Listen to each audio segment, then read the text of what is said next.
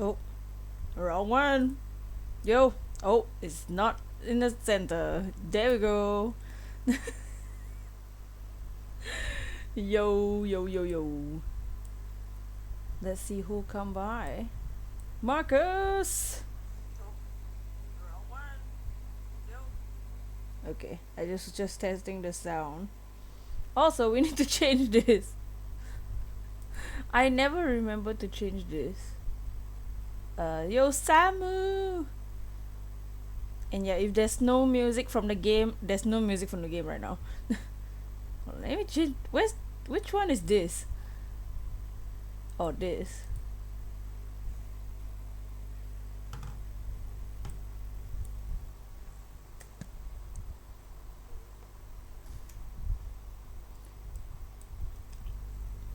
How's it going? Welcome everybody. Bam. New game, new life. How's it going? Going good? Hey, meows. Look at this title. This ain't no Phoenix, right? How y'all doing? It's silence now because the game's loading screen has no music. so we're just here in the silence while we wait for a few minutes before we start. Thank you everyone for coming in. I wasn't sure how many people would come to watch an Ace Attorney game that's not involving Phoenix, right? But it's Edgeworth. Edgeworth. I'll just wait a little bit before we start. How is everyone doing? As I suspected, of course, today Q-Fund spawns. Hopefully tomorrow it spawns when we 100. How y'all doing? When y'all ready to start, we'll start when we're ready. I'm ready anytime.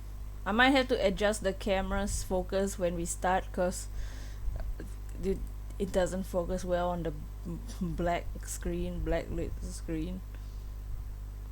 Anyway. But this game came out in 2009. And this was the first Ace Attorney game that I played. On a R4. Maybe hunt a little bit later. Maybe if we have time. If we have time, we'll hunt later after Ace Attorney.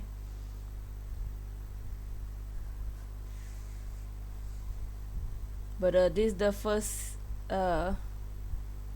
Yeah, I saw Edgeworth's face and I was like, yo, enemy.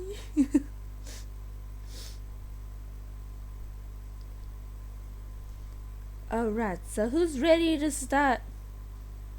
There's a weird buzzing noise in my room. Are you sure it's not the stream? Isn't it? I think it might be just the stream. I don't know why there's a buzzing noise actually from my side. I don't know. I checked everything and it doesn't seem to be anything, but it might be from the stream. Hey, Cryptic Soup! Yeah, we got a shower. So are we ready to start? Shall we start? Back in my day, Ace Attorney was Flintstone Attorney. Y'all ready to start this game?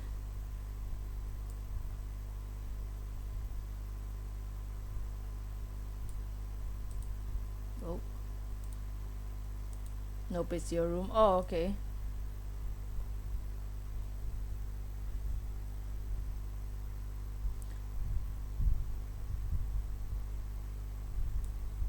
Let's go. Alright, I'm gonna start. New game. Just so you know, this is what the bottom screen looks like. Bam! We got 5 shadows here.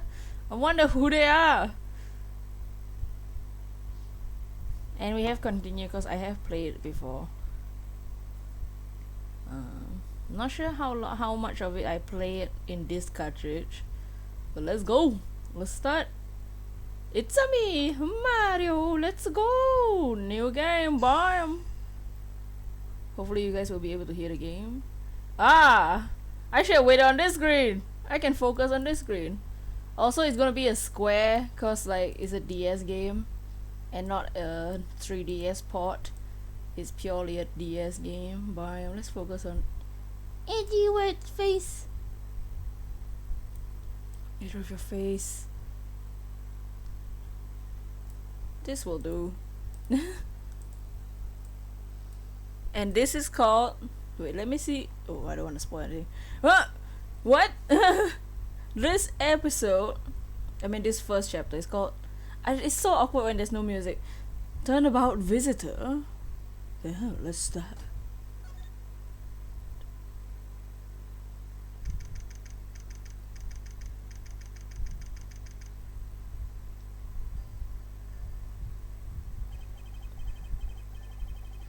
To make sure the defendant is found guilty, what other choice do I have? This is the job of a prosecutor, after all. Oh, Francisca, that may be true. But why? But why? Why go this far? Sorry, maybe I wasn't clear enough, but a guilty verdict is all that matters to me. No matter what the cost. But dang! Shh, I'm in school. Oh, Mr. Moo! Shh, he's killing someone.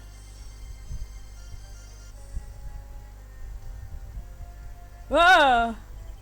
I'm a prodigy among prosecutors. Always have been. Always will be. Hey! Alright, Mr. Moo. Bam! What do you guys think of that? March 14. Look at how different this is already to Phoenix, right? We didn't have little people walking around. It's hard to believe that I've been away from my office for a whole month. She's killing someone. I hope Detective Gumshoe has been keeping an eye on my office, keeping it clean. Ew, it's like an ugly Pinkerton.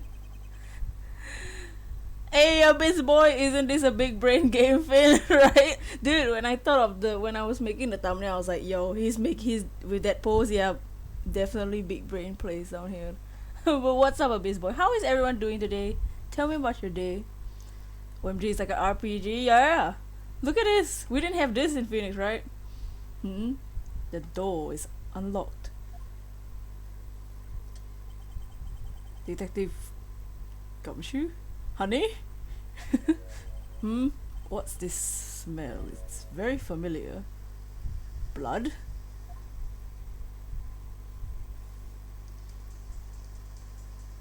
Dun dun dun. Oh! Nani? Ah! What is the meaning of this?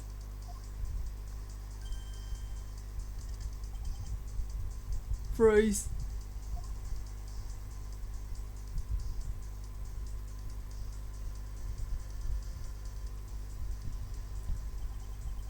Identify yourself. Dots! Shut up. You got some nerve committing murder in the prosecutor's office. Atush! Ah, my clothes! Is that a threat? Dots. Let me make one thing very clear. What? No one gets away with committing murder in my office. No one. Dots. Let me just sneak away. Bye. Okay, bye. My name is Miles Edgeworth. Not Phoenix, right? And I work as a prosecutor in my local district.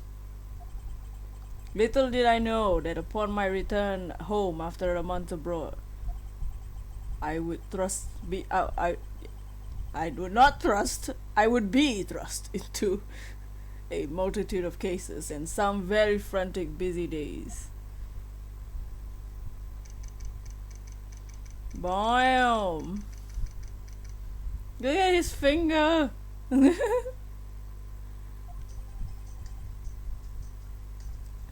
A lot of dots.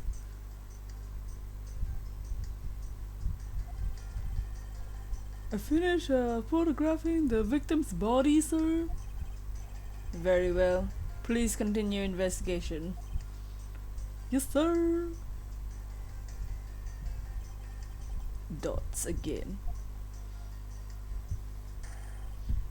Ah! Mr. Edgeworth, sir! Are you okay, sir? Keep it down, detective. This is a crime scene. Honey! I wonder if I can focus now on this thing. Yeah, let me try. Bam.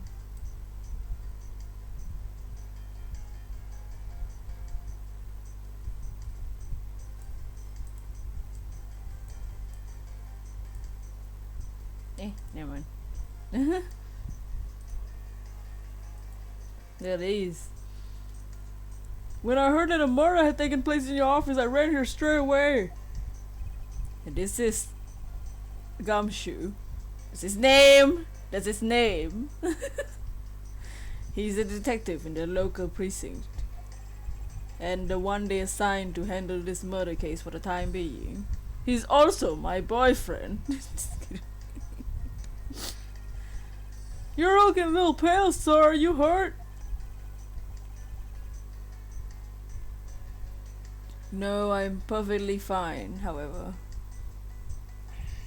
Ah, look what they did to your office! It's totally trashed! I'll say. The culprit sullied my floor with dirt rather well. No one gets away with tracking mud into my office. Whoa, sounds like you're getting real burned up over this whole thing. This crime was committed in my office, so it's my responsibility to solve it. I don't think that's how that works, Edgeworth. Ho ho! That's just like you, Mr. Edgeworth. Okay, time to do some investigating. Agreed. Our first course of action is to gather relevant facts and leads. We must not overlook anything, no matter how small, if we are to find the truth.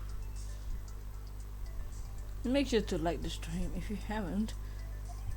So I'll keep any leads or information we find etched into the forefront of my mind. Speaking of things that piqued my curiosity, why of all places did the murder occur in my office? What's this? I get the nagging feeling that this is something important to keep in my mind. So it disappeared into a button called the logic button. Ooh. Yeah, I was wondering that myself, sir. I mean, you can't really say it's a coincidence, can you? No, not really. Especially because of this. The key to your office? Bam? Okay, look. This thing appears and it disappears into a logic button. Ooh, fancy. Ooh. Ugh. Also listening to this music, dude. What do you mean, sir? If you think about it carefully and use logic, it should become clear to you. Logic? What's that? By connecting the two by finding the connection between two pieces of information and connecting them, new information is born. That is the end result of using logic. So how do you use it? First, I recall the information through the logic button and then connect them together. Big brain plays. Now, touch the logic button and recall the facts. Dun dun dun. Yo, bottom screen. But this is what it looks like when you're moving around and you have this, and then so this is how logic works in the game. So in Ace Attorney, Phoenix has magical powers of the Magatama and spirits. In this game, Edgeworth is just really smart and uses his brain. That's the difference between Phoenix and Edgeworth. So in this game, rather than the Magatama and Psyche locks, those don't exist in this game. You use logic, which they'll have pieces here, and you connect you select this piece, the crime scene office, and then you can connect it to the another piece. And since we only have two options, a biome, and then you press connect. You connect them together, and you have health. Oh my god. So it's quite different from the regular Ace Attorney game.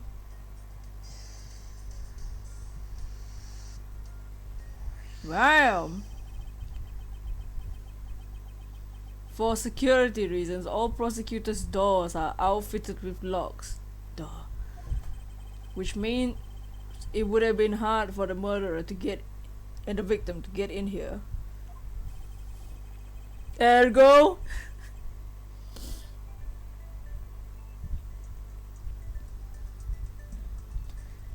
it's impossible to dismiss the location of this crime as a mere coincidence. Yeah, that's exactly what I was thinking, sir. There must be a reason why someone infiltrated my room. Was it the kill? What was the killer after? You're really on the ball today, Mr. Edgeworth. That's some beautiful logic, sir. Yes, well, when you follow the leads to their conclusion, only the truth remains. However, if the information doesn't line up properly, I may stray far from the truth as well. AKA, I'll lose health from my health bar. But if I think carefully before piercing leads together, the logic should flow. Well, let's get started on the investigation, shall we? Yes, sir. Begin investigation. What? It's not a witness testimony? The basis of any good investigation is to examine everything, sir. I know that. And when I want to examine something, I simply touch the examine button. Oh, if you ever feel lost and want to talk, just touch the partner button. Alright? Superior the thing! Only people with an IQ of 400 can understand his intelligence. Facts. Right? I'll give you great precise advice as an ace investigator, sir. Sigh. Sigh. Something to try later if I have free time, I suppose. We don't need no button, dude. So in this game, you can actually move around. Look at this. This ain't no Ace Attorney. We ain't no court of law. We moving around. Boom, boom, boom, boom, boom, boom, boom, boom, boom, boom, boom. And this is what the bottom screen looks like. So rather than your court record, Edgeworth has an organizer. It's basically the same as your court record, but it's called the organizer because it's Edgeworth. Proof of my profession. However, I prefer to keep it in my pocket. I think you're supposed to wear it as part of your job, but whatever. Anyways, his badge is way fancier than Phoenix's badge. And here's the profiles. Question mark, question mark, question mark. The victim. Gumshoe. Bam. And you can move around with these too, like, you know. And you can press you can use your logic. We only have one logic thing. You can talk to Gumshoe. We don't need to talk to Gumshoe. Why does Gumshoe have a mugshot pic? They all have mugshot pics. But how are you doing, Silverio? How's your day? How's everyone's day going? I don't know who's in the chat, but how is everyone's day going?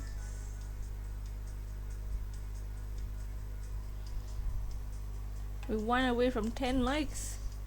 But yeah, we can walk around. Anyways, let's investigate from left to right. Ooh, how is it coming along? Please, I need absolute silence. DC! No! What are you knowing? Absolute delicate art. Well, I never. So, okay, let's do. Let's see all this. Oh, look at this. Working at home, just staying here a bit. Oh, thank you. Yeah. Well, it's a good thing my steel samurai doll was spared from any harm. Speaking of which, I still haven't sat down and actually watched that show. What's this about again? Well, I don't know much about it myself. Yeah, right. But the hero of Steel Samurai, warrior of Neo Old Tokyo, is the Steel Samurai, and his goal is to defeat the evil magistrate. It's a show geared towards kids. You missed the first 20 minutes of gaming. Oh, don't worry, Dizzy, you didn't miss much. We just saw a guy kill someone. Like the first case will always have like they show you who the culprit is, and basically it was just a dialogue. You just missed a bunch of dialogue and like the tutorial of how the gameplay mechanic works. But I'll explain it now. Hey Marcus, trying to find some good raids to do while I'm looking for good Asian horror movies and a good gacha game for mobile. Multitasking Asian horror movies. I'll probably think of something, I don't know. But basically in this game, rather than being in a courtroom and talking to witnesses, you walk around and investigate, and instead of using your Magatama to break psyche locks, Edgeworth uses the power of his brain. Uses the power of logic and you fuse things together to create a new information scenario. So he doesn't have magical powers, he's just smart. Hey Kodus! We saw the murder, it was fun. Yep. And it will get. However, its high production and values and riveting plot draws in a number of adults as well. But yeah, you get all the information now. Spin-off like the Pink Princess, Warrior of Neo Old Tokyo, Little Old Tokyo, and the Tickle Samurai, along with the deluge of merchandise and even a new stage show with gifts and presents. You sure know a lot. Are you sure you're not some sort of rabbit fanboy? Of course not. Anyone that keeps up with society at least knows this much. I'm not a fanboy. What are you talking about? That conversation lasted longer than expected. Let us return to the investigation. Detective work. Yeah, look. You can walk around. As Edgeworth. Yee. Hey, blue collar gaming. Right. Why are you blabbering? But anyways, let's actually investigate the body. What's up, everyone? What's everyone doing? I don't know what good Asian horror movies. I don't really watch a lot. The judge always keeping you down. I won't rest until I've inspected every nook and cranny. So this is just like how the examine works in like your regular Ace Attorney. You just walk around, move around, and examine. We'll examine his wallet. This is so cool. Yeah, it's it's different from your regular Ace Attorney. What do we have here? Hey, I think I've seen one of these before. It's a police badge, detective. Oh, hey, I have the exact same thing, actually. What a coinkydink. Dots. Let's take a look inside. Mr. Buddy Faith. It would appear our victim was a detective just like you. And so, for those who just joined, we get information. The information goes into our logic button on the bottom screen. And then afterwards, we can pick 2 different logics to make into new information and fuse them together. That's how this game works. The mechanic. That's cool, yes. Pokeplay, what's up, Pokeplay? So I'm gonna investigate the blood on his hand right now.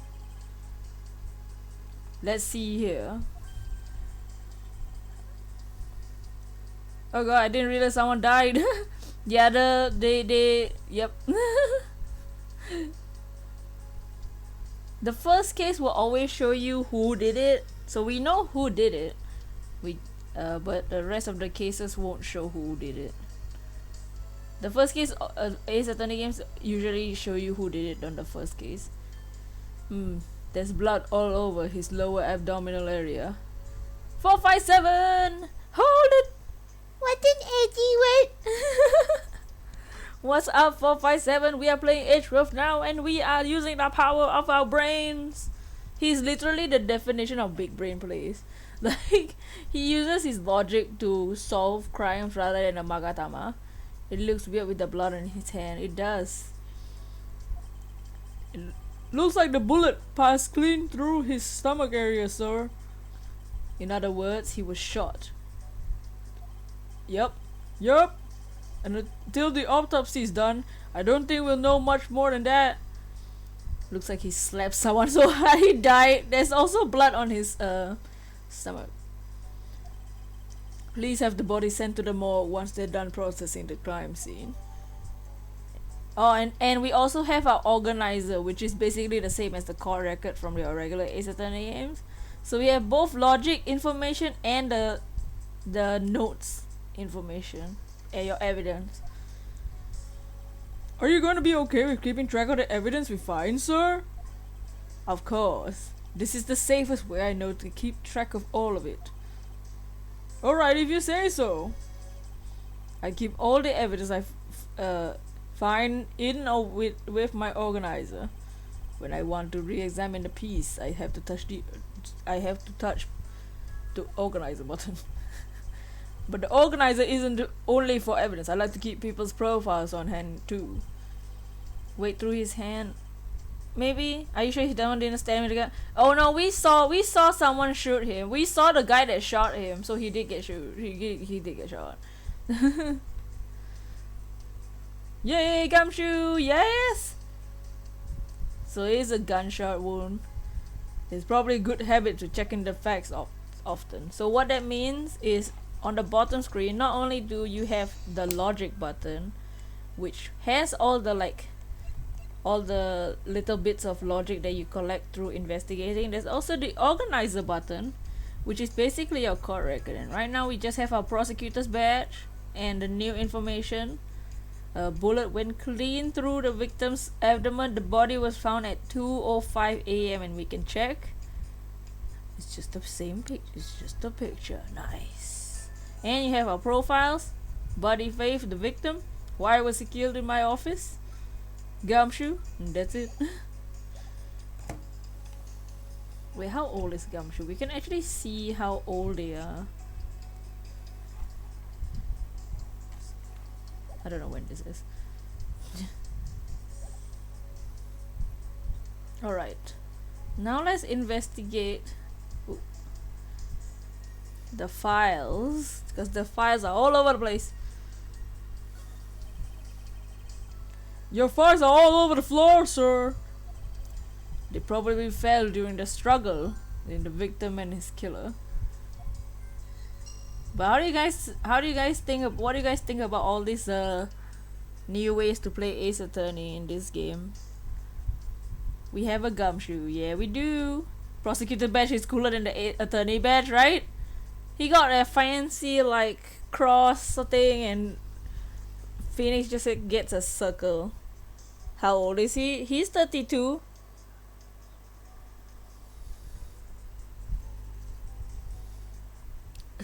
Gumshoe is a 62-year-old married woman. God. Yeah. Oh, I tried to keep this place spotless while you were away. I mean, this is just rendered all time and effort I put in. Pointless. I don't recall asking you to clean my room. Well, I water the flowers every day like you requested, sir. No. Just added cleaning to the list as a weekend special. For about half a day every Saturday, I come in and clean the place until it sparkles. Does he have a life? No. How about the files behind the man? Or his face? Let's see. Oh, it's the same. Never mind. Okay, let's see the files behind him. I don't believe it! I packed his files on the shelf so tight. Not even an earthquake can make it. Don't talk about earthquakes, I swear. At this rate, the rest of the files won't be able to withstand the earthquake at all. A problem to be sure. Well, once the investigation is over, we'll put them back up on the shelf. Okay. I don't think there's anything else.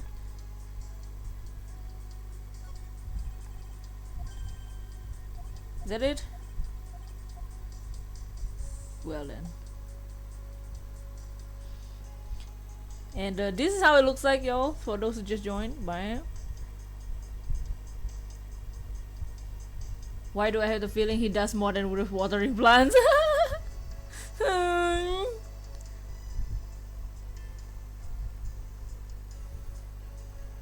Let's investigate the gun on the floor. What have we here? Could this perhaps be the murder weapon? Poor Gumshoe, he got his files on the ground and a dead body. If so, that would mean that the killer made their escape after disposing of their gun here. Gotta go do my daily work. Plot twist: the murderer gets killed by Gumshoe or none. Never played this game. Well, good luck, Silverio, with your work. Hope all is good. Thank you for hanging out. I think I've seen one of these before. Meh. Care to enlighten me as as to where? Oh, I know. I was issued the exact same model. I think. Sigh. Detective. I don't really like guns much. I mean, they're really dangerous. But now that I think about it, why do you do see this model around the precinct a lot, sir. I don't use mine much except in emergencies. That's why I don't recognize it. So it's the same type of revolver as the one used by the precinct's detectives. I seem to have gathered a few pieces of pertinent information. Now to calmly use some logic and figure out if any of them are connected together. Halfway now. Let's talk to this man. Do you have anything to report? Yes, sir. Sorry, yes, sir. Nothing out of the ordinary. Oh, this is dude. And yet there's something nice. Talk about a contradiction. Something out of the ordinary, huh? I should look around a bit more. So let's see what we have in our logic. Look at him with his big brain plays. So we have the killer's goal. So now is the time for us to piece things together, y'alls. Together, let's do this. We have 4 things in our logic right now. We have the killer's goal. Why did this happen in my office? What was the killer after? Signs of a struggle. My files are a mess, pointing to a struggle between the killer and the victim and the killer. We have the revolver found at the crime scene. It's the same model as those used by precinct detectives, and also that the victim was a detective. According to his badge and ID, Buddy Faith was a precinct detective. So those who just joined, this is what it looks like in the bottom screen. When you gain information that goes into your logic, you can click on this. You pick 2, and then you fuse the 2 together to create a new information with the power of using your head. Just using your brain. This is Edgeworth's power. Logic. So this is how the puzzle works in this game. So we have to pick 2 and put them together. So we have the killer's goal, the revolver, signs of a struggle, and the victim was a detective.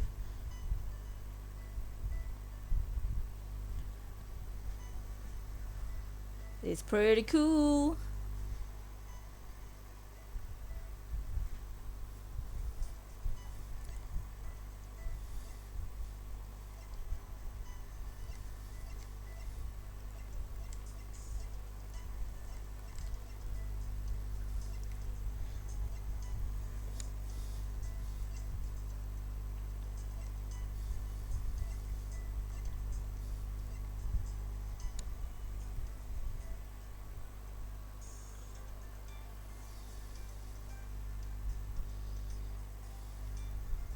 killer goal and the fact that the victim is a detective.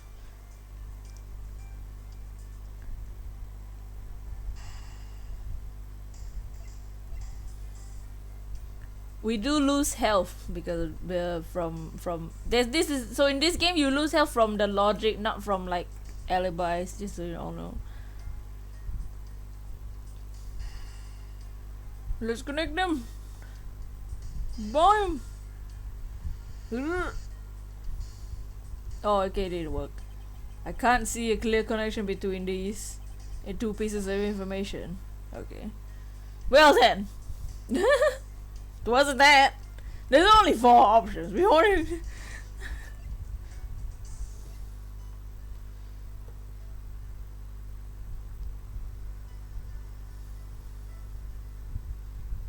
So it was not that the killer wanted to kill a detective.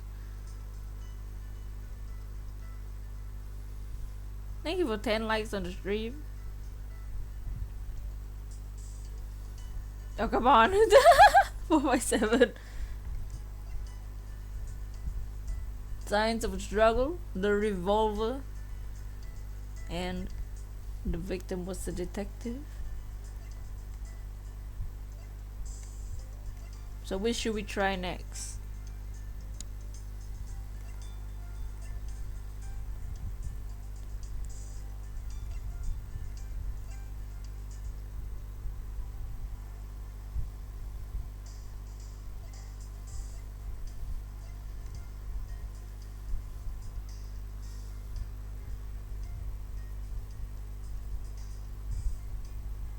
So it's to try and put 2 pieces together to come up with a new idea. Bam bam bam bam bam bam bam bam bam.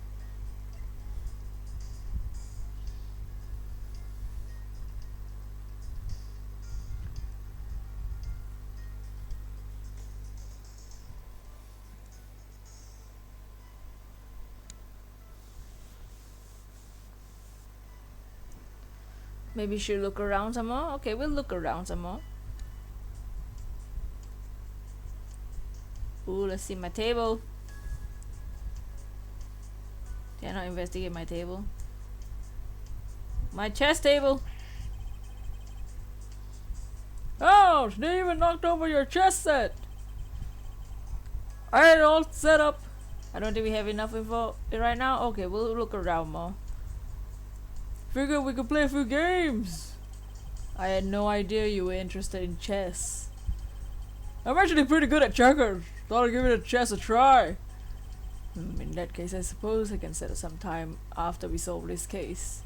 Though I don't expect the games to tax my mental acuity. Wow! Hey! So, how about my desk? It's been a while since I sat at this desk. Oh, how I missed you.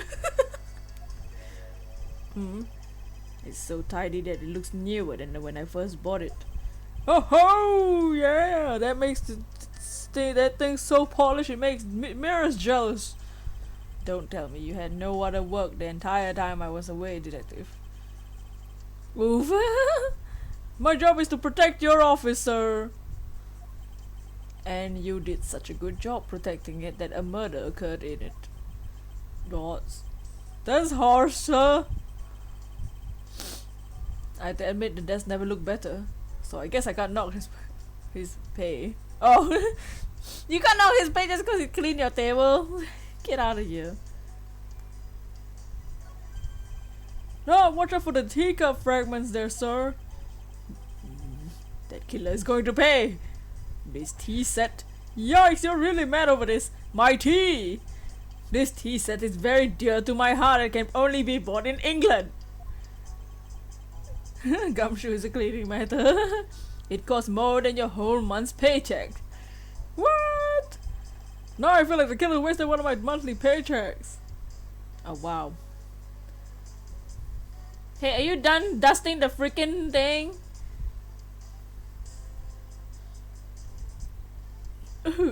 Let me just weep in the corner. While Gumshoe is playing checkers, no wonder he gets wrecked every time. Are you done? No! I think we do need to fix some logic to get this guy away from the freaking frame. Look at the picture there. This dude won't let me do it! Hey, get out of my way! This dude. This dude.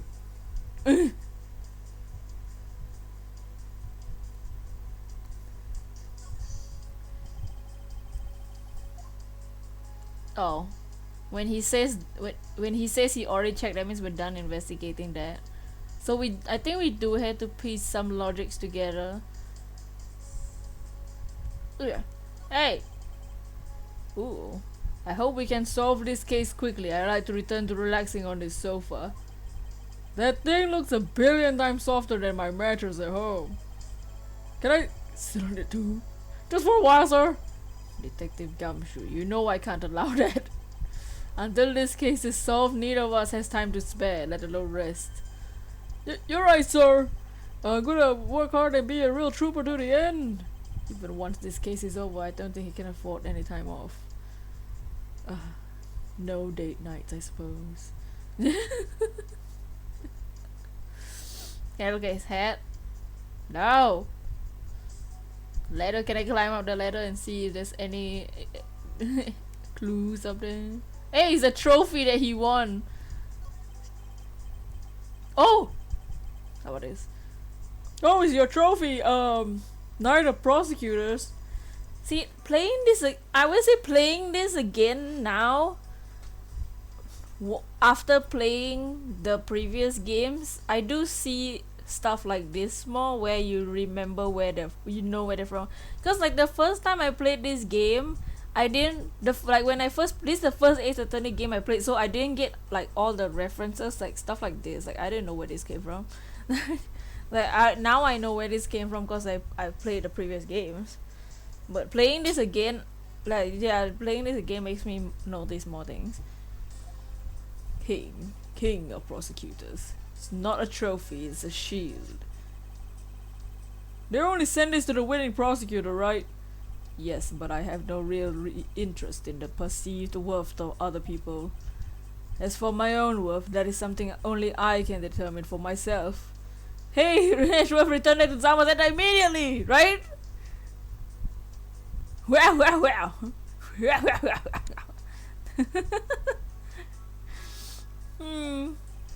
That's so slick, sir! I'm gonna have to try saying that sometime. But fortunately for him, his monetary worth is tied directly to his worth to me.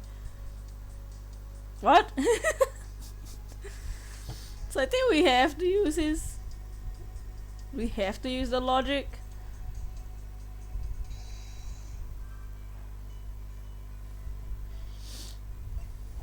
What?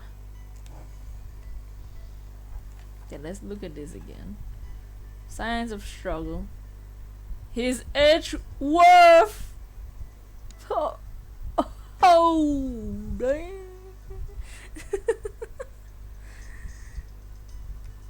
The revolver. The same model used by detectives. I mean, these two ones have the word detective inside. Okay, let's go. Signs of struggle.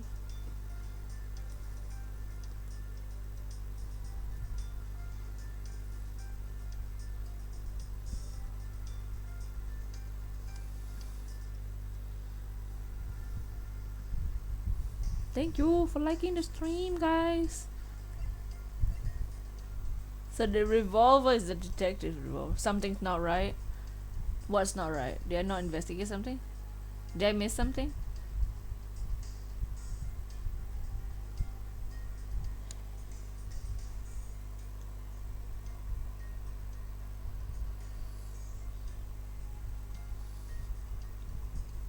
Revolver and the struggle. Why do they match? What's the...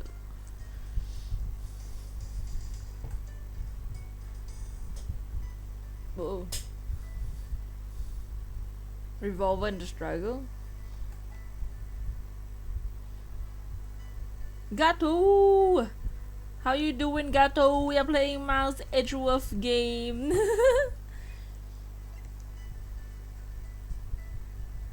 The weapon is from the victim.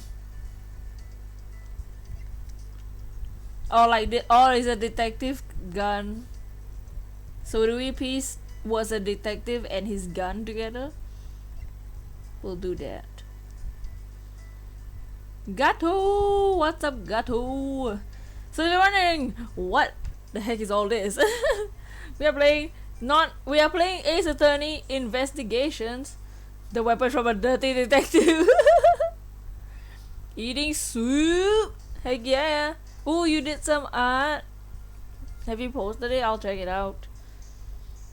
The dirty detective. How are you? Hello. Heck yeah, Gato. Yeah, we'll say his revolver. And that he was a detective and is a gun used by detectives. That makes sense. So it would be his gun. It will do it. So in this game, Gato, we don't talk to witnesses on a stand. We walk around and piece logics together to create new information. So it will be two pieces that match to, like, kind of match each other or relate in some way. We piece together to create a new information. So we have the revolver that is the same model used by detectives, and the victim was we found out that the victim was a detective with his police badge. I'm gonna check the Discord for your picture.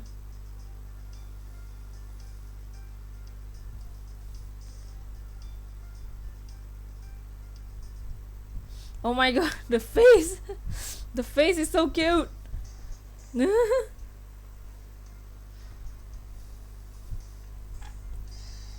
He would connect this. Oh, it worked! The revolver, the standard model used by detectives. Could it belong to our recently departed detective? Could you please thoroughly check the victim's body one more time? Yes, sir, on it now! Sir. Excuse me, pal, let's see what we got here. Ah, Mr. Edgeworth, sir! This guy's wearing a gun holster! So it appears our killer somehow managed to take the victim's gun from him. Thanks, no problem, it's so cute, the face, the mouth though. Okay, so in our organizer, which is our court record, we have the victim's revolver.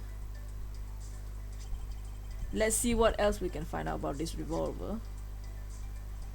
So now we're going to the bottom screen, which is when you go to the organizer, you click on it and you check. Oh wow, 3D models. As I always say, gotta look at really carefully at each piece of evidence. He be doing a blab. You can use the scroll wheels to rotate an object. There's no such thing as a bad angle. Use the slide bar or the X and Y arrows to zoom in and out at the nitty gritty. Alright, so you can zoom in, bam bam bam bam bam bam bam. You can rotate, bam bam bam bam bam. So we can just examine whichever for fingerprints for the revolver. It looks like it was only one round was fired from this. Oh, so the killer killed the Vic with one shot after wrestling the gun from him? Sounds like the guy knew how to handle a gun, huh, Mr. Edgeworth? We have no proof as for now, but there's a distinct possibility. Was that it? Oh. Wah! I guess this is about all we're going to find out. We should send the body to Jim! Oh! Why? Oh, why? How could this have happened to a guy like this? Dots. Are you alright? Don't touch me! Leave me alone! Let me be! Just let me be! What? I don't know what this guy should sound like. Sorry, but I can't do that. The investigation is still ongoing, so please refrain from touching the body. The body? The body? Don't talk about him like he's just some lump of flesh. Look at him. Jim looked like he just turned in for the night. Yeah, I should totally kill Jim. Sure, just a bloodstained suit, pal. Ew. What should he sound like? What do you think? What do you guys think he should sound like? I don't know what voice to give him. Ugh. Look at this dude.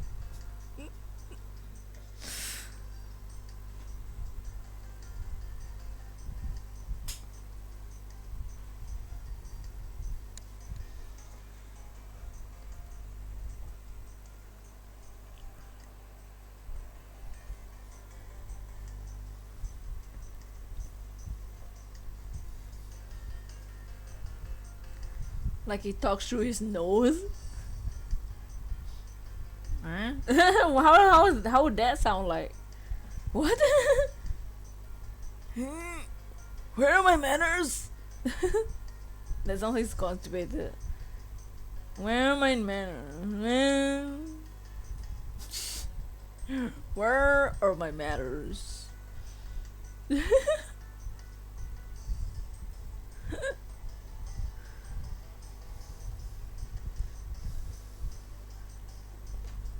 Where are my manners?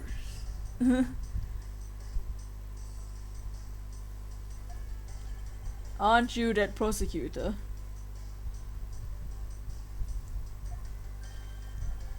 Why, yes, I am.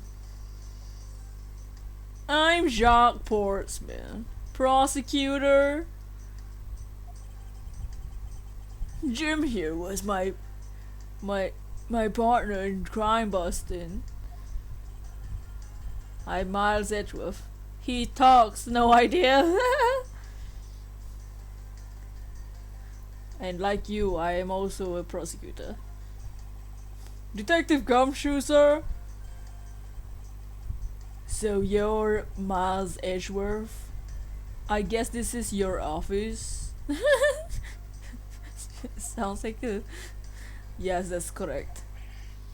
Then it was you! You're the one who killed Jim. Hey, don't go around jumping to conclusions, pal. Just calm down, okay? I will not. I know how things work around here. How do you even talk through their nose? I have no idea. My prosecutor's office doors have locks built into them. Hello there! Just the dudes all over again. You sound very nasally. And then come to say his full name. And the only owner of this office has that at the office has the key to his or her own office door. That is correct. However, I was not the one who killed your partner. I didn't kill your boyfriend. Yeah, Mr. Edgeworth has been overseas on a business trip the whole time, pal. And the key to the door was with me the entire time, okay? Gumshoe's very innocent. Super innocent. So the only one who could get here was with me. Ho ho ho. Wait, that means... I'm not sure what that means. So it was you then. You're Jim's killer. No way, pal. You got it all wrong. Everyone calm down. Mr. Portsman, correct? If you are really a prosecutor, you should know to stay collected. The investigation has only just begun. Isn't it too early to be drawing the conclusions? Alright, I get the point. You're right, my mistake. I tend to get a little too hot-headed sometimes. You sure are one cool customer, Mr. Edgeworth. Gumshoe is Santa. Gumshoe is life. Dots. I heard all the rumors about you. You're the great genius prosecutor. Ho ho ho ho! You're something of a legend, you know. Anyway, let's call a truce and work together, okay? Now, how about a handshake? To seal the deal. Dots. A pleasure to work with you. You guys were conducting your investigation, right? Sorry for barging in like that. Carry on then, it's your room after all. Thank you, I intend to. I just want a little more time to say goodbye to Jim! Jim! You there! Sir? Oh, now we can investigate the picture.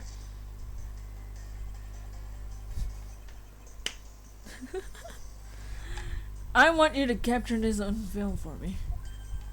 My final farewell to my partner, Jim. Jim! Are people police really supposed to do this? I should probably give them some space.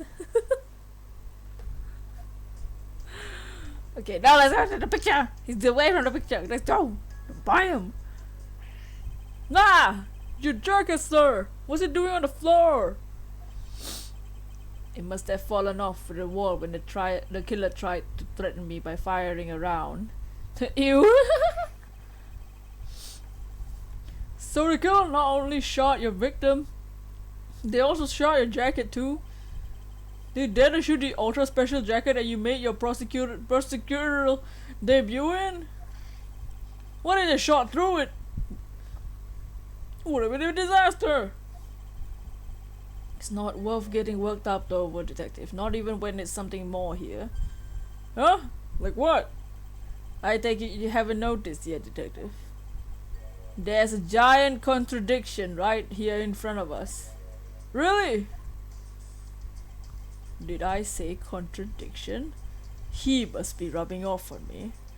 I starting to sound like him. See, when I played this game for the first time, when I saw this sentence, I had no idea what he meant. Because I didn't know who Phoenix Wright was. Now I know he's talking about Phoenix Wright. But when I first played this game, I was like, who? What? Okay, whatever. I'll move on. Why do I have the feeling that they were lovers? Aren't they always? But I have my own methods, and I will conduct this investigation my way. When the scene before me contradicts a piece of evidence, it seems off. That's when my deductive play skills come to play. First, I have to find the spot that holds the contradiction. So it's obviously the bullet hole. Oh, I just moved and he was like, yeah, this is it.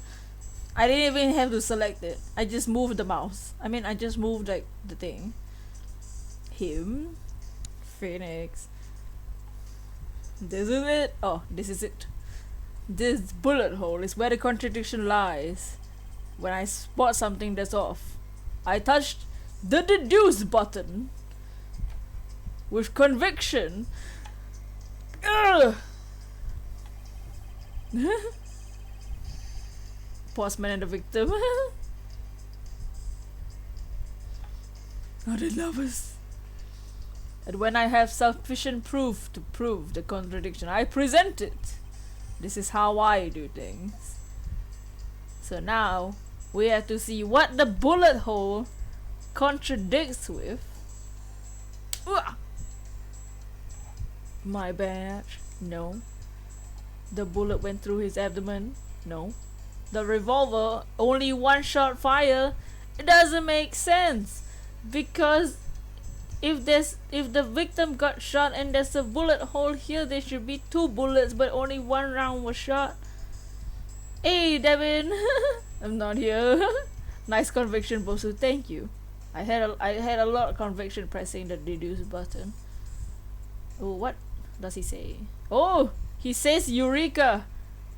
So I'm gonna say Eureka at the revolver, because the revolver doesn't make sense when there's 1 shot fire but 2 bullet holes in the room.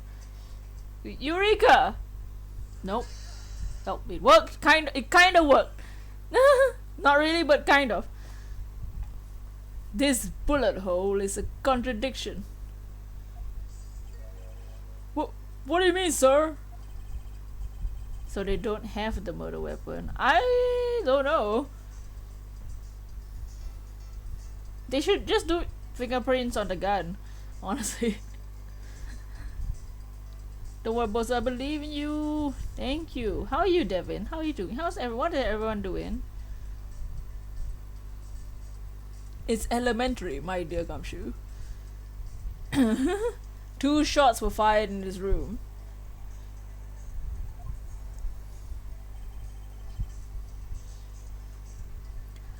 The first failed the victim.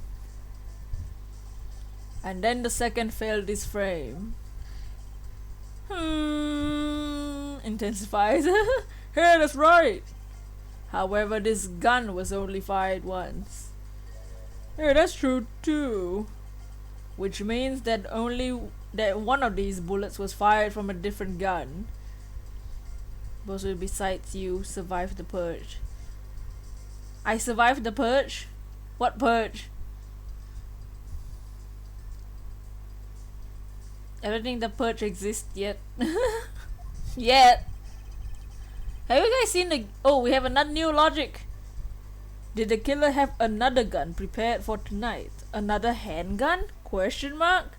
So that's another piece that's in our logic right now. So, have you guys seen the game theory of how to win the purge? I mean the film theory? The movie purge? Yeah, I don't think the purge exists yet. It will probably exist sometime in the future. In like the next 10 years. Knowing the way things are going this year. By the way, I noticed something, sir. Yes. Don't know what is this. It's a movie. It's a movie series. What's the thing sticking out from behind the frame? Ah, that is a secret safe. Never seen it. I haven't seen the movie either. I haven't. Oh, I mean the game theory. I've seen the game theory, but I never seen the movie. The actual movie itself. But it's like the film theory talks about to win the, like, not to survive the purge, but to win the purge and earn a lot of money by committing a crime, you should harvest organs for the black market. A secret safe? Ooh, I smell money.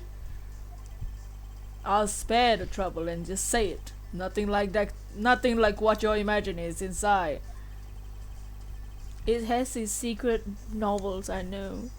I smell monies. You said the same thing. Not any other theories. Oh, you've seen Son of the Purge.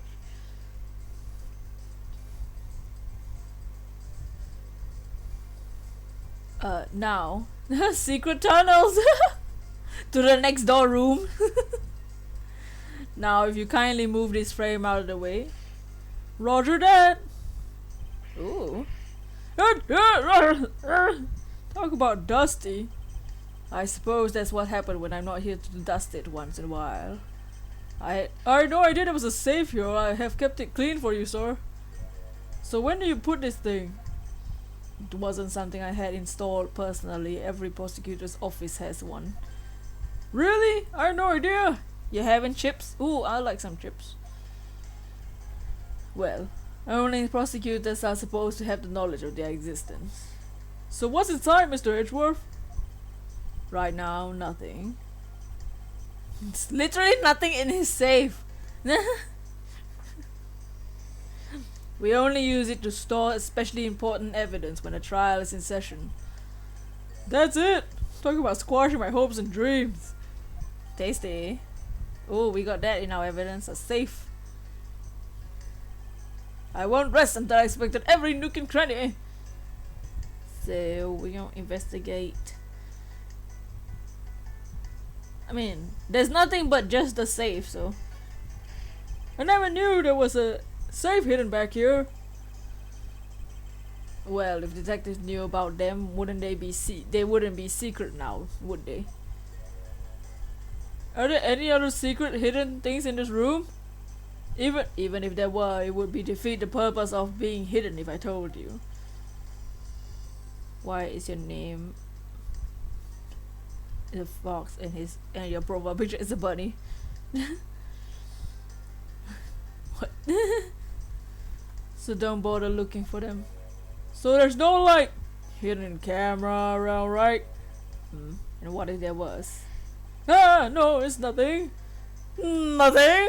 Forget I said anything. I just cleaned your room, nothing else. Arctic Fox. Do I even want to ask what he's been doing in my office while I've been away? No. I don't know. Gets destroyed by an Arctic Fox. Now this is odd. You found something, mister? This keypad. Don't you find it to be a bit too clean? Yeah, there's a thick layer of dust around it, but not on the keypad itself. You there, forensic scientist. Gumshoe brings his dates there. Edgeworth is his date. Just kidding. Yes, sir. Oh, yes, sir. Could you please dust this area for fingerprints? You got it, sir. Technically, my OC isn't a fox, but shrug. Dots. Couldn't find, let alone lift a single fingerprint. Looks like it was wiped down well. Wow. So, that's our logic and our thing is updated. As I thought, it appears that logic is the only way around this setback. Time to rationally, calmly play and connect the dots that we have with information we have. Alright. So I guess we have to use our logic now. I'll just see what updated here. Bam, here's the picture. Bam. Each prosecutor has their own in the office. Only they know the fingerprints were wiped. And then this one you can just you know. Cryptic says something completely different to what I was thinking.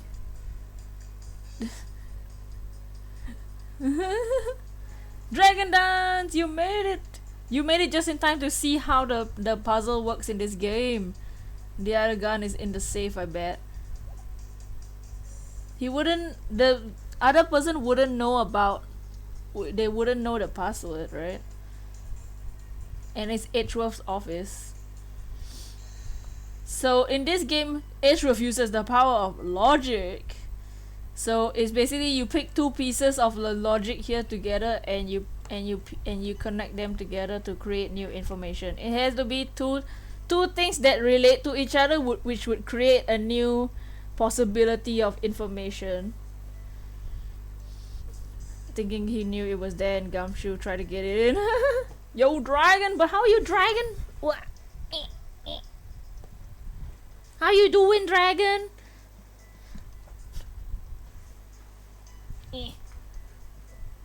So we have the current 4 things we have is the killer's goal. Why did this happen in my office, and what was the killer after? Signs of a struggle. Because the files are all messy. There was a struggle between the victim and the killer. Drew another handgun other than the victim's gun that I found. Could there be another gun in play here? Because there were 2 bullets instead of 2 bullet holes instead of 1, but only 1 bullet was shot from the gun that we found. And the wiped fingerprints. All of the fingerprints have been wiped, cleaned off from his safe. So we had to pick 2 of these, fuse them together to create a new possibility. Shields are taken down.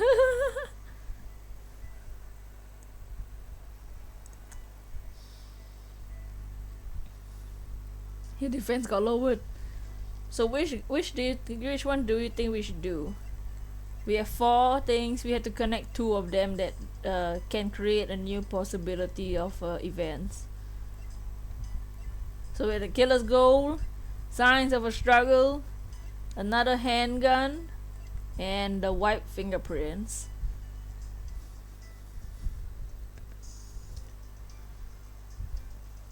Baish. Baish.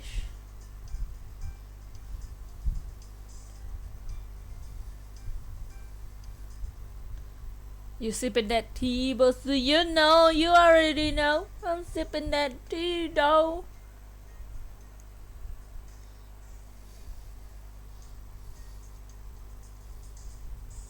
Look, it's the Rio de Janeiro tea posing Jesus. Just kidding. Killed the killer's goal, and the white prince. Okay, I'm gonna put that. Killer's goal, what was the killer after, and the white prince, because he was going in the safe. Using a random Viking shield as a cat. Random cat tries to what? Correct! Oh, it worked! When the fusion works, it works. What's the tea about this case? What can we fuse? So, the tea about this case is there's a detective dead in my office as Edgeworth, not Phoenix. And we found out that the victim was shot in the abdomen. My files are all over the place. His wallet showed that the victim was a detective.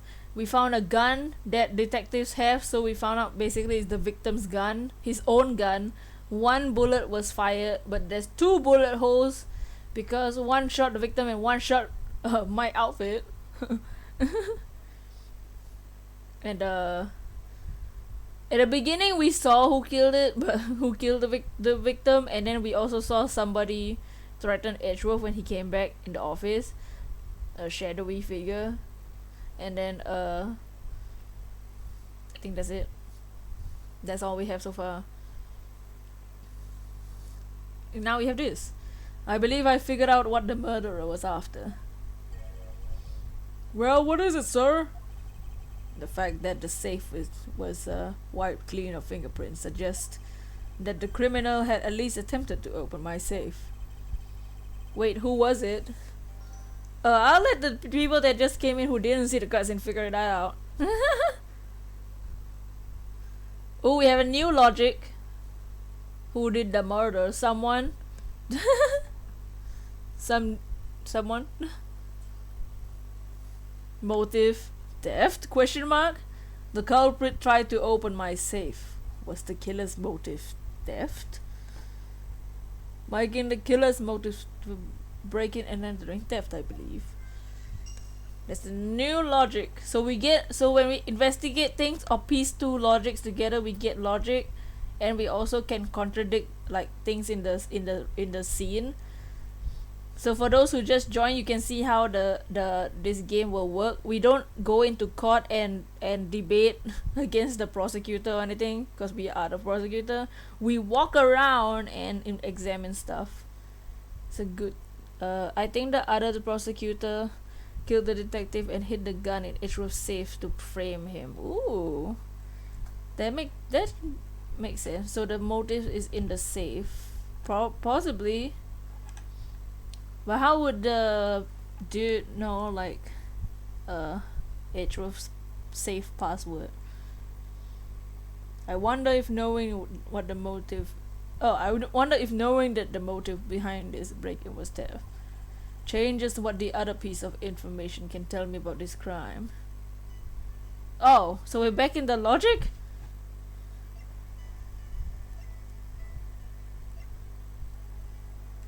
Okay, we're back in the logic room. Let me see if there's any. I don't think there's anything else we can investigate. Can we talk to this dude? Hello. Because Edgeworth said that's true, only prosecutors know about it, so he would know about Edgeworth's thing. Edgeworth's safe. I feel proud of my shading. I don't shape stuff. Cryptids know this smart 999 IQ. Mr. Portsman, a word if I may. Jam! I swear I'll find your killer and bring them to justice. Just you wait and see. I'll be there for the both of us. Now then, you wanted to talk to me or something about something? No, that's alright. I feel like I'm interrupting their conversation. Oh, okay. So I might have to do more logic with this. Oh, I already read this. You watch a lot of crime shows. So let's see. Okay, so now we have three things in our logic. There's signs of a struggle. Yeah, I'll do this. Signs of a struggle. We still have that. Someone has a crush. And now we have motive theft. Was the killer's motive theft? And we still have another handgun. Could another gun, other than the victim's gun that I found, could there be another gun in play here?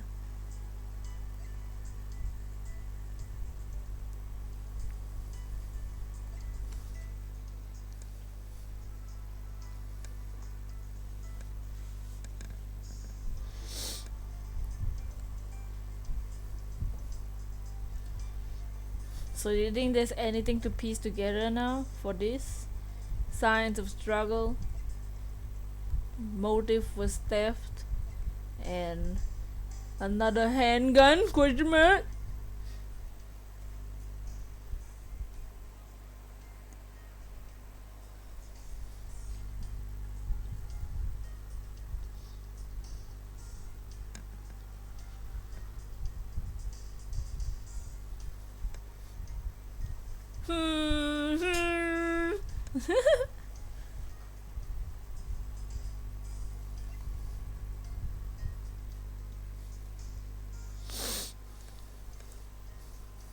Motive was theft and another handgun? Okay, we'll try that.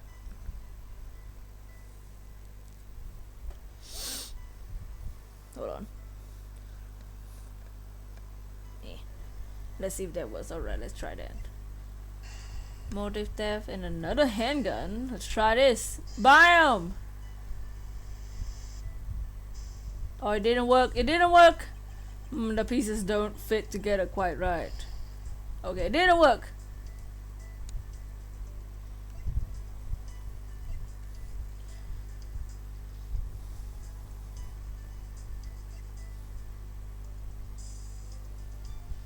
It was wrong. I mean, the other option is motive theft and the signs of a struggle. Gumtree has a crush on Edgeworth's room.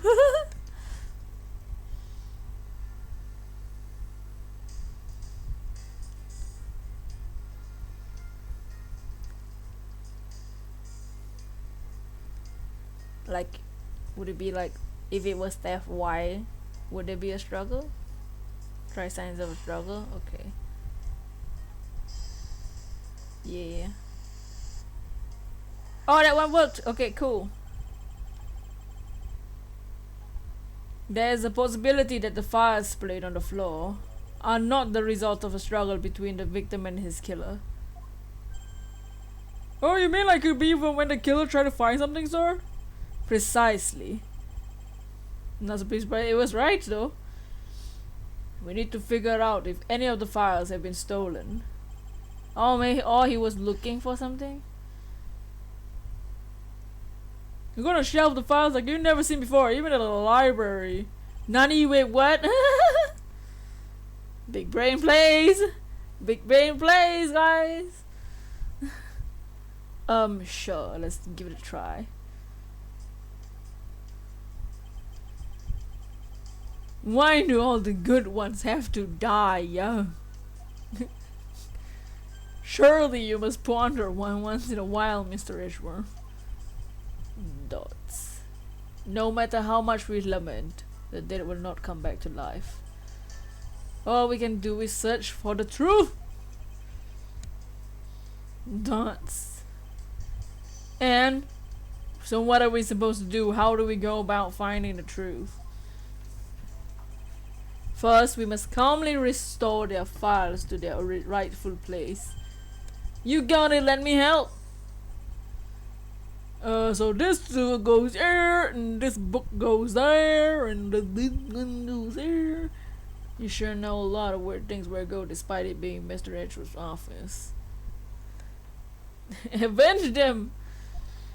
Because I'm the one who keeps it tidy, pal. Okay, done.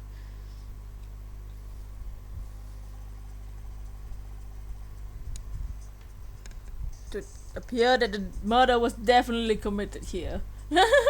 Definitely. The bloodstains on the bookshelf were still fresh. Gross. Told the other prosecutor when he had pics of the dead body, he probably get a look at the files on the floor. Right? Suspicious. I suspect that the victim was killed in a standing position, hence the prints on the shelf. Then the guy fell onto the floor, right? The blood on the floor is kind of grossing me out. Detective, I don't have the time to deal with your weak stomach right now. Flip the body right there. We have to look at the files.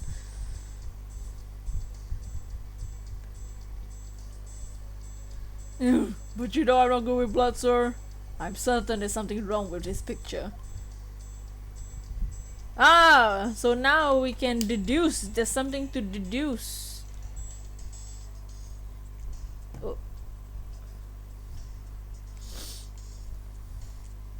So we can examine first though. Go. The victim's handprints. He must have tried to support himself here after being shot. There are prints on the floor too, sir. Those must be made when he was unable to stay standing. He dropped to the floor. Fingerprints. God, looks like Gumshoe shares a trait with me. Well, at least it's not upside down. I deduced this is yucky. Oh, so now let's investigate. There's a hole on the file here. At the bottom row, the bottom row is this one. There's a hole here. Carlos, no, just no. So this is where the bullet lodged itself after it went through the victim, huh? For the bullet to be lodged squarely into file spine indicates that the files were ransacked after the shooting had occurred. I guess then the victim was moved because he was in the killer's way. So it's way not too kid friendly. Whoa, hey, fingerprints, Animaniacs reference. So the bullet hole is probably the contradiction, because in our organizer we know that the victim was stabbed in the stomach. Bullet went through clean the victim's abdomen. So for those who just joined, this is our court record, by the way. We know the bullet went through his stomach. We know the gun, one shot was fired, and the prints were wiped. That's it. That's all we know. And we know the victim, Buddy Faith, Gumshoe. And now we know this guy, Jacques. My first time speaking with him. Wow. So now I think that the contradiction is the bullet hole on the floor. Deduce. Is this spot somehow connected to any of the evidence I hold? Your comment, Tails? Harry Potter, that one dude. What? Are you talking about the game? Oh my, what? Dancers, break dancers, the dead body. No, Jacques. That contradicts the crime scene notes, because the stomach is not a flow. He was standing up. Eureka! Okay. There is clearly a contradiction in this bullet hole. Gumshoe! Gumshoe! It just smacks Gumshoe. I don't get the reference, but okay. Animaniacs is a show, I think. Is Jacques related to the Cougar Trebian? No! Wow! The Warrior Cat personality quiz. What do you mean, sir? You don't see? Quite simply, the bullet hole itself is too low. If the victim was shot in the stomach, the hole should be much higher up. Dove wing. But what if the guy was shot while he was sitting on lying down, sir? That would be illogical. The victim leaned against this shelf after being shot, which suggests that he was shot standing when he was yeah. Then that means, wait, what does that mean? It means you need to use your brain once in a while instead of mine, detective. In any case, it means someone made a faulty assumption, and it was from this mistake that our current contradiction was born. What is the faulty assumption that caused this problem with the bullet hole's position? Okay, now we have options. We have options. So what is the faulty assumption that caused this problem with the bullet hole's position? And the options are position of the body, position of the handprints, or order of the files. Did Gumshoe get into the bulkier those gains though? Cause he's cleaning every week. Every week he cleans so hard. He's swole. So what's the faulty assumption that caused the problem with the bullet hole's position? Is it the body, the position of the body, the position of the handprints, or the order of the files?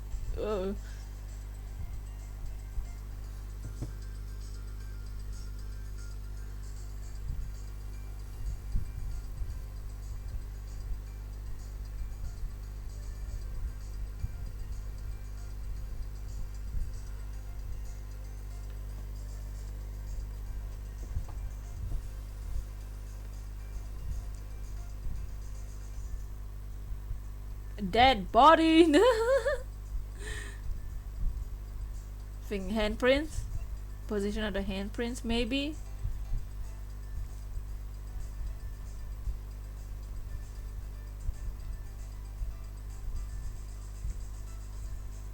We'll try the handprints. Order the files. Oh no, we have two different answers. Order the files. Do we do the handprints? Like what? Okay. What's the faulty assumption? The files order that makes the position with the bullet problem with the bullet hole. The files order, yeah, that makes sense. The files order.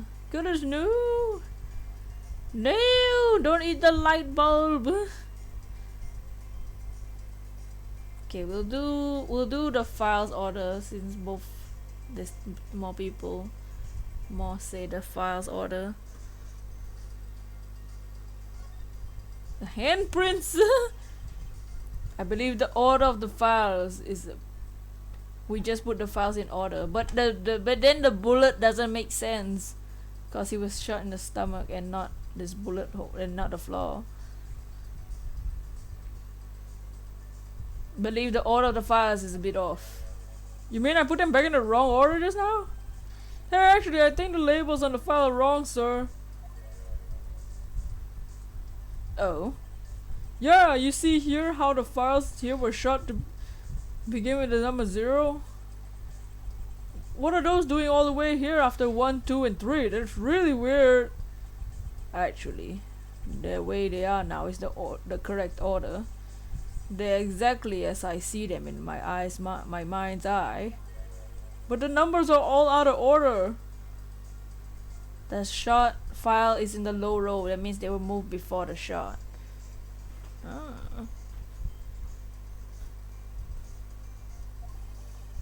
Those white binders are special, so they're arranged a little differently. But from this we know that the files were not in this order when the crime occurred. Ah, so that's it. I believe the killer made the same incorrect assumption as you did, detective. Let's rearrange the files in numerical order and see what we find out. Ah! Do you think it would be okay to prop the body back to how it... Hey, do you all wanted to do that to move the body back? How it moved? They finished processing the crime scene, so I don't see why it wouldn't be. If you please, Detective Gumshoe.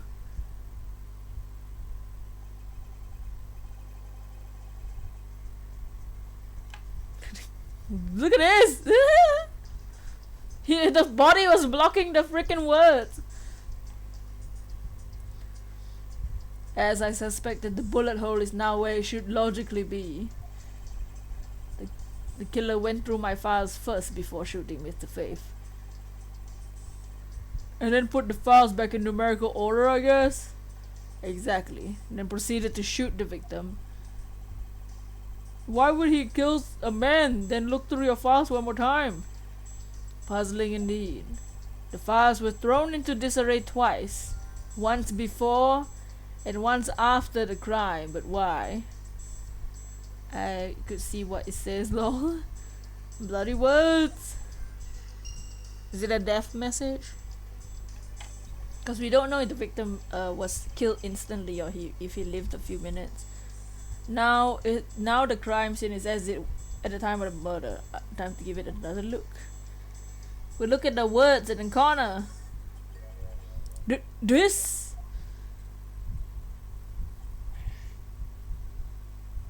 Oh, it's upside down. Ah, what was that? Why does it say gumshoe on the blood? No. I'd say some incredibly incriminating evidence. Looks upside down. It says gumshoe upside down. Tries to break dance. No, help! No! Gumshoe. Yes, very indicative of the criminal activity indeed. No, wait! There's gotta be some mistake!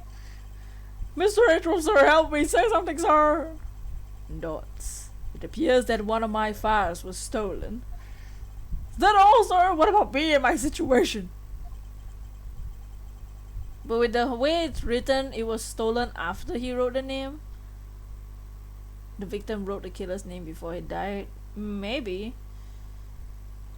But we do need to think like it might have been the victim, but it might have been the killer that wrote the guy's name. But how would the guy know gumshoe? How would a dude know gumshoe? This is what the killer was really after. Stolen file. Let's see what this. Oh, investigation complete. Oh, we got our health back.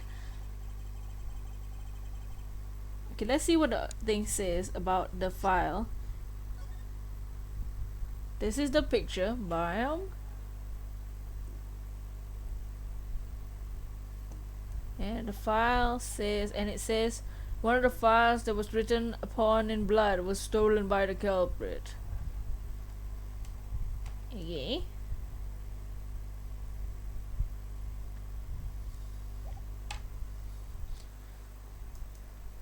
The victim wrote the killer's name before he died. Looks like Jim was able to leave us with the name of the killer in the end. And this is the most important message managed to reach us. I'm telling you, it wasn't me. You insert potion sound effect. Yes.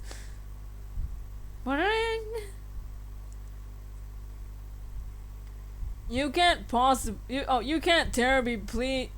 Wait, what is he saying?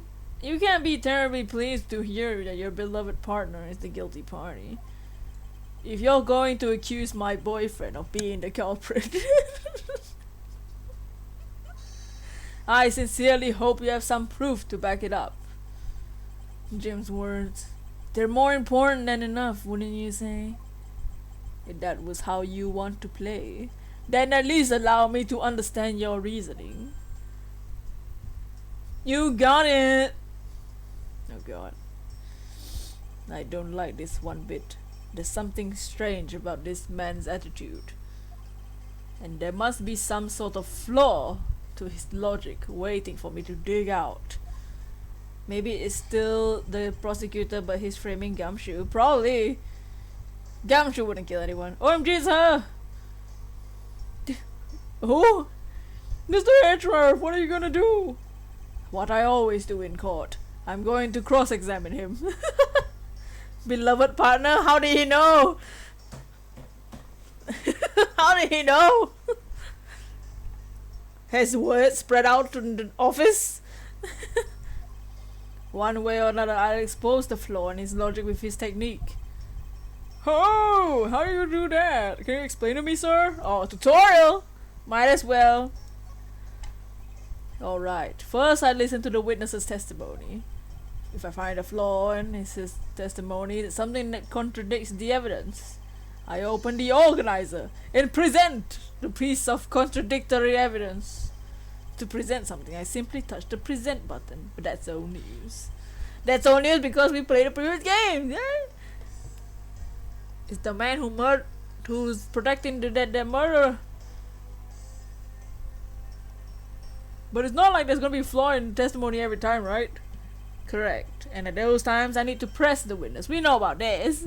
We know about pressing them. Sometimes by pressing, I can draw out new information and new or modified information. I don't get it, sir. I'll be sure to try this technique during the investigations too.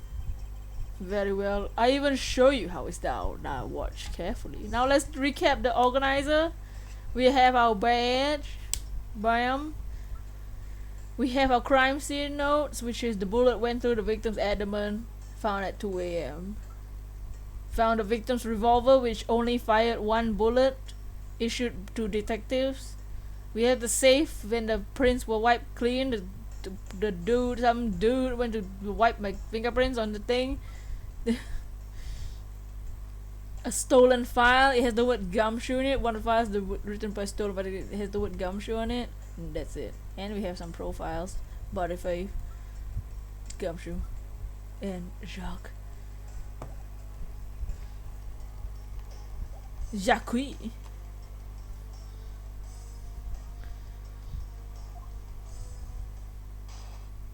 Ooh. We're in court. And instead of the witness's testimony, we have their argument. No, the hit wasn't. No. No, Frankenstein. His logic. Detective Gumshoe, you stole Jim's gun from him and shot him dead. He wouldn't need to steal his gun. Gumshoe has his own gun. Further, you messed up the files to make it look like you had committed theft. You had committed theft instead. That's when you removed Jim's body that was sitting in front of the bookshelf. But thanks to he wasn't sitting, he was shot when he was standing, right? But thanks to that, you didn't notice the bloody letters he was hiding. And it will be by his final words that you will be brought to justice.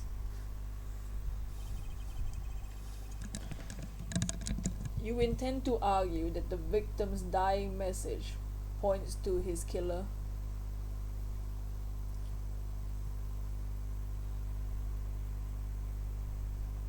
Ugh.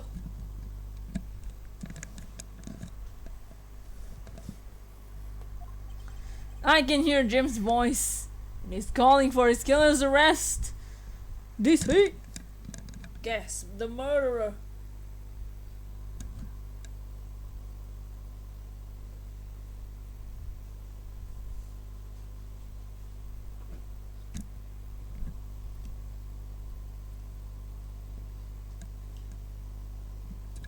We all know who he is. Sorry, bam. Huh. Are you sure you're not mishearing his words, Mr. Portman? There's no way Detective Gumshoe is the culprit here. I will find the flaw in his man's logic and expose it with credible evidence. Expose! Rebuttal! Detective Gumshoe, you stole Jim's gun. Hold it! Hold it! This work didn't finish right. Hold it! Hold it. There we go. It took a while. Is the murderer trying to play innocent? He is. Gumshoe would never kill anybody. You know, that's something I've been meaning to ask. What is it? Why do you call the victim Jim, when clearly his name is Buddy Faith? Isn't it obvious? Jim is the perfect name for my companion. Jacques, and Jam. Jacques and Jam. Don't. It's Jack and Jill. You peanut butter and jam. But Jim isn't even close to the real guy's name. Very well, Jack and Buddy sounds off somehow. Besides, he was the third bunch of guys I decided to nickname Jim. Jim. He talks about the victim like he was his pet. Wow, hey, whoa, hey. Father, you messed up the files. Hold it. Hold it. Do you really think it was necessary to dishevel my shelves twice to do that? That's true. Okay, then maybe his real intent was theft. Hey, are you accusing me of stealing something from Mr. Edgeworth? Jacques, huh? It's a possibility. Maybe your salary's been cut so that life's been getting a little too rough to handle. I'll have you know that I eat 3 square meals every day, pal. Okay, so all 3 of them happen to be instant noodles, but poor thing, what an evil prosecutor you paired up with. What a motive, no? That's when you move Jim's body and it was sitting in front of the bookshelf. Hold it! And why would Detective Gumshoe do such a thing? Because the body was getting in his way. He had to mess up the bookshelf somehow. Anyway. Oh. Thank that you didn't notice the bloody letters written. It says his name on it. Hold it! Hold it! Hold it!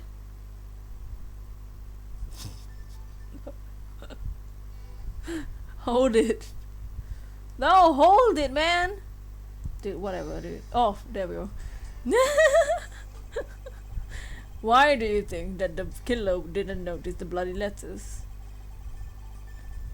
The body was covered in white, wouldn't you say? That's how we missed it. Judging by what I've seen here, it doesn't take much for your detective to miss something. You are? Who do you think you are? You know nothing about me, pal. There's a lot a person can say with understand with another first impressions alone. I can't say I disagree with you on that point. Why don't you say something, sir? Not you too, Mr. Edgeworth. Despite his lack of attention to detail, I don't believe detective is the culprit. Nobody could have overlooked the bloody letters, and I can prove it with evidence. Couldn't I ask for a better setup for the game finishing spike? Okay, so now we have to present something probably.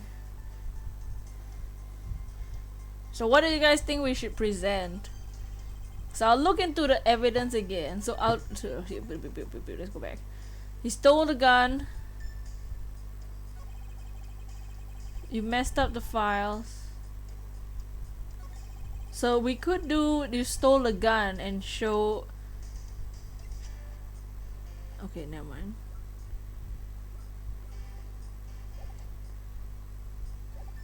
Leave Gumshoe alone. Okay, here I'll go through the evidence again.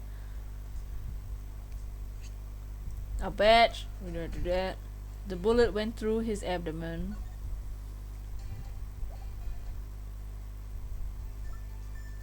The victim's revolver, the gun, issued to the victim and believed to be the murder weapon. Only 1 shot fired. The secret safe. Each prosecutor has one. Only they know them. The prints were wiped. The stolen file. One of the files that were written in.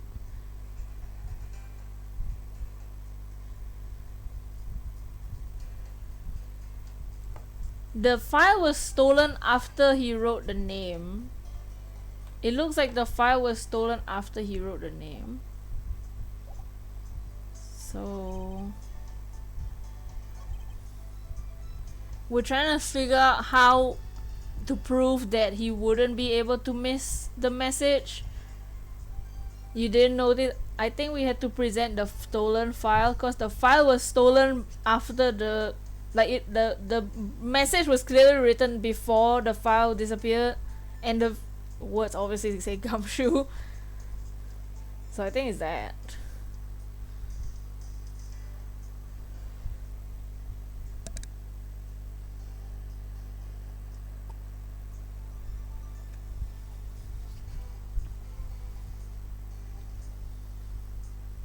Gumshoe doesn't support the blood, so why would he steal the book?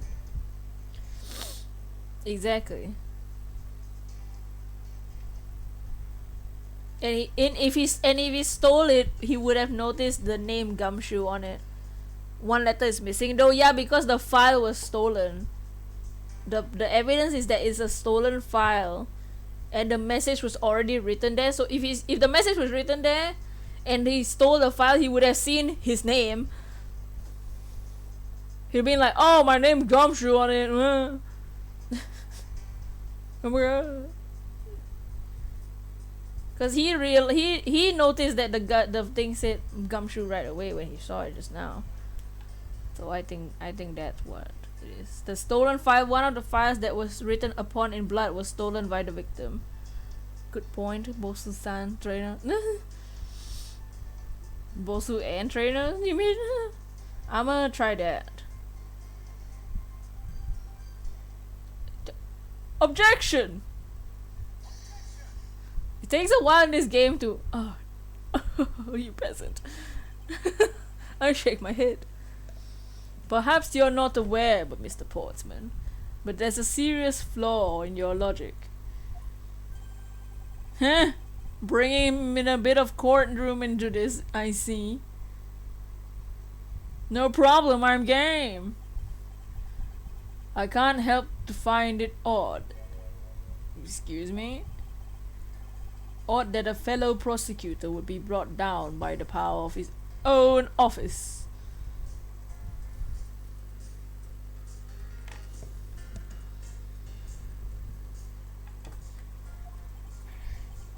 It only happens when bosses give up. What?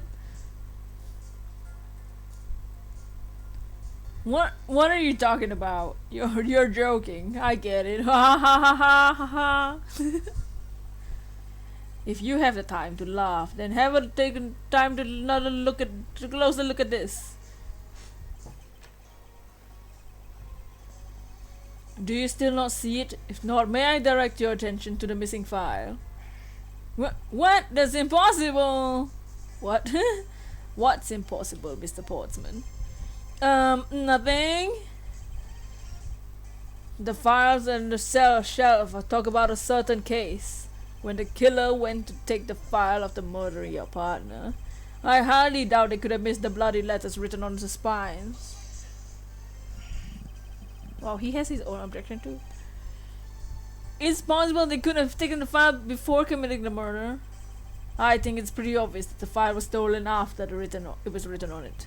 The missing letters in the detective's name, where the file should be, is proof.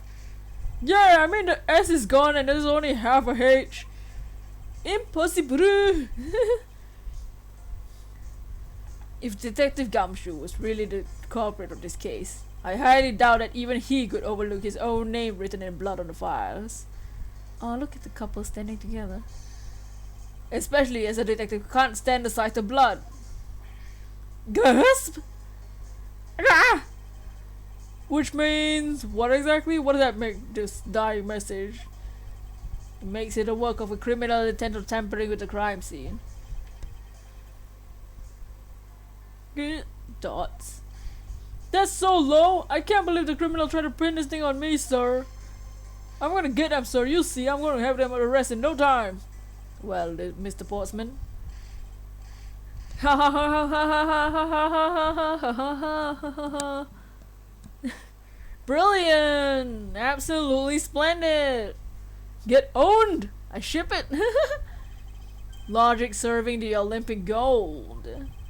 I appreciate the praise, but it doesn't change the fact that your reasoning is flawed. Meh! Meh! This game came out in 2009 and they're maying already. Meh, you win some and you lose some. That's how life goes. You don't ship it? Glad everyone's so cheery, even though I feel more dead than alive.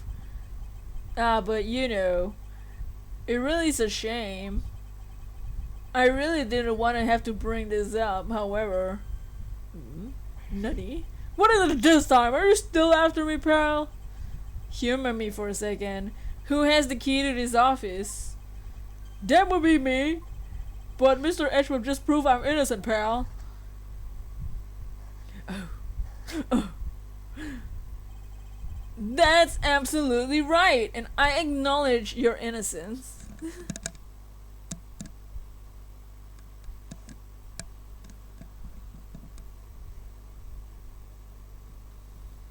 You should just keep the coat on, dude. Then why do I sense that you still have something to say?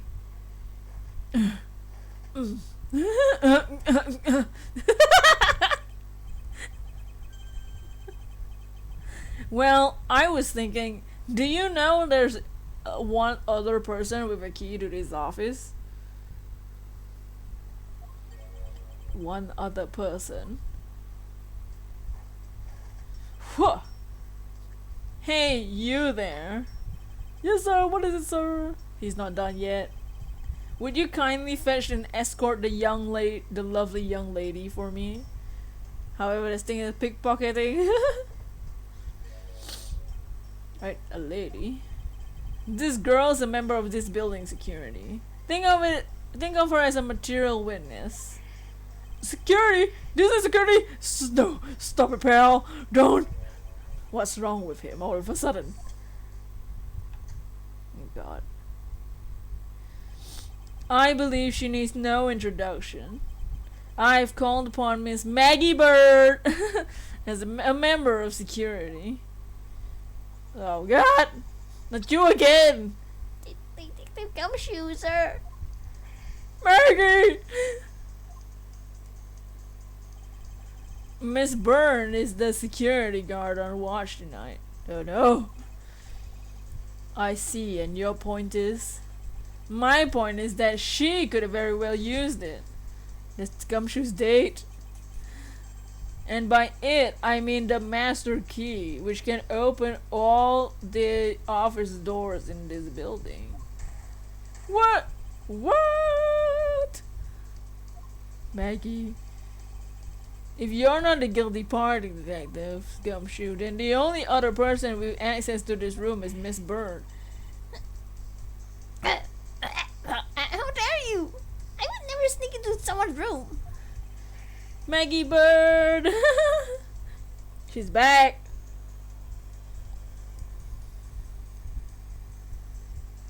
That's right, I refuse to believe Maggie's the culprit, pal. It was me! That's right, I did it! Can we take that as a confession, Detective? Well, it really wasn't me, but definitely wasn't Maggie, pal. Stop blaming other people. Yeah, it was me. If it was you have no problem with that, right? Please refrain from flying off the handle, Detective. There's no such need for such theatrics. Listen to your boss, Detective. The boss! He understands what I'm saying here.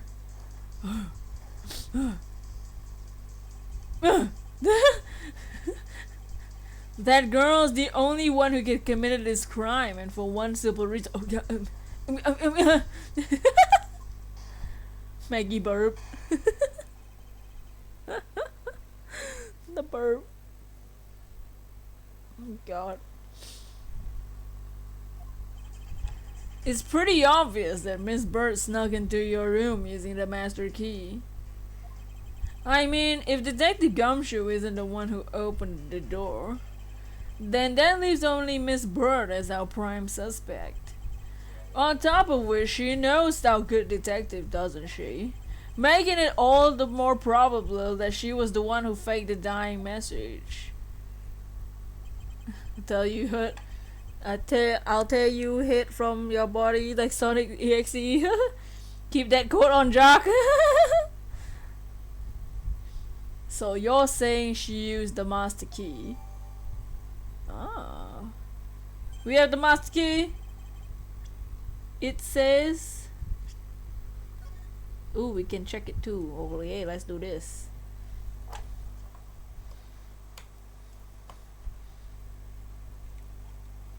We can check our master key. Let's recap. We have prosecutor badge, abdomen, short ones, fingerprints wiped, stolen thing, and the master key. This can be used to open every door. It is used by the controls the security staff. And let's look at it. Bam.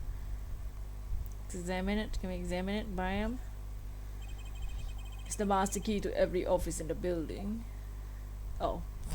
Nice! Gotta go fast. Have you guys seen Baby Sonic, by the way? From the new movie. Have you seen Baby Sonic? It's from the Japanese trailer, surprisingly. The English trailer doesn't show it, but the Japanese trailer does. Incredibly incriminating evidence, wouldn't you say? That's what you claimed about the evidence earlier as well. That was then, this is now. The flow of the good match always changes during a rally. It's all about your reflexes and reaction time, especially for an athlete like me. You haven't? You probably see it. I haven't seen it either. Oh, y'all need to see Baby Sonic.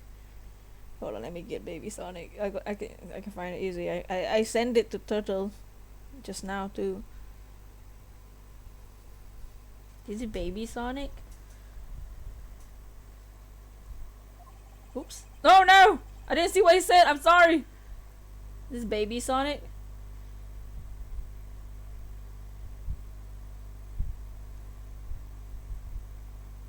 An athlete.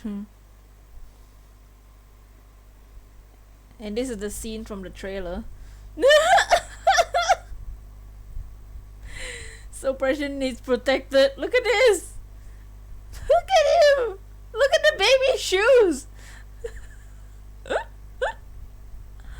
Look at his baby shoes. Hold on, let me go and see what Edgeworth said because I missed one text.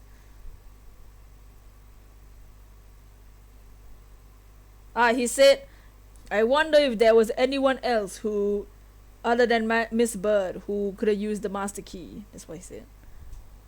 Press him! Yes. Also, thank you for 13 likes on the stream. There's 2 more to 15. Can we get 15 likes if that's cool? You come back from above and I see a meme. Dragon, no, kick the baby. His head is bigger than his body. It's cute. It's adorable. See, his Baby Sonic is cute. But seeing Baby Sonic just makes me wonder if it was the first version of Sonic, how would the baby version look like? Would they have made it look like an actual baby? Like, it's disgusting, right? I'm glad they made it cute. One more light now. Oh, nice!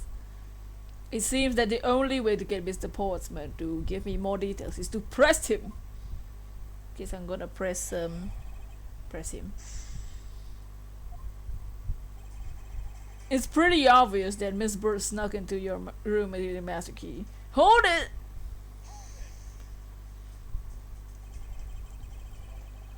Are you sure Miss Bird is the only member of security who could have used the master key? Tails and Knuckles as babies? You think Tails and Knuckles will appear, or are they waiting for a sequel?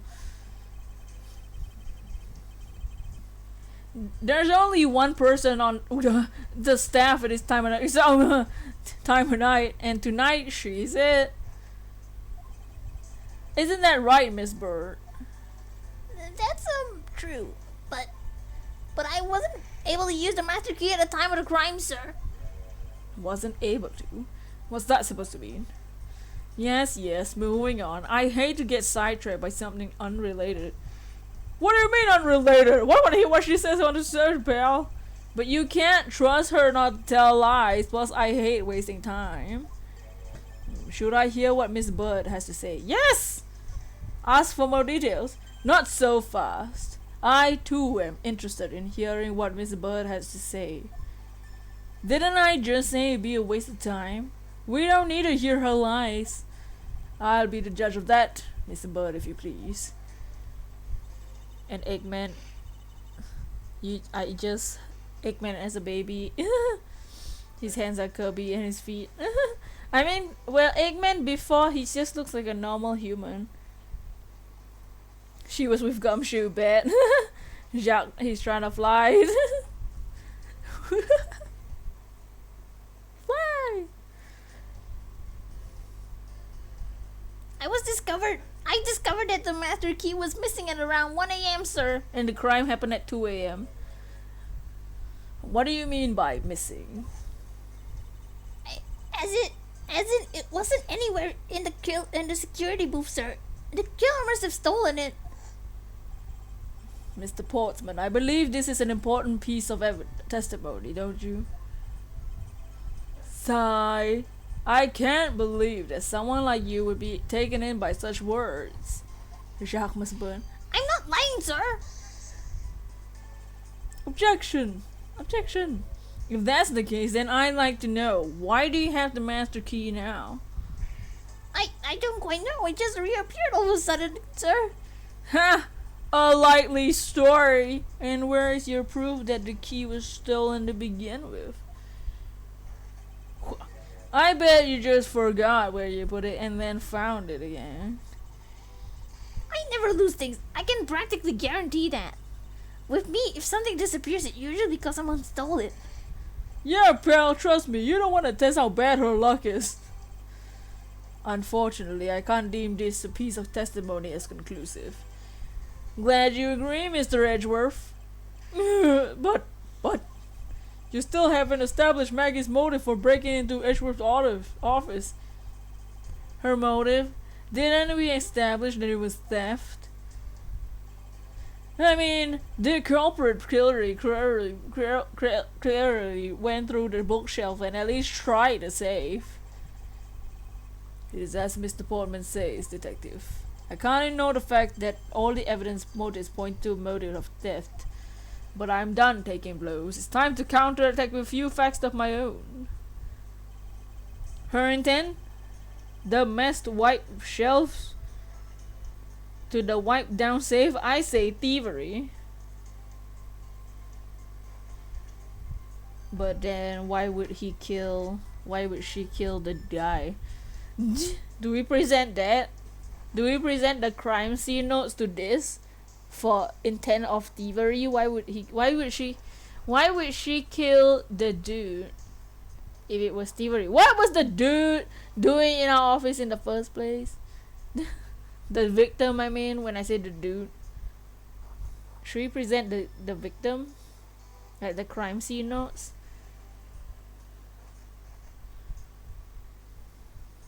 I'll press the other sentences too. Hold it! Hold it! How would he get in? So this guy, Jacques, is saying that she got in the office using the master key. So yeah, I don't know how the guy would go in. Unless they would have to go in together. Hey, Just Ice, how you doing? Hold it! I'll press this. Hold it! I concur that the culprit's motive appears to have been thievery, however. I'm glad to hear the great Miles Edgeworth is in little agreement with little old me. However, in regard to investigation of the bookshelves on the safe. Hey, good thinking, asking for my opinion on the matter. Thus, would you be too much for allow me to complete a sentence? But did his so-called partner get in without a key? You mean like this dude just now? The door will probably open.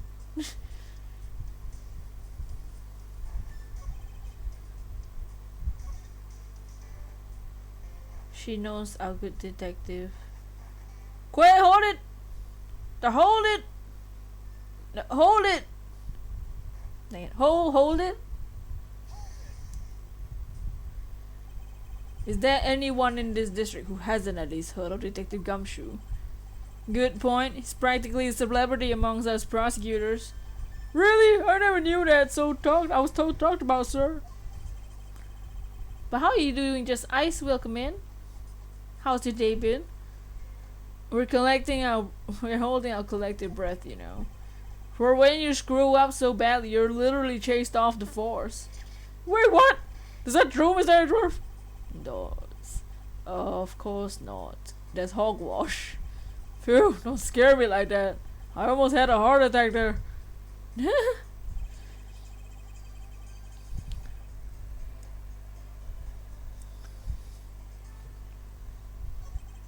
So I think it was this statement, the new statement that we got, her intent. So he's a prosecutor. Yeah, this guy, this Jacques, he is a prosecutor as well.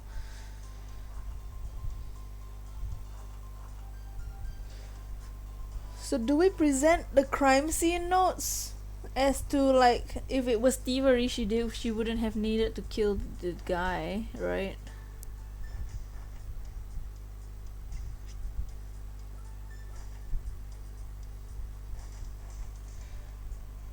Or do we present the safe because she wouldn't have known about the safe? Because only prosecutors know about the safe.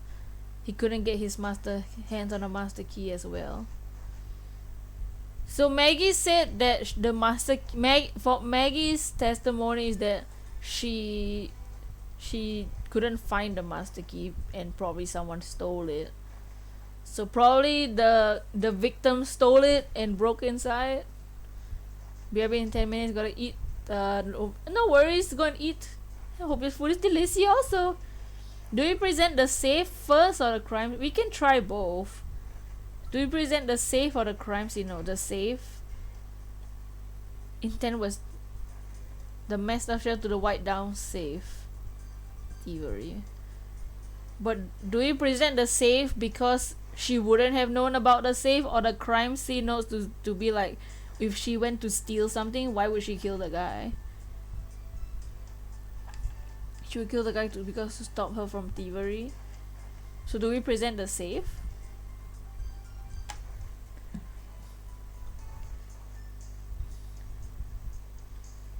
But the thing is, if she went inside, how would the victim go inside also? They must have gone in together. Whoever the victim and the killer must have gone in together, because there's only one key that can open the door, other than only one master key can open a door. If only prosecutors know about the safe, then only Jacques would know. Yeah, Jacques would have known. Maggie wouldn't have known. The safe, okay, I'll present the safe. Because I think Jim / Buddy helped the other prosecutor break into the office, get the files, and then Jacques killed him to up the loose ends. That's possible too. I think that they did break in together, whoever, the killer and the victim, tie up loose ends. I'll present the safe first. We'll try that. The objection. Choo. It's clear Jacques would have been the only one who know. Yeah, Jacques would be the only one who know. Miss Maggie wouldn't have known about the safe. Do you wish to continue insisting that Miss Bird was setting on stealing something? Why not? It's the truth after all. Oh, it was also by your logic that we came to the whole thievery conclusion anyway. Jacques did it, if anything, I guess. if I guess anything.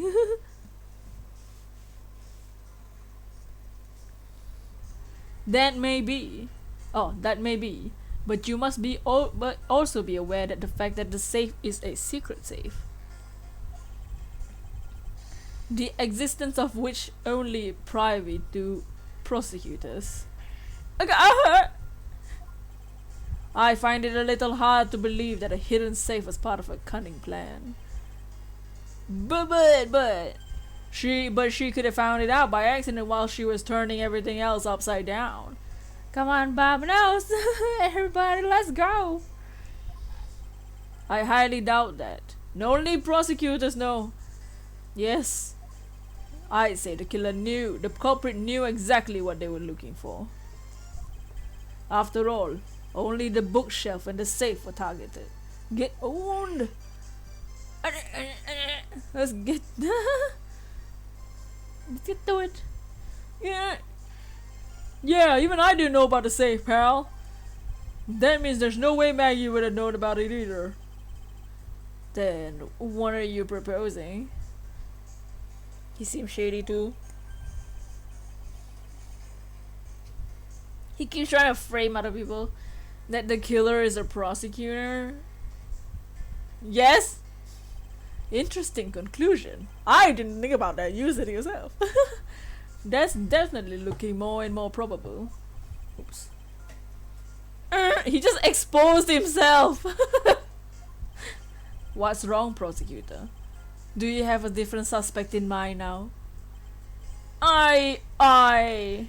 Curses! What made you?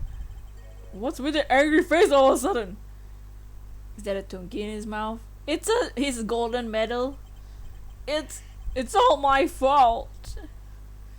I called that from the start. What do you mean? It's Jim. He knew. He knew about the existence of the secret safes. Huh? Nani? He didn't expose himself. What did you say? We were partners, like inseparable conjoined twins. That's why I told him. I filled him on the secret safes. Then that means... Yeah, I know. I'd only just told him too. Obviously, it was wrong for me to tell him. I still can't quite believe it, but the thief who broke into your room was probably Jim. Now he's claiming the victim was the thief. I did too as soon as I saw him. TMI, dude.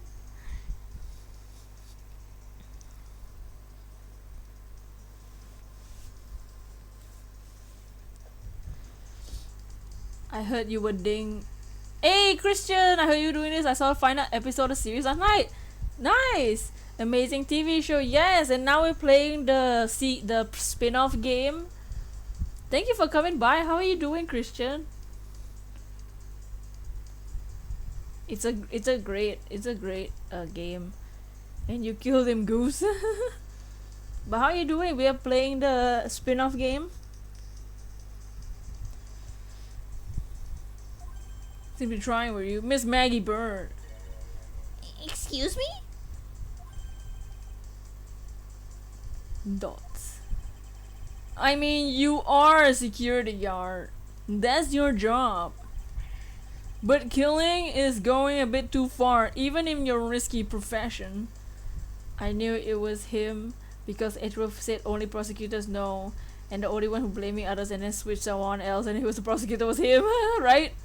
I found a game I might not quit. Dot hack. Ooh, I never played that. Dot hack. I don't know what that is. Dot hack reminds me of dot hat roots and dot hack sign. Hey, what's up, Austin? How you doing? Welcome in, everybody. Make sure to like the stream if you haven't. Make sure to like the stream. He's lying. Look at his face. Like, look at that. Look at him. He's like.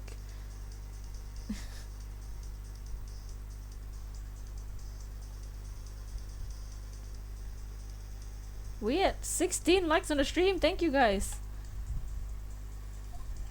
What the? You're still accusing Maggie of murder? Yes and no. I mean, she had to stumble upon him, who probably had it drawn his gun. I get it. It was self-defense, wasn't it? No, I couldn't.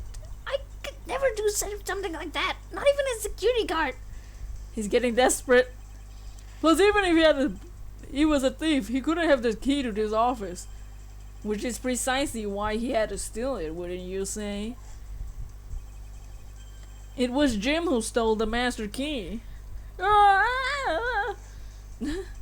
Pretty impossible for a supposedly stolen key to be here with us, unless you retrieved it from him after Jim after you killed him. Mr. Portsman, are you honestly accusing your own partner of being a thief? Hey, always! Huh? This is not shiny hunting. What's up, always? How you doing? I don't want to admit it, but it's the only way everything else makes to make sense. Has he no honor? Ah! Now then, I think we're done here. The investigation waits for no man. Would you people be so kind as to see yourselves out? You can't kick us out! This is Mr. Edgeworth's office! Can't talk Pokemon. Of course, you can talk about Pokemon. You can talk about anything. You can talk about anything here, Austin. No worries.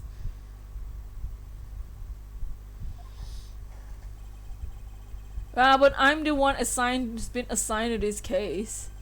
You're all suspect to varying degrees, so therefore ineligible to run the show. Dots. Listen, pal, how many times did I say to say this? Maggie can't be the killer, the culprit. Detective Gumshoe, calm yourself.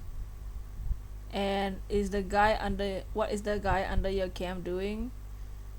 Oh, he's thinking. Actually, I should have changed that to Edgeworth. Cause Phoenix isn't in this game. Yeah, let me find a gif of Edgeworth. A gif, whichever. Whichever it wants to be. Let me find his face and make that the picture instead.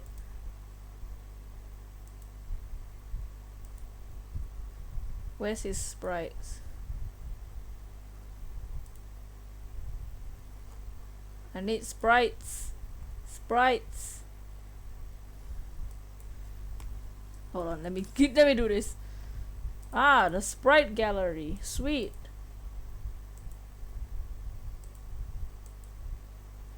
Bring honor to all of us.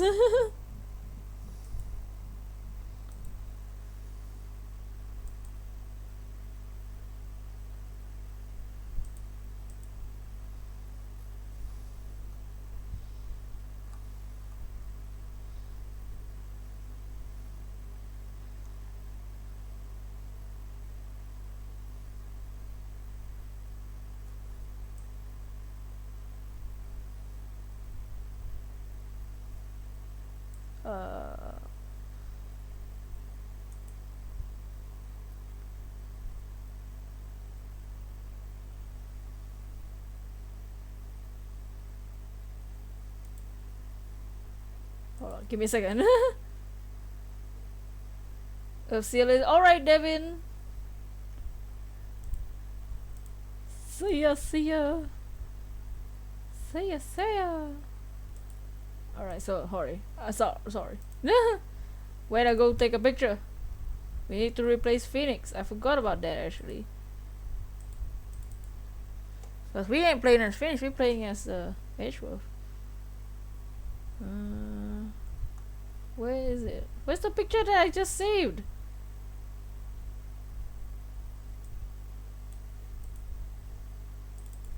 Oh, it didn't save right. Dang it! Hold on.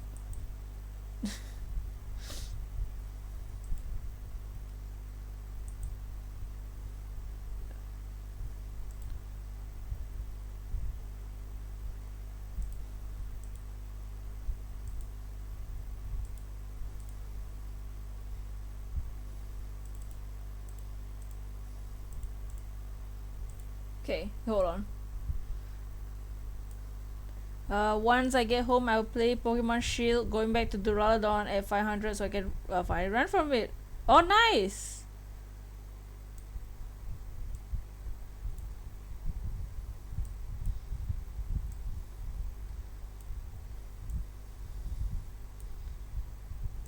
Good luck, good luck.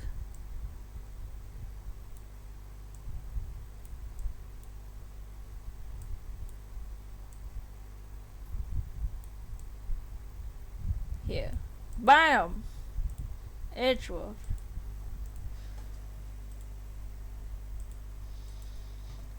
Because we're going to be playing Edgeworth for the next few weeks. Detective, calm yourself.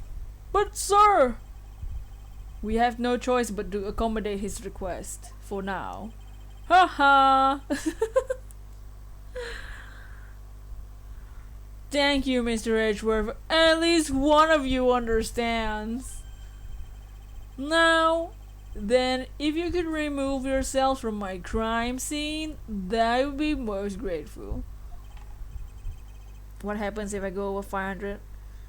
No, it doesn't reset one. So when you the number battles will stay there forever. So even now, after I've done so much after the game, my Choodle count is still at 999. So once you have the 500, it will stay at 500 forever. It will stay there forever. It won't reset.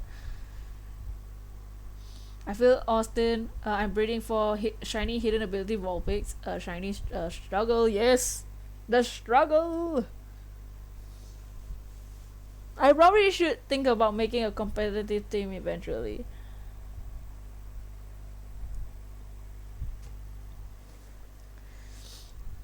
You surprise traded Togepi and got an apple in an egg for an apple, different food, dude.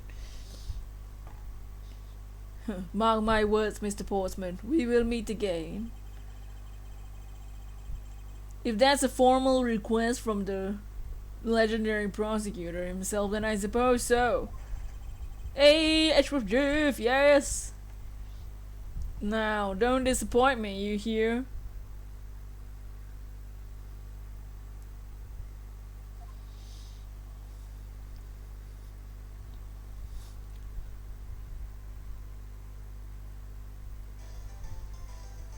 Oh, nice. Hey, 18 likes on the stream, that's 2 more to 20! We're saving. Buy him, okay, cool.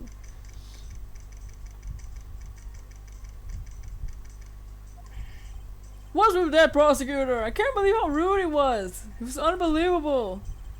Please maintain your professionalism, detective. I'm gonna find some real solid evidence proving Matic is innocent, you'll see. But we've been kicked out of the crime scene, sir. True. So then what now? Is Edgeworth sleeping at the No, he's like thinking. Also, my life fallen into yet another gigantic ditch. Do not despair, Miss Bird. We can overcome this as well. It's his thinking face. Yeah.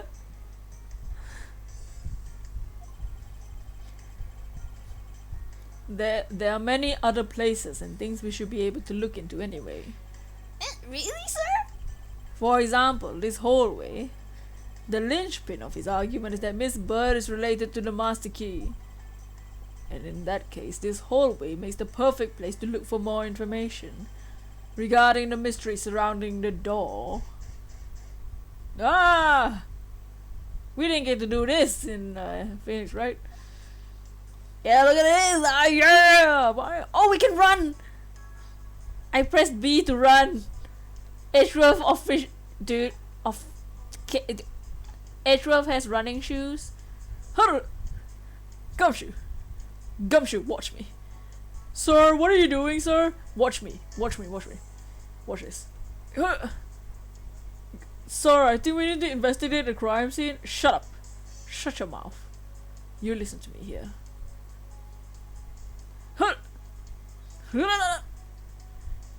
Sir, what are you doing? I'm practicing for Area 51. Have you not heard the news? I think that's not how you run in Area 51, sir. What are you talking about? I'm running at the speed of sound. You never heard of that blue hedgehog? It's a new hedgehog movie coming out. Have you heard of that? Sir, that's a fictional character. What fictional character? All of this is real. The Steel Samurai, Sonic the Hedgehog, Naruto. They're all real people. You understand that? Sure. Okay.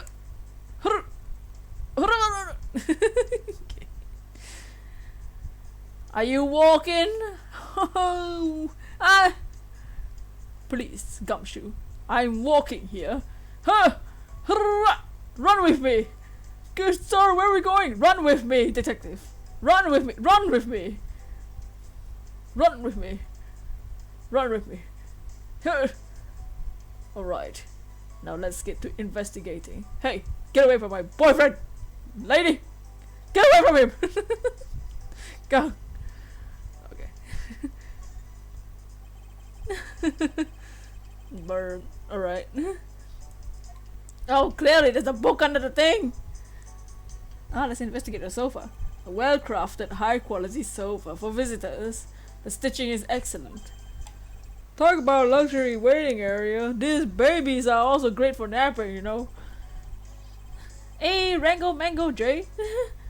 You would sleep even out here, detective, in the hallway. Whenever I do, I always wind up dreaming about giving a testimony up on the stand. You just got back from school? Well, welcome back from school, Rango Mango. Gumshoe following Edgeworth. No, Sam, notice me, senpai. How was your first day of school in the year? But it always ends up the same way, getting trounced by a lawyer. Isn't that awful? Maybe I should give it a try sometime. To envision myself winning naturally. Okay, let's investigate that thing on the under the couch. Nani? It's the stolen file! Oh, isn't it the missing O series file? No doubt about it. The bloody letters marked clear as day. Welcome back, cooking popcorn. Nice! Never seen this game, but I heard about it. Well, it's really fun. So we're playing the spin-off game. The rest of the series isn't exactly like this game. Like, in this game you get to walk around and like investigate stuff, but in the regular games you're just like in court, investigating stuff. But this game just plays a bit differently because it's the spin-off game. There seems to be a few pages missing. Our thief only took what was necessary and left the rest behind. So what are the O files about, sir? Guess they got something worth stealing in, huh?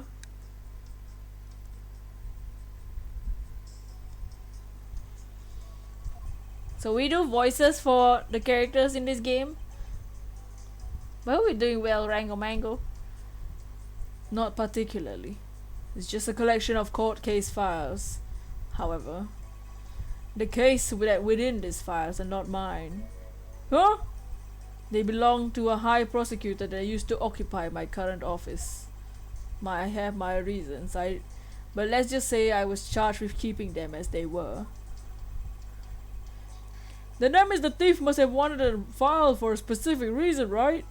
That would seem so. Only the pages related to the case, to that case from 10 years ago are missing. Wonder why anyone would care so much about an old case. Okay. So we have the update about the stolen file.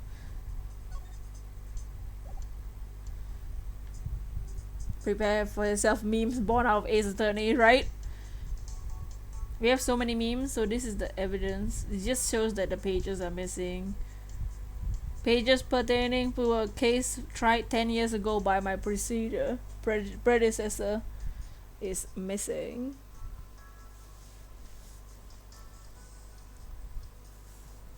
So we have an update on the files has missing pages.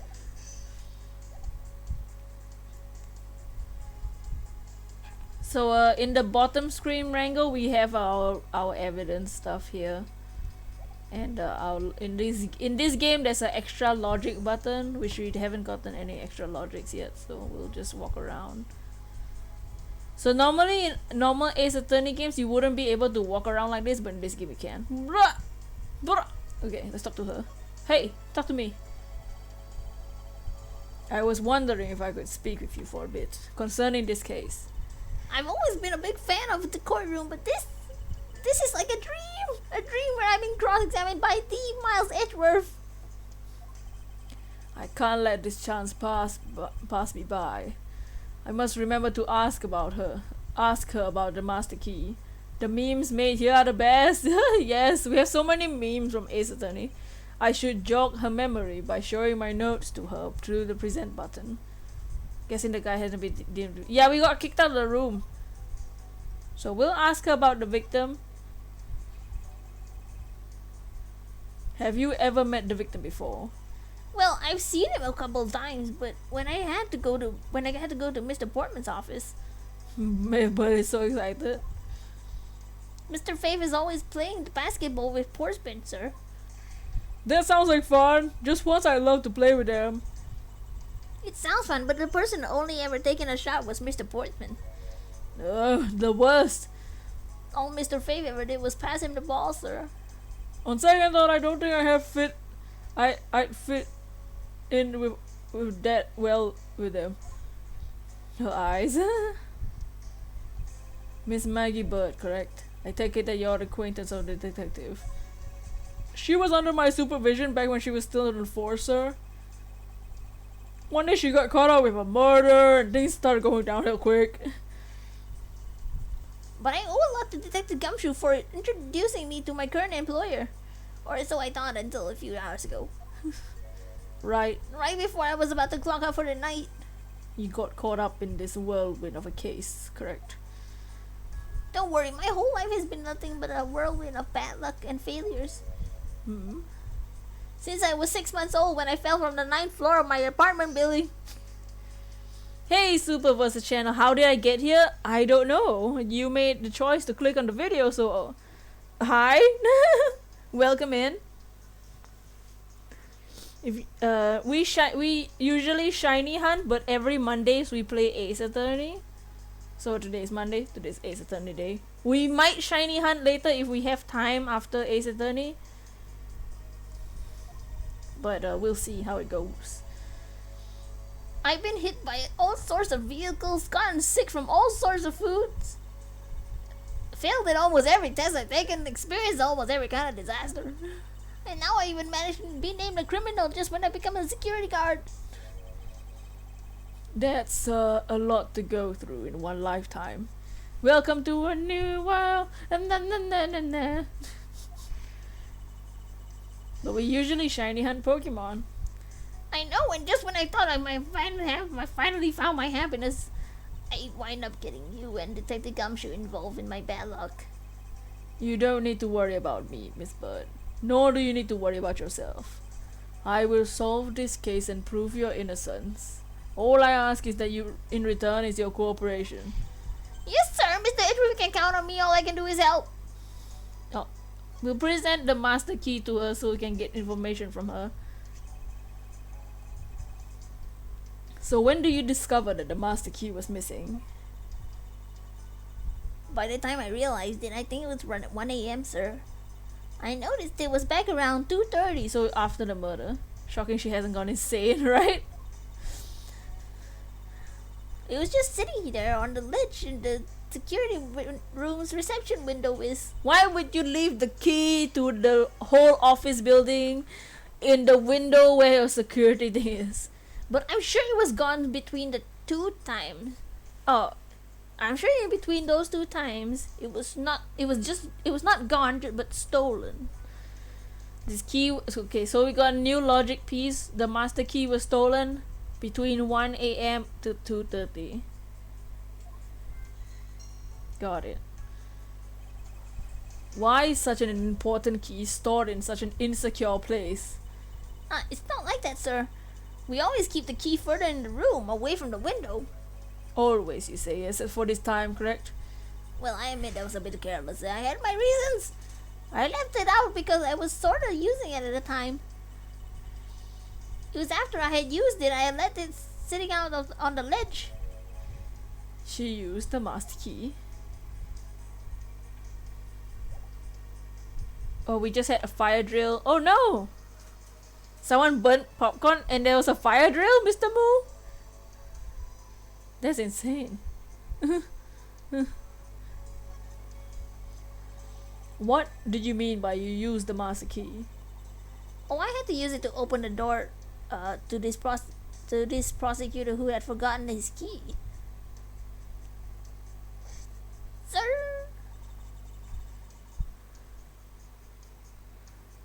I mean, it's my job as security guard, right? What is it? That's right. I just remembered the prosecutor who forgot his key. It was Mr. Portman. Sketch! What? Please tell me more, Miss Bird. Quickly!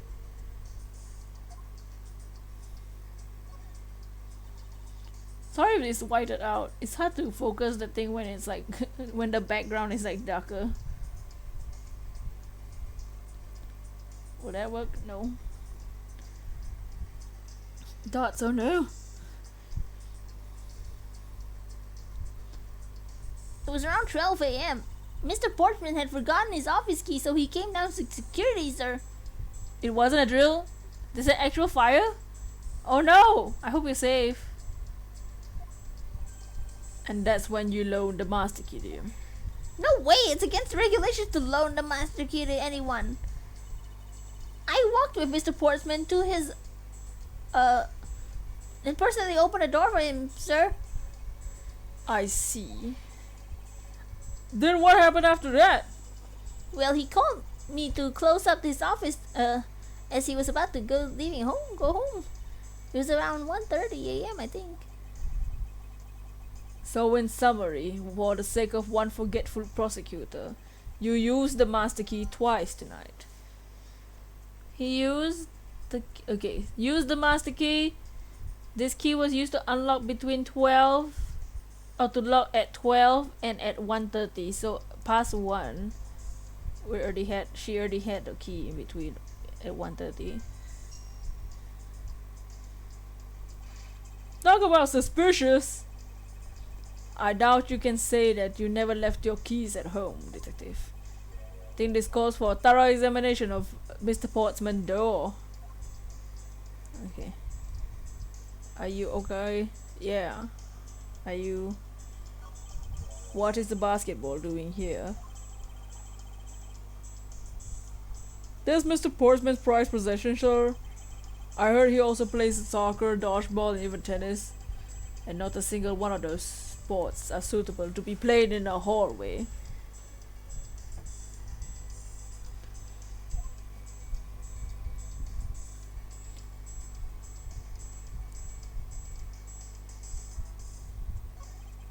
What is a basketball hoop doing here?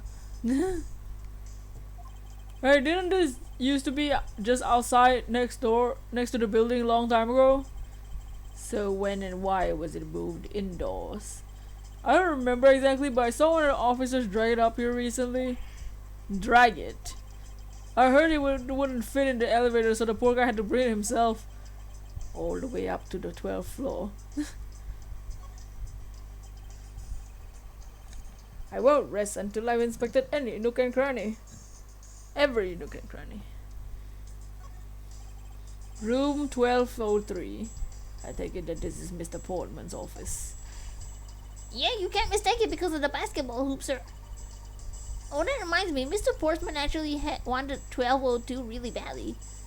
But since you were already occupying it, Mr. Edgeworth, we put him next door, sir. And why was Mr. Portsman so particular on getting 1202? Not sure, I bet it's because something like his birthday is December 2nd. Yep, that's gotta be it. Can't think of any other reason. I can think of at least 3, but bah. Why am I even wasting time thinking about this?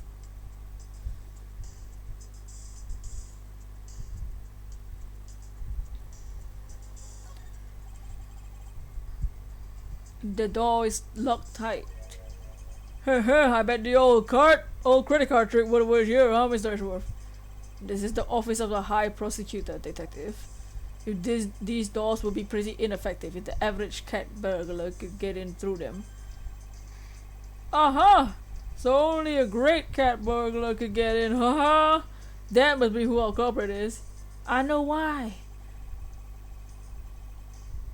Might I advise you to return to the conclusion to whatever pawn shop you bought it from? Is Mr. Portsman's personal basketball hoop? I can't believe he put something like this in the hallway of a prosecutor's office. But you know, it's actually pretty useful, sir. I haven't gotten lost trying to get to your office since it's been here. How long have I had the same office and yet you still managed to get lost?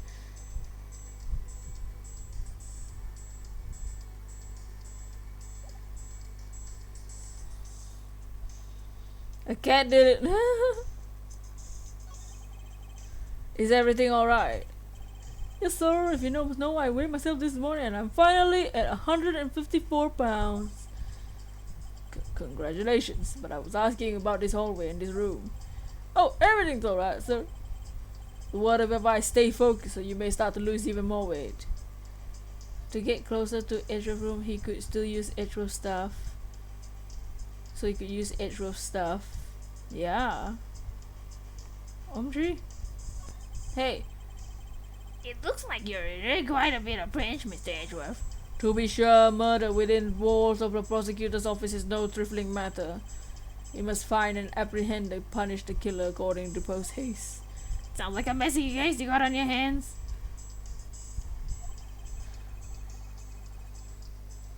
What? The guy... What? His weight is perfect.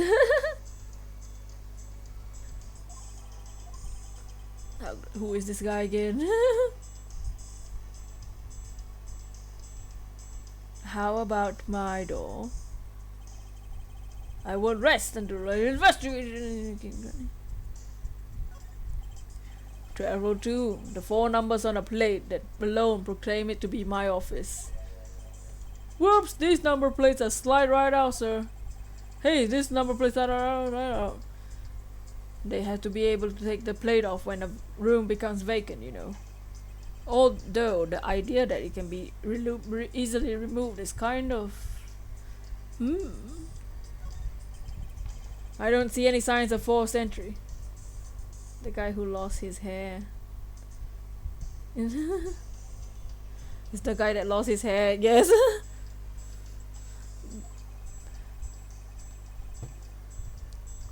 And according to the guard, no signs that the lock was picked either.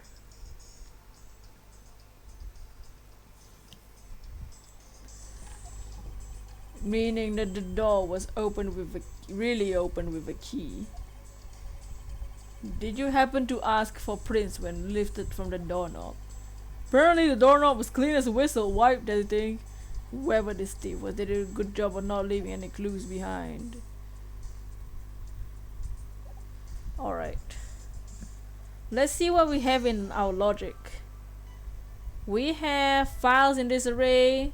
The master key was stolen and someone used the master key. So I'm gonna put... We can just put these two together since they both have the word master key inside.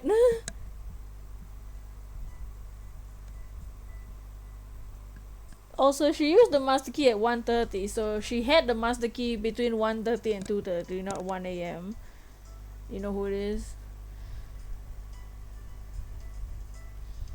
So if the master key was stolen at 1 a.m., how would she use the master key at 1:30? 12 and 1:30.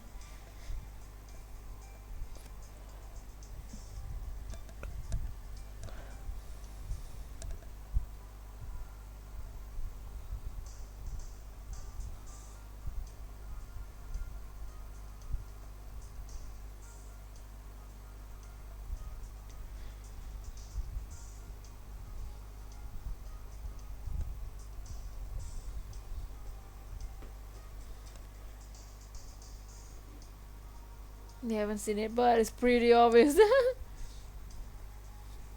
I'ma just do this. I'll try this.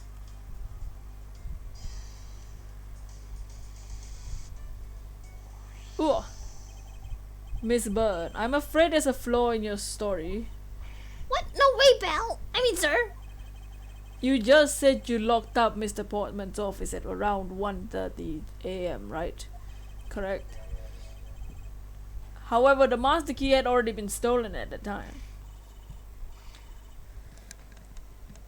Wow, nothing gets by a prosecutor. By you, Mr. Edgeworth. You saw the contradiction like a pro. I had totally forgot about that. Thanks to you, I remember now. Okay. You're right, it was around the very time I realized my master key was missing. And I'm a security guard, sir. I couldn't just admit to losing the master key, could I? So I pretended to I pretended to lock his room, sir. you pretended. I used my house key and make it look like I was locking it up, sir. So in actuality, you never did relock the door then? Well, I thought that maybe I could go lock it after I found a key. Come to think of it, I guess the door still hasn't been locked properly. Ah, it's not locked. His door's not locked. Let's go inside. Time to snoop. Time to snoop.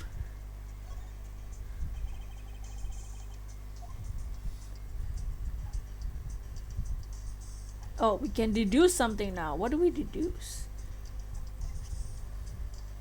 That the key's not locked?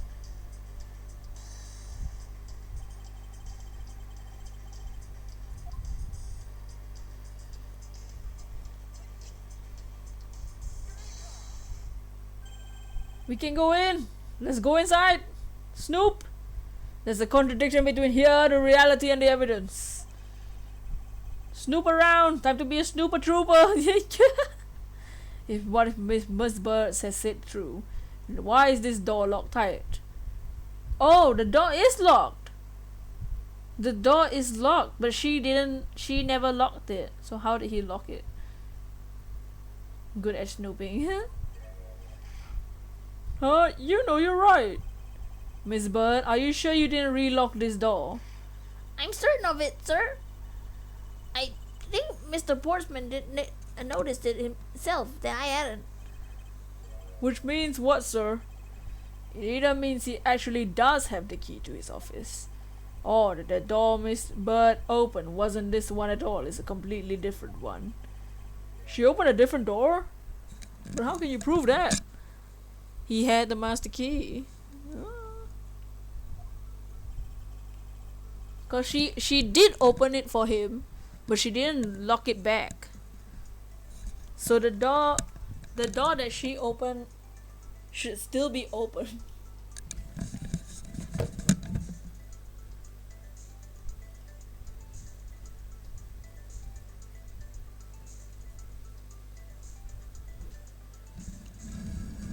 Whoa, whoa, whoa, whoa. Just almost dropped everything.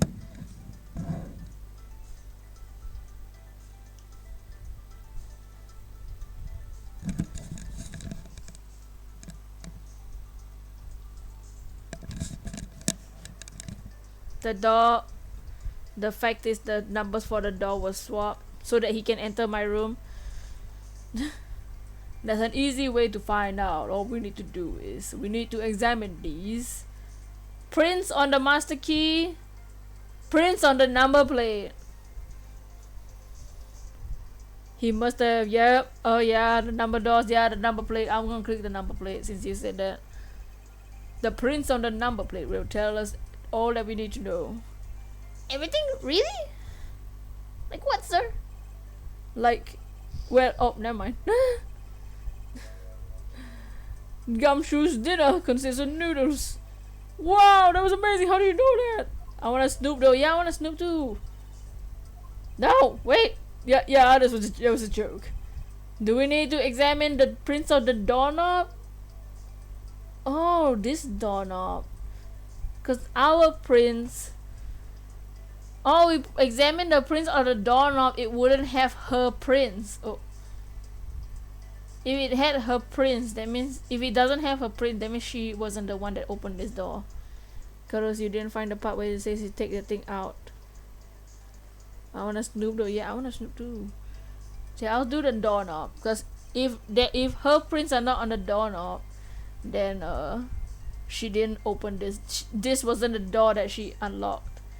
Cause she at 12 a.m. she did unlock Jacques' door, and then afterwards Jacques was like, close my door, but she didn't have the key, so she pretended to lock it. But Jacques' door is currently locked, so he could have switched the number plates and opened my door, so if this door didn't have her prints, this wasn't the door that she unlocked at 12. That's another thing. Yeah, you. Pal, do us a favor and see what you can live from this, okay? So what do you find? There's no need for such belligerent nostril flaring, detective.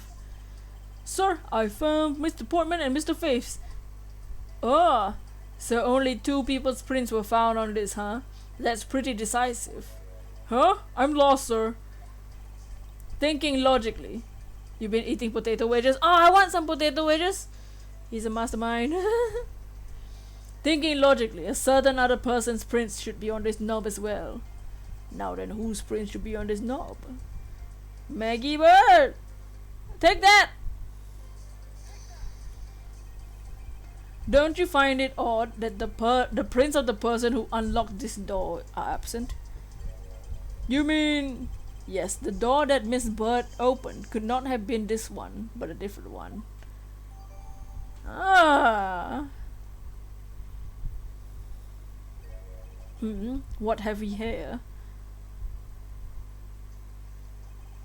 I won't resist.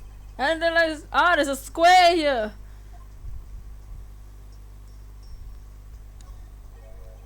What's this? What are you looking at, sir? Hey, how about a game? That's okay, detective. I just found the position of this hoop to be a little off. Hey, you're right, sir. Guess it was shifted when someone made a seriously sweet slam dunk. Which was Edgeworth's door. Yes. The positioning of the hoop is definitely unnatural. It's better take note of this. So the hoop was moved, probably. So not because the basketball hoop shows that this is Jacques' door. He probably moved, not only switched the number plate but also the basketball hoop. A square. All right, let's see if we can investigate the number plate. No, nothing.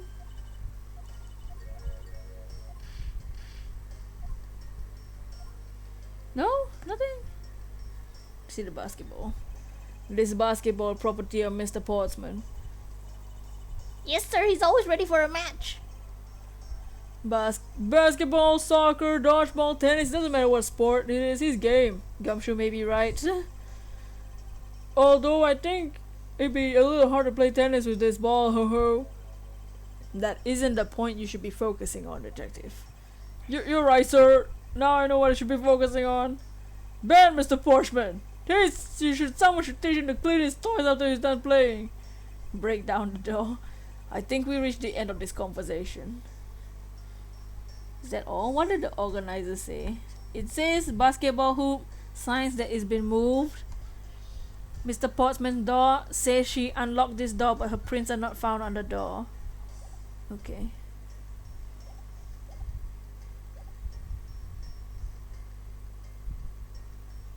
What logic do we have? Oh, we only have... Okay, never mind. We don't have any new logic. Can we investigate my door again? Oh, there's nothing else here.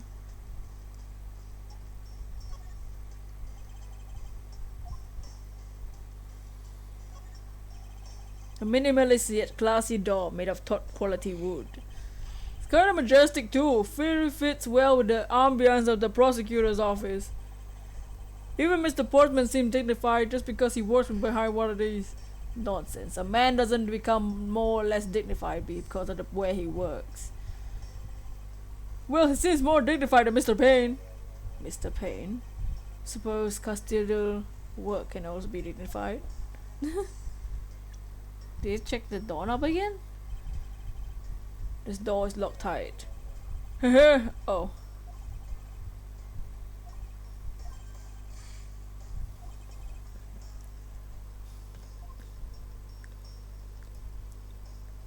Punches the door. What do we want? What do we miss?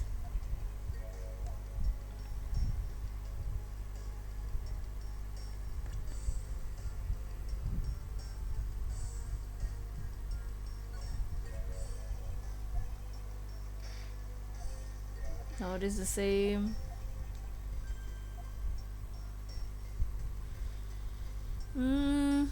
Hold smash. Oh, there's a paper here. There's a you can't see from the top here, but at the bottom there's a paper here. Let me see if I can show that. There's a piece of Okay, can't really see it. There's a piece of paper. Okay, can kind of see. There's a piece of paper under the door here. You can kind of see it.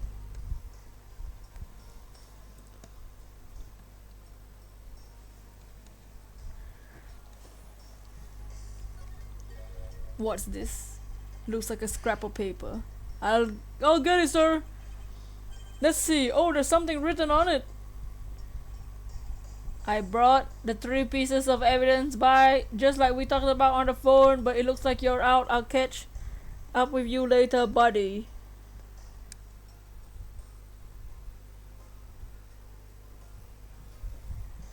Looks like it's a note from the victim. Yeah, it's for Mr. Portsman. I brought the 3 evidence. Okay. Ah, my health. Poking around in this hallway has quite paid off handsomely. Oh, how so? In a variety of different ways. I think it's time we had a little chat with the real culprit of the case. You know who the killer is? We all know who the killer is! Well, Mr. Edgeworth. Is it made out of glass? No, it's not. The door is not made out of glass, it's made out of wood.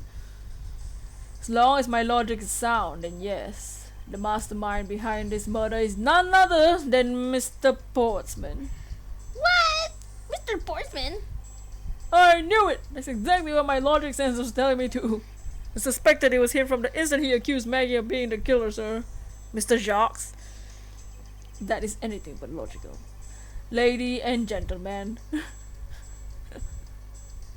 Prepare yourself.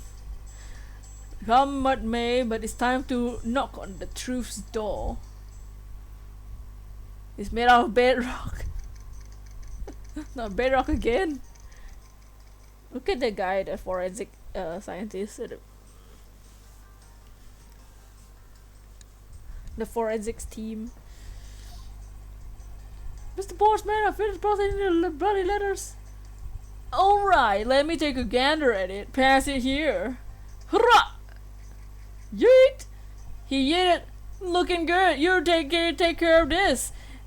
It's like a movie. Well, if it isn't Detective Gumshoe. End of the line for you, Portsman. We got you now. Murder Portsman. Call off your dog, Mr. Edgeworth. Is this some kind of joke? It's no joke. We know, Mr. Jacques Portsman, that you are the guilty party in this case. Huh? You must be pretty upset getting chased out of your room. I'll be mad too. So I guess you can stay. If you promise to stay out of our way. Got it right. You intend to hide your crime under the guise of a prosecutor doing his job. I can see right through the unsightly, paper-thin mask you wear upon your cowl. And you were stealing cases. Yes. Haha. Who would have ever thought it would come down to this? Actually, I come to think of it, your mentor was Manfred von Karma, right? And before, when I played this for the first time, I have no idea who Manfred von Karma was. Gumshoe is overprotective of Edgeworth. The legendary prosecutor who never lost a single case for 40 long years. But there was always this incessant chatter about forged evidence with the guy. Dots. Teacher really teaches me that I gotta stay lookout for false accusations, you know. Are you done trying to play mind games with me? Because they won't work. The only thing you should be using is that mouth of yours, is explaining yourself. Although, that too will only dig your hole deeper. Either way, your game is up. Okay, let's see the victim's note first. Found under Portsman's door. And it says, yeah, it looks like you're out. Catch up to you later. 3 pieces of evidence. Well, aren't we full of ourselves? even though we've yet to prove anything.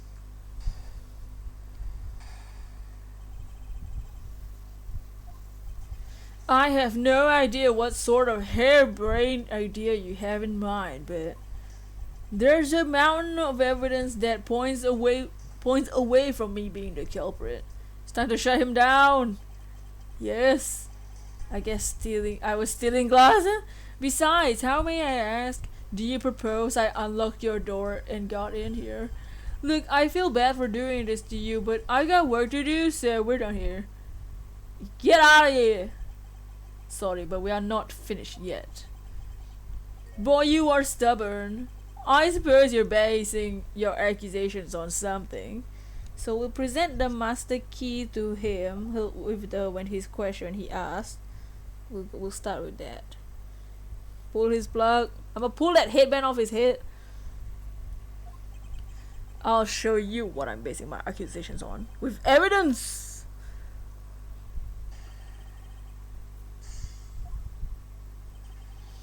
I have no idea what's in it. There's a mountain of evidence. Besides, how may I ask, do you propose I unlock your door to get in here? The master key. Objection. Shake my head. I believe you were able to open my office door with the master key, no less. Wait. I'm gonna have a feast today on a cold-hearted person. Hold on a sec. I never laid a finger on that key, as you already know. Precisely. You were able to open my door without lifting a single finger. Like the finger to my head. Well, maybe you did, but only to direct. He's sweating. That's right. You use your finger to direct this person to open my door with the key. Maggie Bird, take that. Take that. Take that. You yell objection right the word popped out. Yes. You had asked Miss Bird to open your own office door for you, yes? Yeah.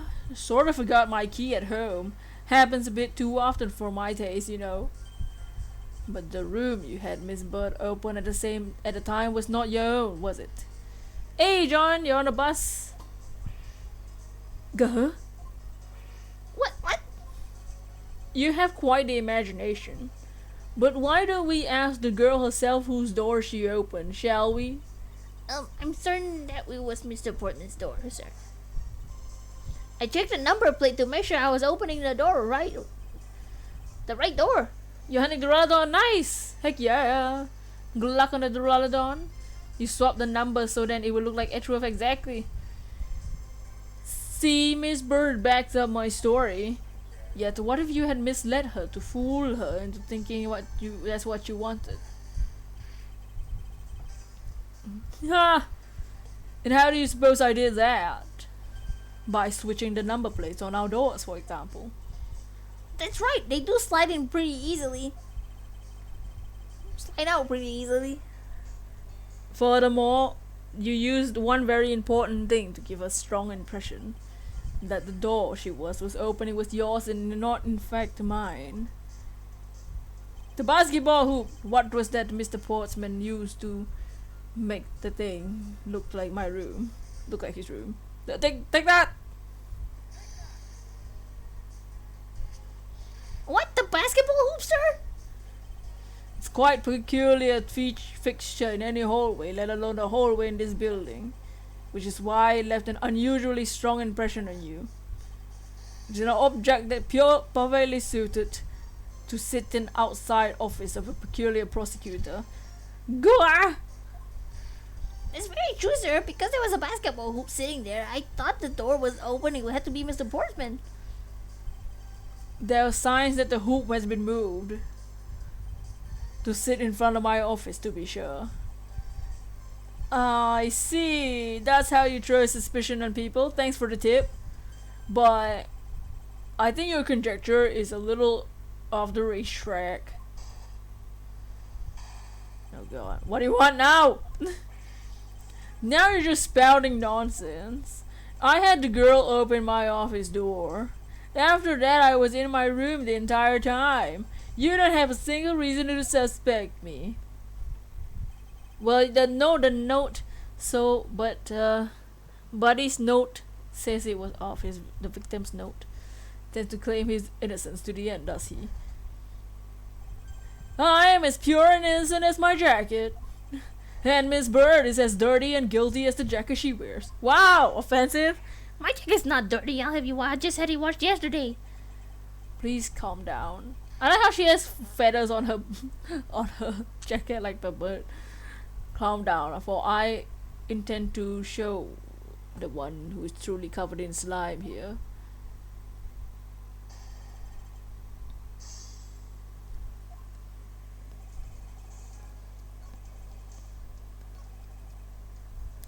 If you were in your room at time, why didn't you see the note? I'll try that. Objection! Choo. That was a lie. What are you talking about? How was that a lie?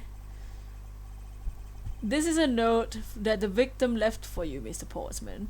Portsman's so arrogant, right? A note?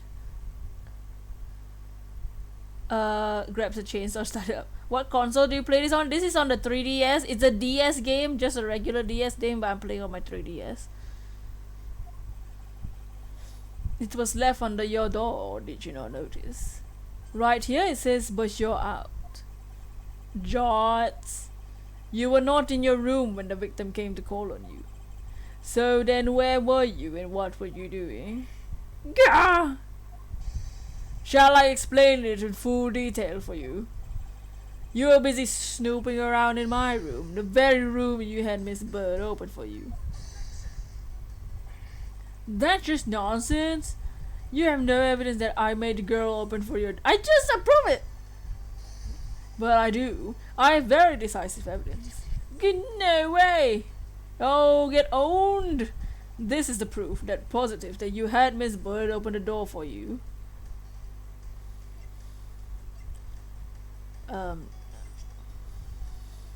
The key. The key? Take that? No, it's not. No! Who do you? This is the proof positive that you had Miss Bird open the door for you. What?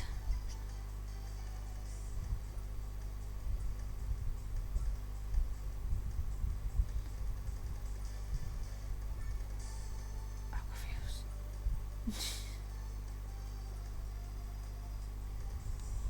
Proof that Miss Bird opened the door for you. His door? Take that? Take that? Take that! Why did it work? Take that! Ah. I had your door dusted for prints. My door? What for? Come on, I bet you didn't find anything. You sure are good at wasting time. Think very hard. Okay, I got it. You're right. I didn't find anything. Definitely not Miss Bird's fingerprints. Her prints? Why do we have to do anything? Let's put it this way. If she was really the one who opened your door, her prints would naturally be on the doorknob she touched. Ack! Further, all the prints on my doors have been wiped clean. I can only assume it's Miss Bird's fingerprints on it. Don't you think it's time you gave up your charade? We know you stole into my office with the intent of stealing from me. And Detective Faith found you out. Possibly because he heard sounds coming from a room whose occupant was on leave. Mr. Portsman, you killed Mr. Faith to silence him. And I had the misfortune to run into what I did. You had threatened me as you escaped. Thus, as I said, you had the gun to my back. No one gets away with committing murder in my office. George.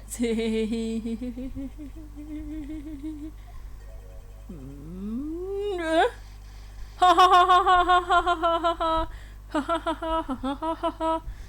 Postman's face. Just what's so funny, pal? Well, that took a stiff seriousness off his face in the finest prosecutor. As he made a huge mistake, it's simply too much to bear. Oh yeah, there's just nothing else like it in the world. What? Mr. Edgeworth just explained it all and you even backed it up. You're the murderer. Stop trying to be slippery. Just admit it to the crime already. Decapitate. No. Just as I said earlier, it's also circumstantial, so it's full of conjecture. You say you checked my doorknob for prints.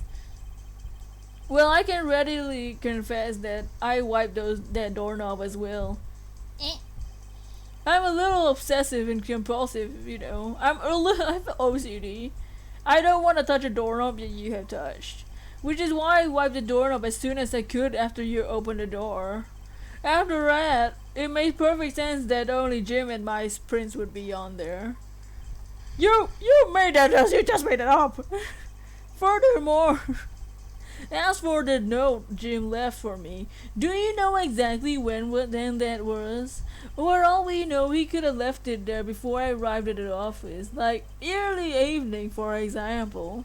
Are you saying you failed to notice a note in your doorway? Hey, even geniuses fail at times. I was probably too preoccupied by work-related matters, so there's no excuse. Hey, Pokemon Master, you're not late, no worries. No worries, dude.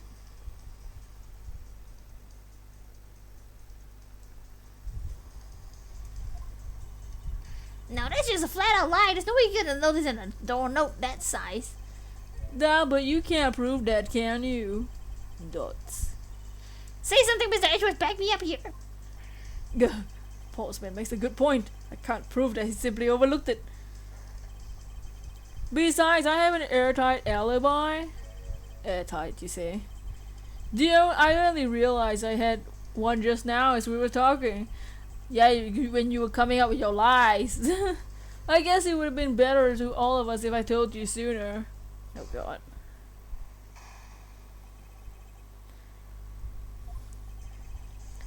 If memory serves, you came back to this office at around 2 a.m., correct? And it was then that you had the unfortunate confrontation at gunpoint with the culprit.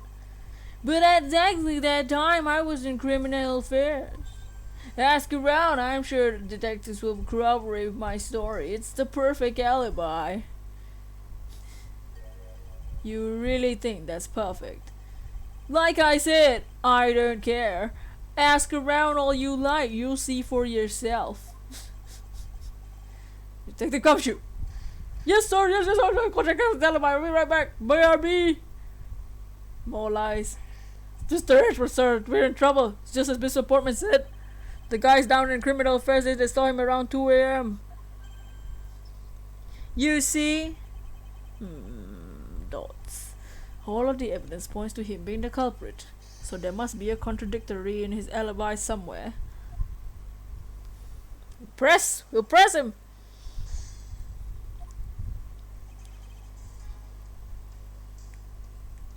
Hold it! Hold it! You are correct, it was around 2 a.m. Are you sure? It's really important to me that you're spot on with the time. I remember checking my watch and making no mistake, it was 2. Yeah.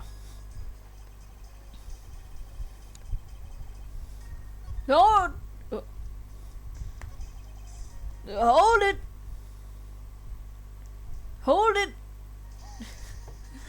No one was here. Almost everyone was supposed to be gone. It is as you say, however. Yes, however, you're the only one who claims to have bumped into the criminal. So tell me, did you see the person's face? Was it me who you saw? It was pitch black, so I couldn't actually see. Oh, come on, I'm sure you saw something. Try a little harder, wouldn't you? I'm beginning to feel like I'm the one being interrogated here. Oh well, it doesn't matter if you remember or not. It only matters that you ran into the culprit.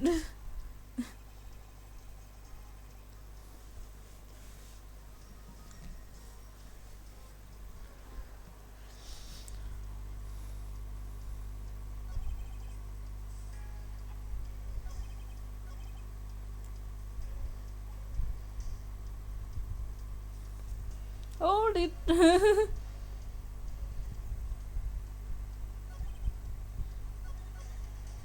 Portsman's alibi may seem perfect at first glance, but I know there's a hole in there somewhere.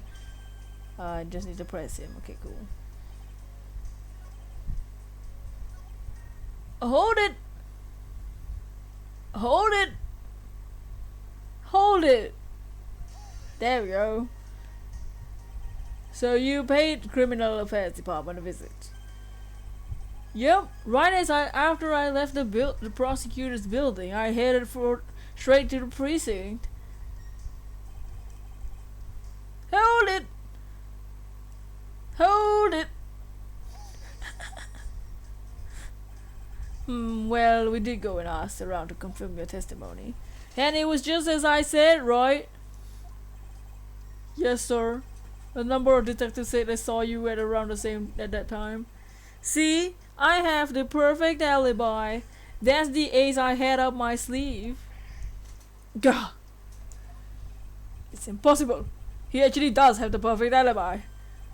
What's wrong? Why the sudden look in your face?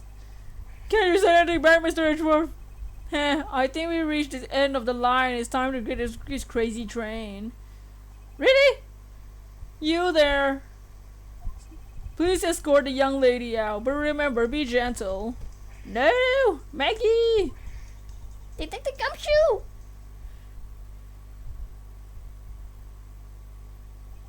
Is there nothing I can do? There must be a way to turn the situation around. If only I had a clue. Did I miss something that can help me cast doubt on his alibi? I need to calmly think this through one more time and with logic! Hurrah! No, just kidding. Files in disarray. Another handgun and Portsman's alibi. Oh, we only have these three. So we have three things. We have the files in disarray. The culprit rearranged my files twice. Once before and once after the murder. Why?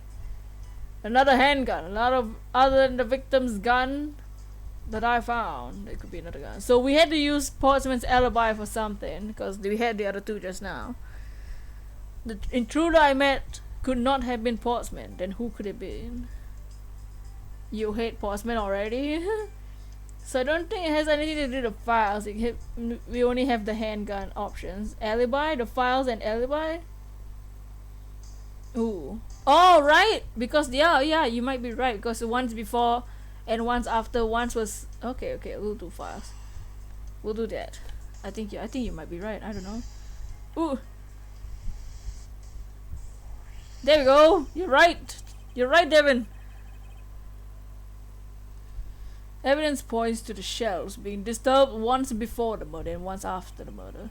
But who is it to say that the person did it the second time is the same as the first? Which could mean that there was another person who paid a visit tonight, to my office tonight.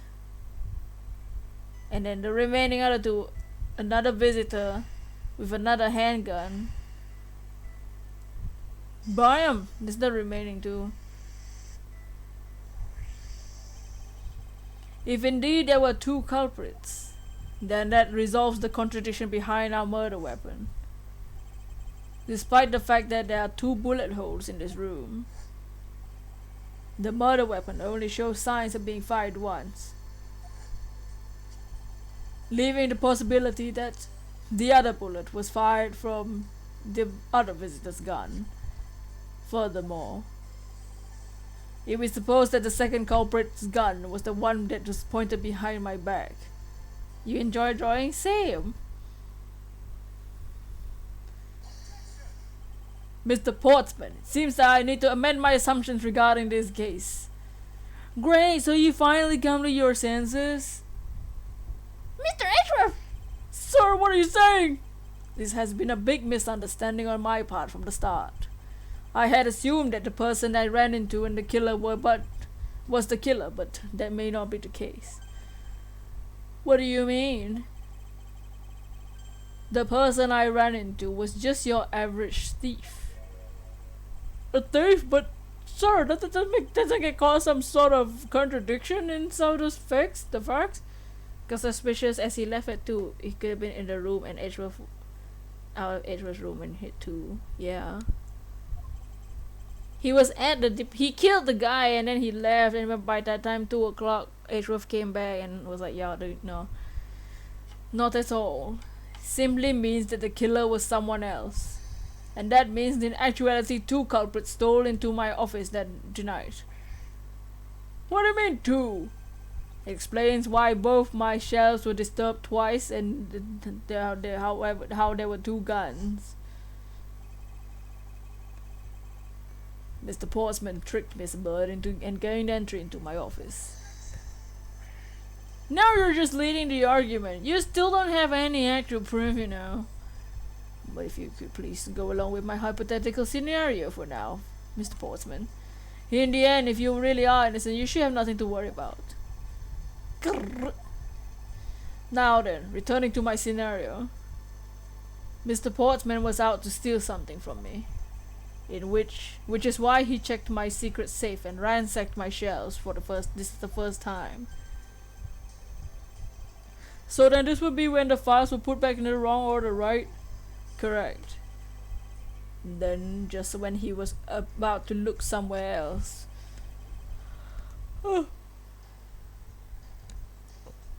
Who should walk in but his own partner, Mr. Faith? Why did Mr. Faith come into your room, sir? He probably had business with Mr. Portsman, which is why he was in the area. But that is when he noticed sounds coming from the office. My office would be my guess. Oh, because you were supposed to be away, right? He must have thought it was odd, so he came to the office to check it out. Correct. As a detective, that was the right thing to do. But when he came in, he found his own partner standing there. Because he was Mr. Portsman, Mr. Faith probably let his guard down. But Mr. Portsman was not so merciful as to let him leave alive. He waited for a chance to steal Mr. Faith's gun from him and then... BAM! He killed him. He silenced Mr. Faith for catching him in an act of stealing.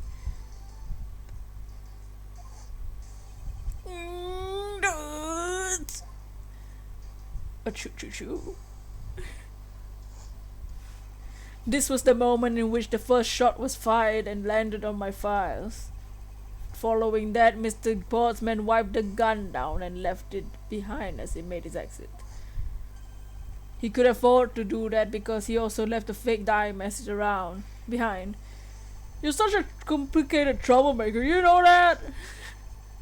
Well, if things were as simple as that, then all would be solved. However, there was yet another visitor to my room, and this is where things get complicated. There was another visitor, you say? Yes.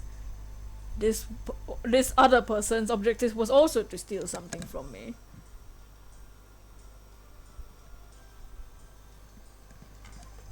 Now then, even after Mr. Portsman left, the door of my office remained unlocked.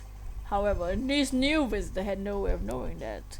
So they stole the master key from the security guard's room, and then entered my room, searched through my shelves. This was the second time they were disturbed. Seems the thief found their prize. The stolen 0 file, right? Correct. Only just as the thief was about to leave the file, I appeared. Leave with the file. The thief then threatened me with their own gun and made their escape. The second bullet was fired during that brief encounter. So the shelves getting messed up twice and the 2 bullets It's all because two different people were doing those things at two different times.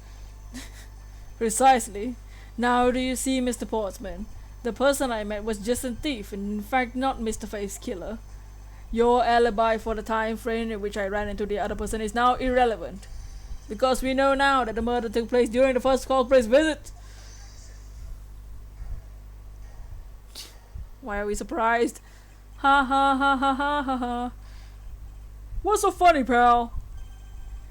Absolutely splendid. Your scenario explains everything. Of course it does. It's Mr. Edgeworth after all. But you know, it still doesn't change the fact that it's all circumstantial. Nani? Supposing if there's a big if your theory is right, it would indeed render my alibi, which has withstood scrutiny, mind you, irrelevant. But there is still one defining point of your argument, for you have no evidence.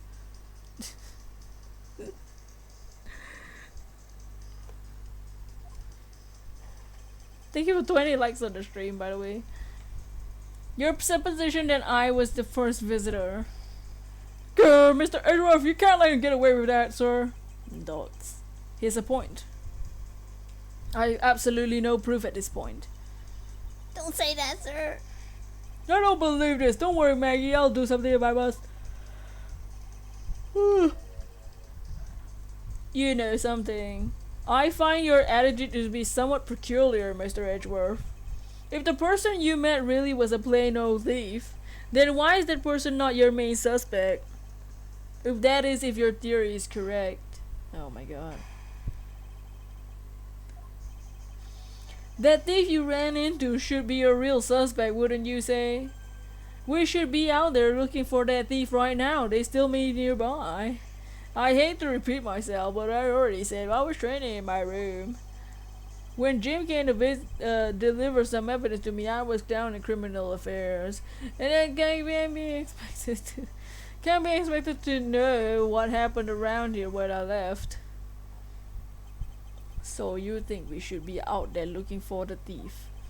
Of course! This isn't a time to be wasting on dead-end discussions. I don't think it's dead-ended. I find your alibi to be fascinating. Let's continue where we left off, shall we? I know he's lying. I know he was here. I'd find a way to prove it!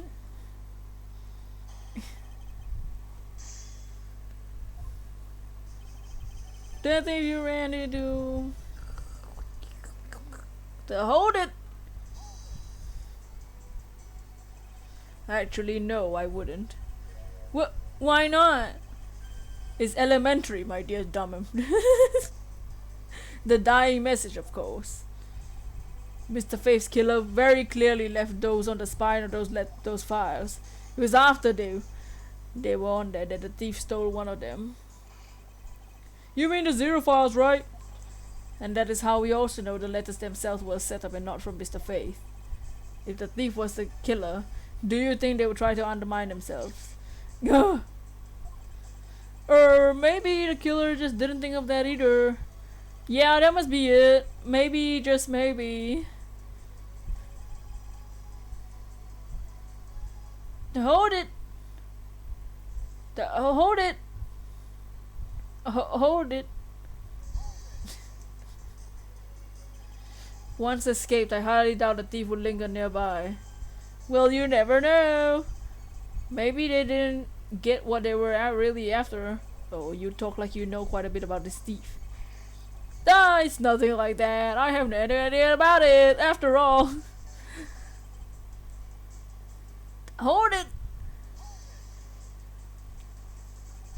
But according to Mr. Faith's note...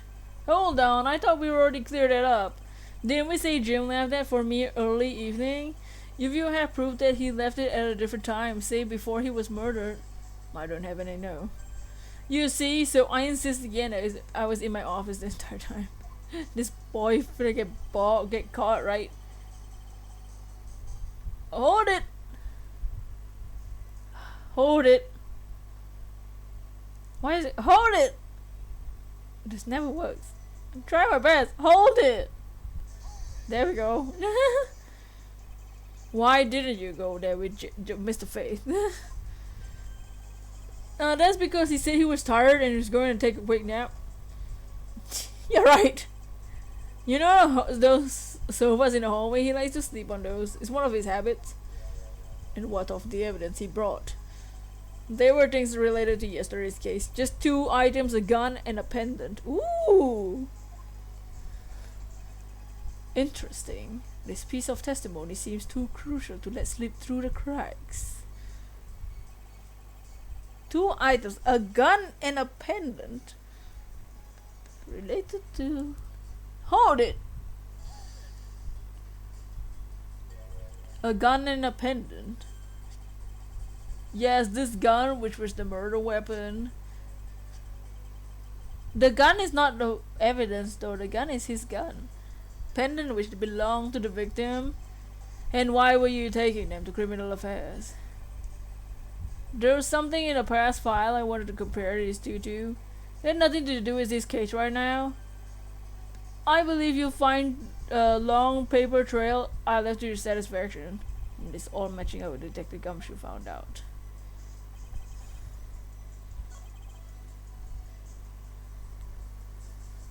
Well, the gun is not a evidence. The gun was his gun, so I'm gonna present that. Objection! No. Dang it. Low. Oh, did it come to this? Calm down, Miles. 2 items. Oh, the note says 3 items. So the note left by the victim says, I brought the 3 pieces of evidence. And he only mentions 2.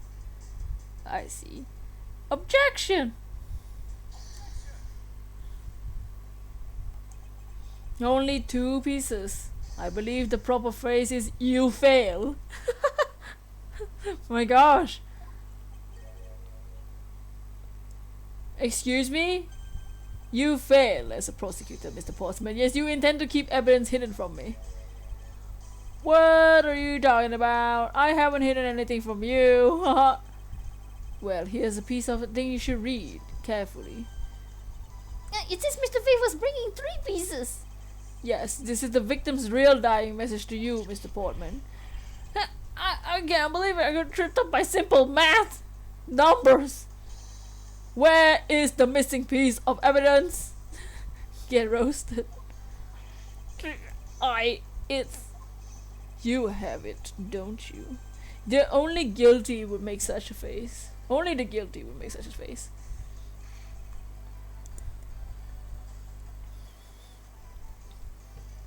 Getting Gumshoe, finish him! Detective Gumshoe. You don't have to say it, sir. I'll bet the guy hit the toe. Ah! Don't come any closer. I'm warning you. This is all part of the investigation, pal. So don't even think about stopping me. No. Hey, what's this? He had on him this, sir. Despite what you said, it appears you do have something to hide. Why would we hide something like that? Can I punch him? Sure. There's only one reason why anyone would hide this evidence of this caliber. Is because it unequivocally points to the person that himself is the real killer. Let's examine this videotape in a little bit more detail. For the section of the tape that we will drive the last nail into his coffin. Ooh! Okay. Ah! There's blood, isn't it? Yes, and I believe this is what good prosecutor was trying to hide from us. Why didn't he wipe it off? He could have just wiped it off. This blood is still fresh. You mean this might be Detective Faith's blood? No, you got it all wrong. Jacques, why didn't you just wipe the blood off the tape? No amount of details, no amount of denial can save you. But we had to run a blood test on to find the truth. You told us that you received evidence from the victim earlier. Now you will tell us when and how did the victim's blood find its way onto this video? Yeah, it's totally suspicious. It was at the moment of his death. Did Detective Faith have this videotape on his personage when you killed him? You know very well there's no way to prove that. Not even if we were to examine this tape for fingerprints. If I had to take a guess, I'd say that the only ones here would belong to you, the murderers, you, and Mr. Faith. No, it's impossible. Let's find out who's this victim.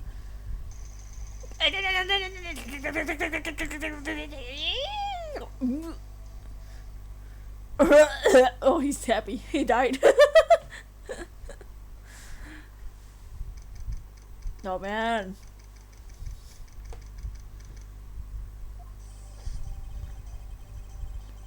Mr. Portsman has been placed under arrest for the murder of Detective Buddy Faith, sir.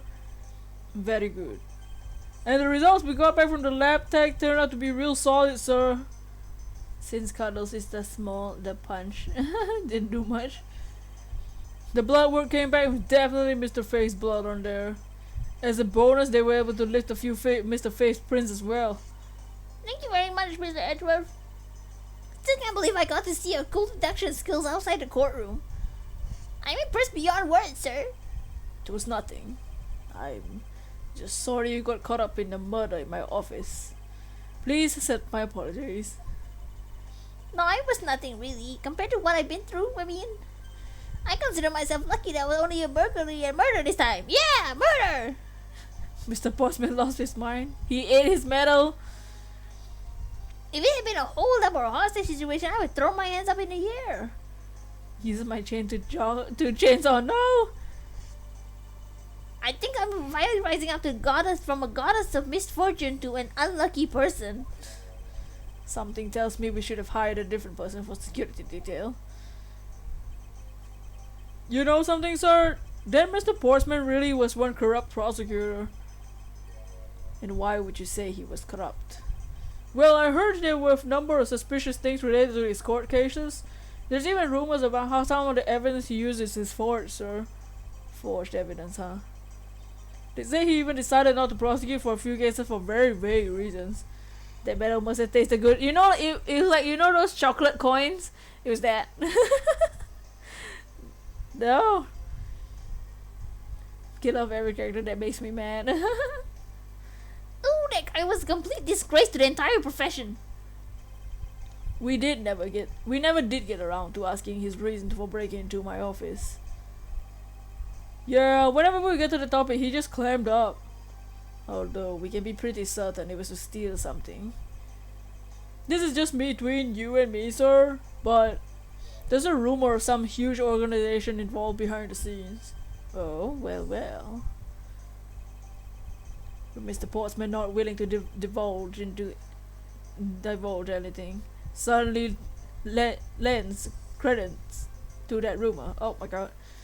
It would seem that we haven't heard the last of this. The last of us. Huh? Then Mr. Portsman isn't a bad guy? I didn't say that, but rather there's still many mysteries for us to solve. For example, we still haven't figured out the significance to this piece of evidence.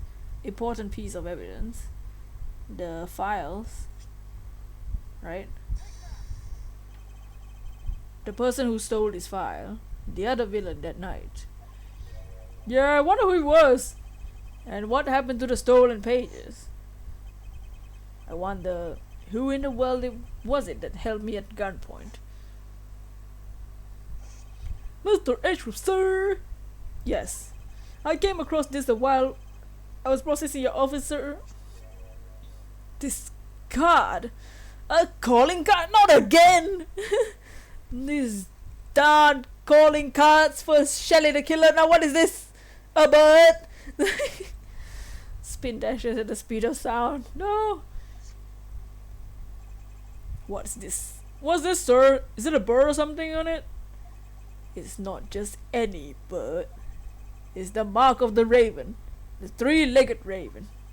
Even you should know that this is detective. Oh, it's about that thing, isn't it? The great thief everyone's talking about?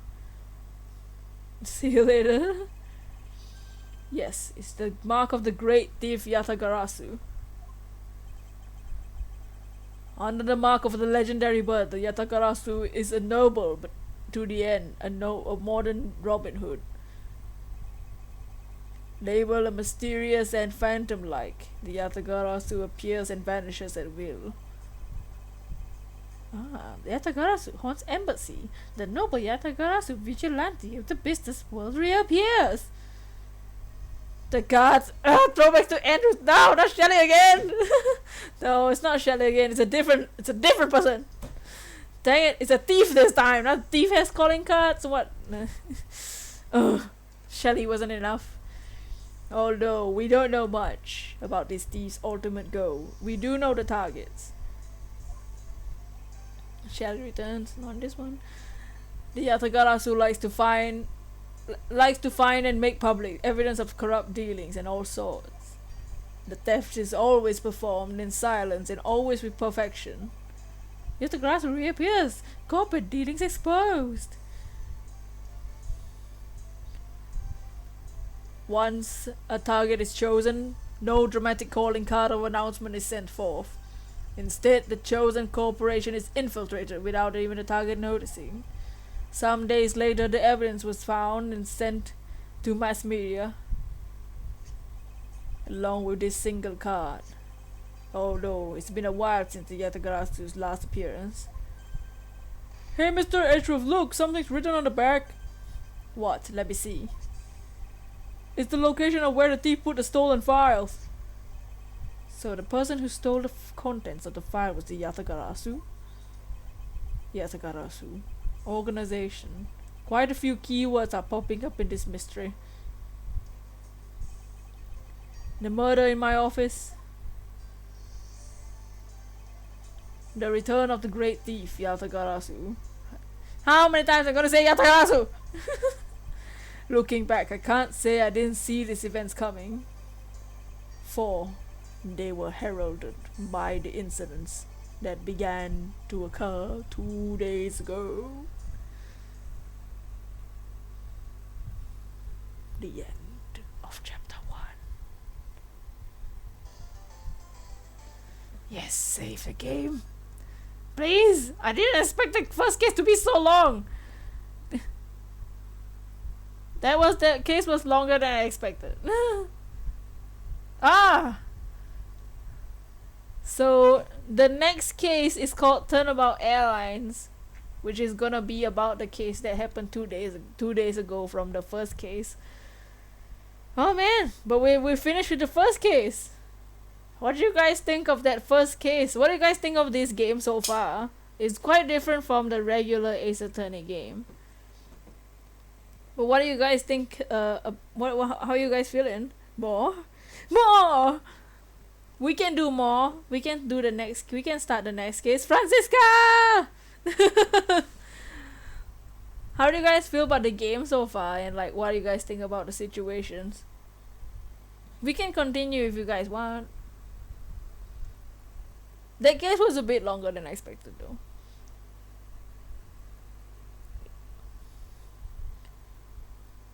Like it went on for like literally 4 hours. For like almost 4 hours. Normally the Ace Attorney cases, like the first case lasts like 2 hours or less. I'm enjoying it. I'm enjoying it too. So should we Ugh. Do you like the difference between these and like the Phoenix Wright games? The like walking around and the logic puzzles? The logic stuff we can do together as a group.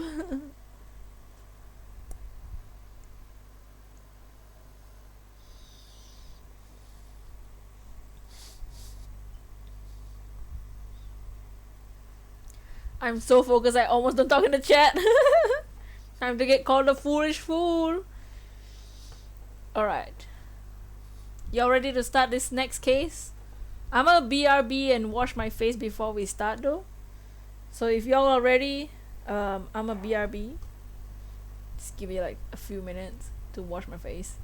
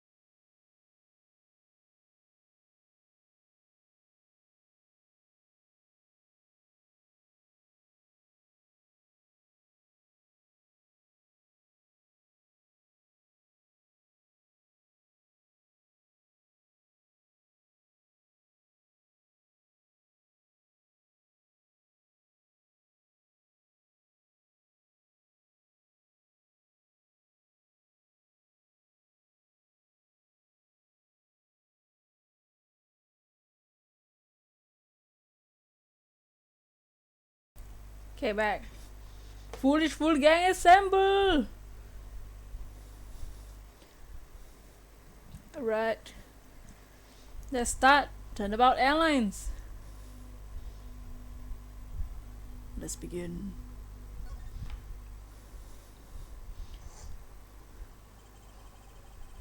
Episode 2. Turnabout Airlines. The murder that occurred in my office. The return of the great Yatagarasu. Thinking back, everything began on that fateful day 2 days ago.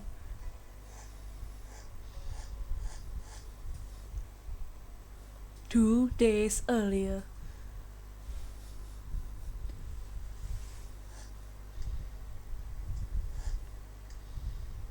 Wow, look at this cutscene.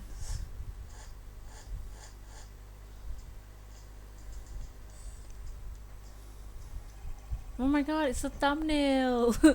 Yes, everything began in the high up and 9,000 feet in the air to be precise. Thank you for flying with iFlyer Airline.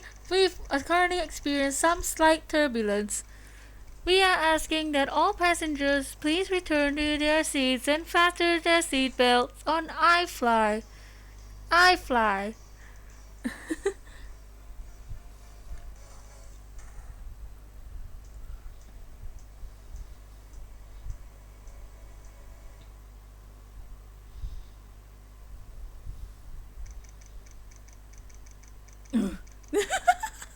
Edgeworth, what have you been doing? So, we're walking in the air.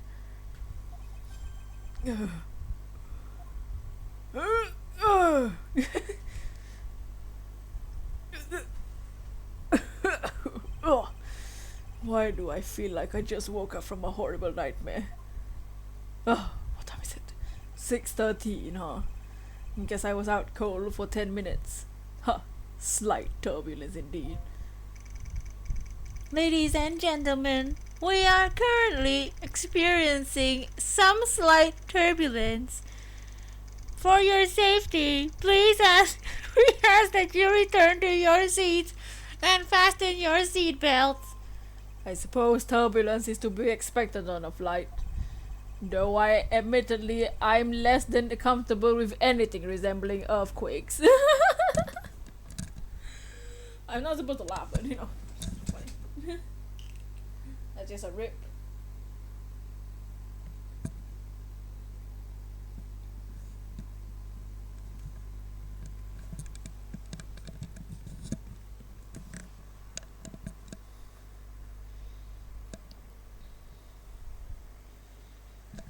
Oh my gosh, boss. What? So nasal. I feel like that's what they all sound like. I've been on a plane once. I've only been on a plane once. I feel like that's what they sound like. Though admittedly, I'm less than comfortable with anything that resembles an earthquake. I just read that. My wallet! What is this? A travel wallet. But it's not mine. How did someone else's travel wallet wind up in my pocket? Ugh, my head! Why won't this headache go away? I'll take care of this travel wallet later. I'll hand it off to the attendant. From earthquake turbulence to an elevator! I'm triggered! Oh, now I get all this. Before, when I first played the game, when I first got the game, none of these, like his fears, the references didn't make sense to me. Now all of it makes sense to me. From an earthquake like turbulence to an elevator. My God. A choo choo choo. Dots. Huh. What am I doing hesitating like this? Actually, I know full well why I hesitate. It's when I was still but a young child. I was caught up in a murder that happened in an elevator. But how long am I going to let my past haunt me? Let Edgeworth has nice things. Turbulence is an elevator. It's just an elevator. I'm a grown man now. I need to behave like one.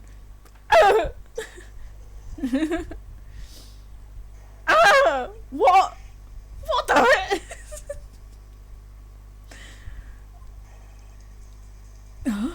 Nani? What in the world happened? Is there something wrong, sir?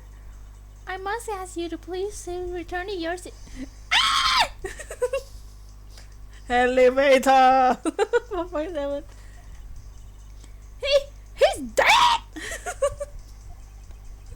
Please calm down. We mustn't jump to conclusions without all the facts. This is what happens when you... See? Hey, right, Pokemon Master? This is what happens when you don't stay in your seats. You get seen with a dead body and then you're gonna be accused for murdering them. What's wrong? Did something happen? You murderer!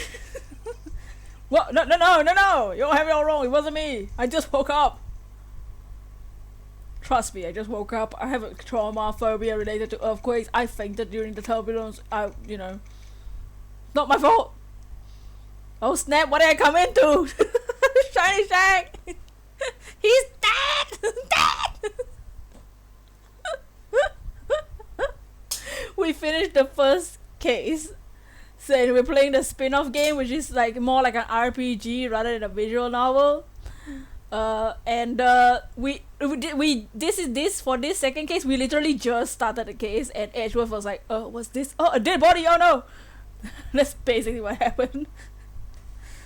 We just started the second case, so you came in at the right time. Exclamation Jack! Exclamation Dragon! Heck yeah! Y'all know. Look at that. Everyone, please. Oh, what does she sound like? You came in like, hey, oh god. What should she sound like? I know, I was like, she's dead! But what does she sound like? Everyone, I'm here. What does the flight attendant sound like? Hope you're doing great, Shana Shack. You already know. She should sound like... This game has been fun. Dude, this looks awesome. Dude, it is, dude. And you should see, just wait till you see the mechanic of this game, like the logic mechanic, because like in regular Ace Attorney, you question people in court and do the psyche locks thing. In this game, there's no psyche locks, there's no Phoenix Wright, there's no courtroom, there's only logic. Always frantic. This girl. Everyone. Everyone, I'm sorry to interrupt, but I have an important announcement. I am one of your flight attendants today. Rhoda Tenero. Rhoda Tenero. Unfortunately, this just sounds like we have a slight minor accident on this flight. An accident? Don't treat us like we're stupid. I got a glimpse and it was a murder. I'll snap what? What, a murder? What's going on with this flight? Huh? Everyone please calm down. There's no reason to panic. This flight will stay on course and scheduled landing. We are currently in the middle of a rough patch of turbulence. So until we're out of this turbulence, please stay in your freaking seats. Minor accident. But someone was killed, right? I mean... What about the killer? Let me off. Let me... Look at how big his baguette is! I also like how there's just a lifesaver just in the middle of the floor. The Mickey Mouse voice. Please, there's no need to feel threatened. We have already apprehended the culprit. Edgeworth! Untie me, fool! I ask that everyone please remain calm. What the heck is he talking about? Why should we remain calm? My name is Miles Edgeworth. I'm a prosecutor and I assure you I'm not the killer. Ha! Being a prosecutor doesn't make you incapable of murder, buddy. Now you listen here. I am not the killer. I simply found the body. What's going on? No! So you say, however... La baguette. I'm sure you're the perpetrator of this crime. I swear on my honor as a flight attendant. Professional flight attendant. Oh, is that right? Alright. I know what I saw. And there's even very strong incriminating evidence to back me up. Since when do flight attendants use the term incriminating evidence? They say proof. Like fools, say peasants. Just kidding. There he goes, killing again. God dang it. Another killer. What kind of incriminating evidence is she talking about? We've already alerted the proper authorities at our destination. Till we land, you will remain in our custody where the powers vested in our captain. But about... I am Captain Planet.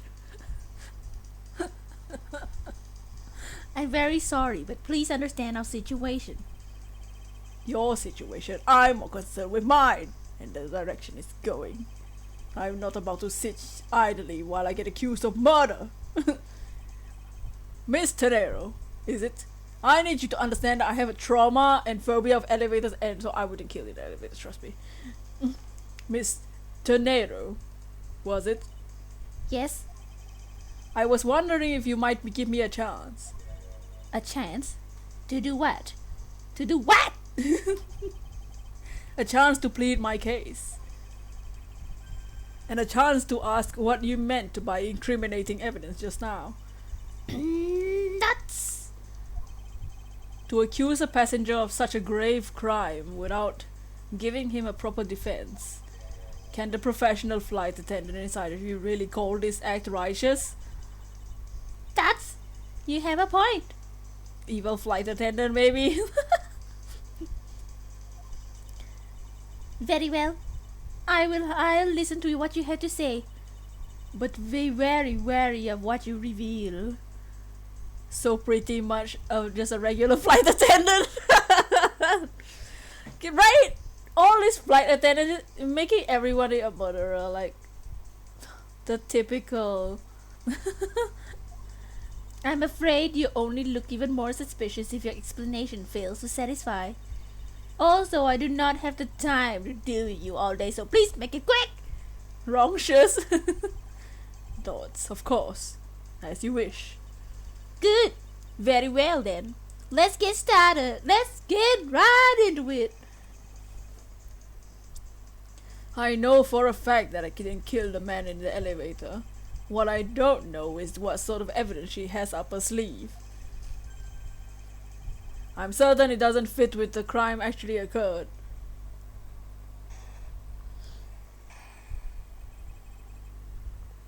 "5 minutes into this case and we already have to do this? Oh my god." What do I even have in my organizer? Ah! My organizer has stuff. Okay, we have stuff in our court record. I was wondering, like, we don't even have anything. Okay, so this is what is in our court record. Our badge. Our prosecutor badge. You're guilty! Would you like some peanuts? Oh, sure. Ah! I see! The fact that you like peanuts, it's incriminating that you are a criminal. Flight attendants give me Sprite so they're not evil to me. A travel wallet picked up from the floor. It isn't mine, so whose is it? Okay. Crime scene notes. Body found at 6:15 a.m.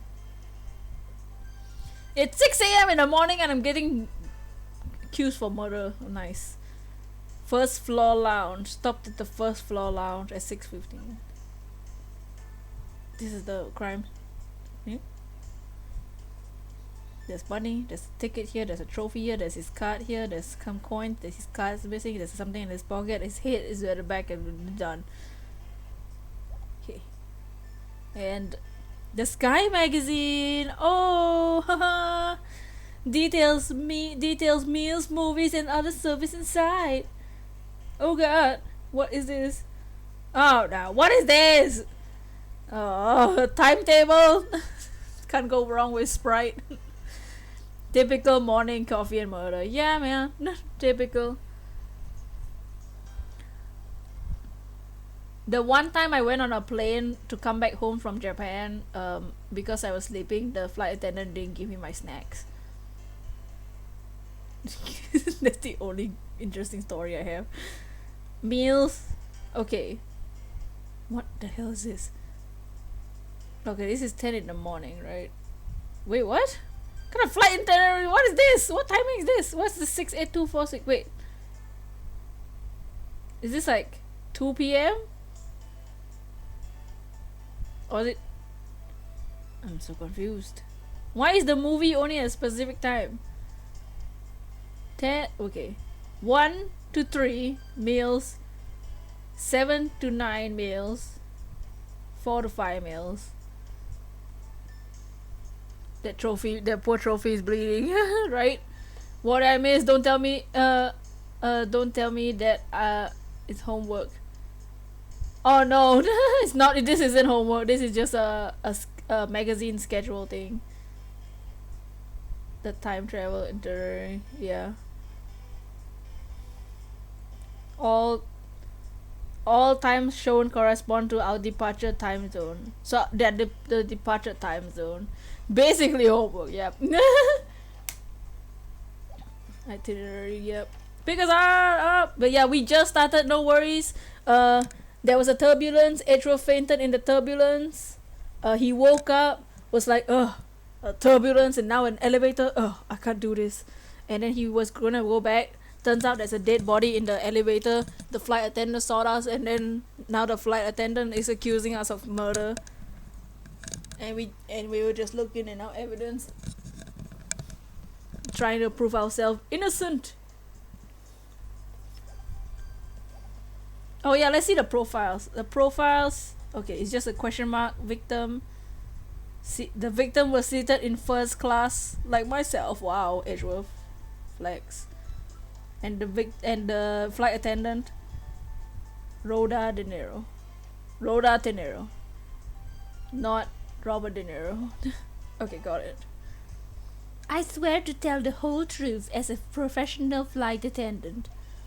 Unfortunately for you, Mr. Edgeworth, I am certain you are the killer. The scene I saw in front of the elevator, it was you standing there in fresh blood dripping off the murder weapon. What murder weapon? I wasn't holding anything.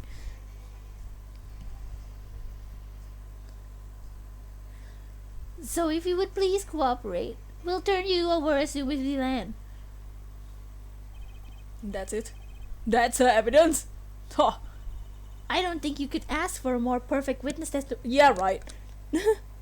I've had actual criminals have better testimony than you. Square hair. Gah. Gah. Wouldn't you agree, Mr. Edgeworth? Shut up. Not really. It's hardly perfect when there's a gaping hole in it. This case has gone on for like literally 10 minutes and it's already insane. I swear to tell her yeah, right, whatever. Do. I'm gonna press her. She's accusing us of murder, yes. She's accusing us of killing the guy in the elevator even though we woke up like 2 minutes before we found the body. We were fainting on the floor. Hold it! Hold it! Hold it! It doesn't work! Hold it! Hold it! Oh, there we go. The murder weapon dripping with blood. Really now? I swear that was a grisly scene I saw before my eyes. Before me. I mean, thank goodness it wasn't a passenger who saw. There may be widespread panic now. As I recall, you were quite panicked yourself at the time. Dots? Excuse me? You were scared enough to misread the situation and accuse me of murder. Nonsense! Professional flight attendants cannot afford to be flustered. I witnessed a murder scene and now listening to your defense. Well, with a smile. The fakest smile I've ever seen in my life. Flight attendants. Apparently you also lie with a smile on your face. Was I holding the wallet?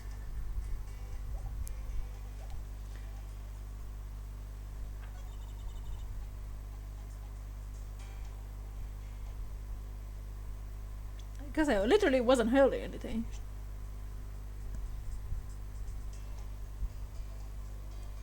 I was holding the wallet, so they present that. Objection? Mr. Nero! What? Mr. Yelling all of a sudden! Ah, force of habit. Well, it doesn't matter.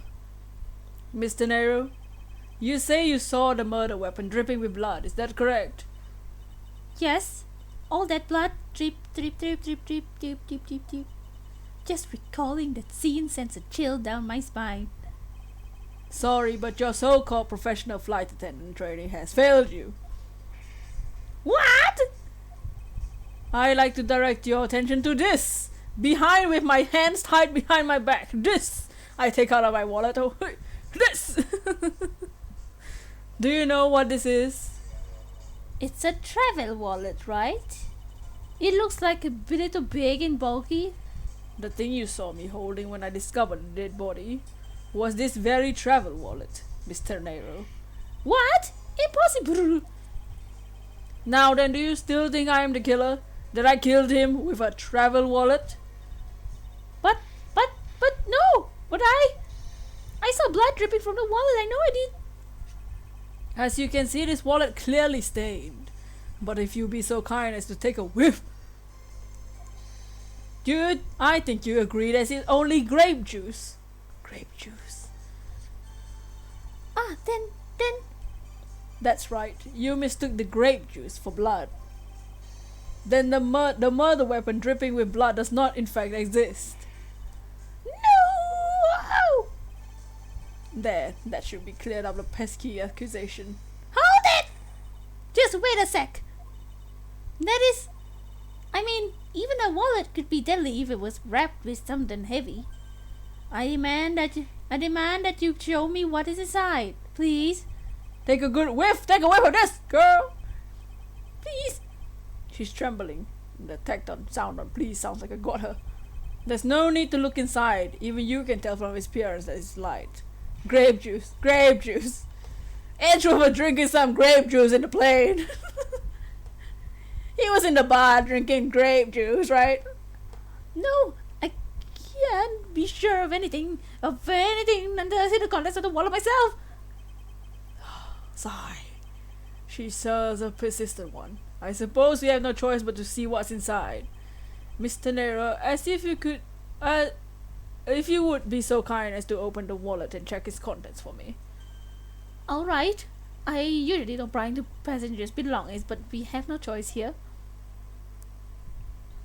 Ah! Okay. We can do this.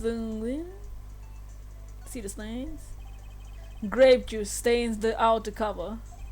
Oh. True, it was I who dropped it into the juice, but I didn't do it out of ill intentions.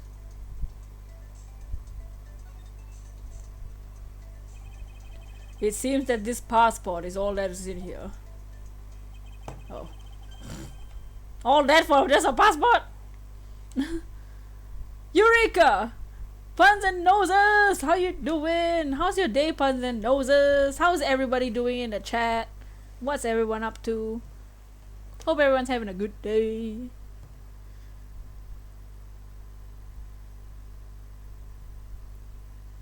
Thank you for 18 likes on the stream.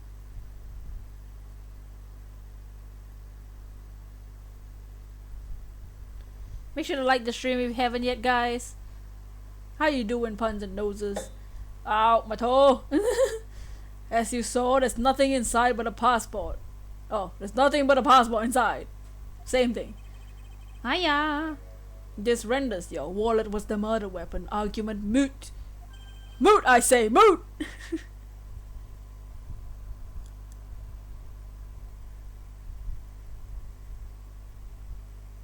Wouldn't you agree? Doing great, thanks, but though I'm as poor as Gumshoe. Hold it! Please hear me out, Mr. Edgeworth. What is it now? Well, I was wondering whose passport it was exactly. Can I take a look? Why not? I'm rather curious myself. This is... Type Republic of Virginia, Hicks, surname Hicks, Agby Hicks. What?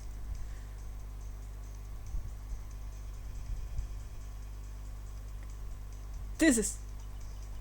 Just as I thought. This travel wallet belongs to Mr. Agby Hicks, which makes it the victim's property.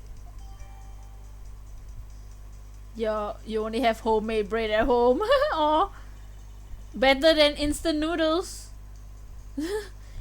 You stole the victim's wallet.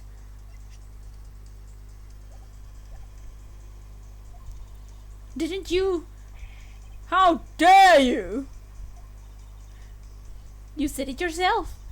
You claimed to be holding this in the wallet in your hands when you found it. When I found you. Dots. Perhaps I misconstrued the wallet for the murder weapon, but it seems I wasn't wrong about who the culprit is. Ugh. As you claim, the murder weapon is not the travel wallet. It's the noodle curry. However, it is something you stole from Mr. Hicks after you were done with the vile death. I find it hard to believe myself, but your motive was simply you were out to steal Mr. Hicks' money, weren't you? I'll have you know, I am Miles Edgeworth and I am extremely rich. I'm in a first class. I'm in a first class plane seat. Just like the victim. Don't you even dare say I'm not gumshoe. Just kidding. Can't even afford butter. Oh, so sad. She's tough. Pichu says no to murder. Picazar. So even though I didn't have the murder weapon on me, you still suspect me. I see. You stood up at the crime scene with the victim's wallet in your hand. How can I turn a blind eye and not suspect you of foul play? Ah! Get out of here. Get out of here. Yes, you claim the murder weapon is not the travel wallet. However, it is something you stole from... Hold it! You think I stole it? Yes, I'm very sorry to say, but I wouldn't be so rude. But it must be said. I never thought I'd see the day, but here I am calling a passenger a thief. Dots. Maybe I should put on a serious face and say it more directly. I believe you removed the wallet from the victim's passenger. It really doesn't matter how you phrase it. What I like to know is why you think I stole Mr. Hicks' wallet. I do have a bit of butter left. It's not much for 6 days until my next paycheck. You can make it. It's just a week. It'll fly by. I find it hard to believe. Hold it. Hold it. Oh, she's annoying. I wonder if she wants to be the next victim. Me. You think I was after the money? His money? Where did that company idea come from? True, you are also a passenger in first class. Exactly! I thought something was off about you and those deeply etched lines on your forehead. Wow! You're saying she thinks Edgeworth wants the money to use on Botox. They are not lines. They are perfectly normal and a part of my natural face. She Edgeworth's match though. I don't think I ever met someone as terrible coded. I did. What? Dots. That is when it hit me. You have the face of someone with money trouble. Money trouble? I'm just extremely traumatized as a child and triggered all the time. Get out of here. She's really making a fool of herself pursuing this line of logic. I should spare her and present a piece of evidence to contradict her testimony.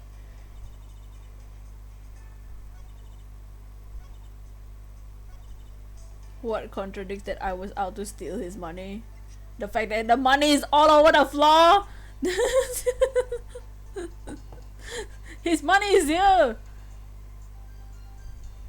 Also, there was nothing in the wallet. The wallet was empty. And there was money on the floor. There is but a... So I'll present the crime scene first. It's either the crime scene or the wallet, because the crime scene, the money is all over the floor. Like, I'll present that. There's money all over the crime scene. Should I present the crime scene or do I present the empty wallet? Which one should I do?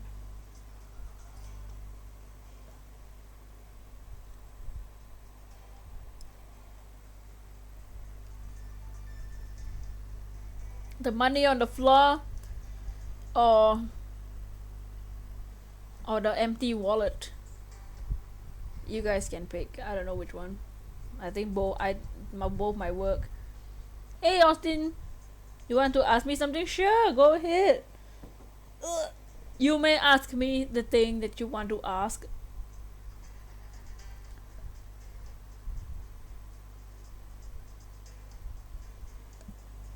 So in the crime scene photo, there's money all over the floor.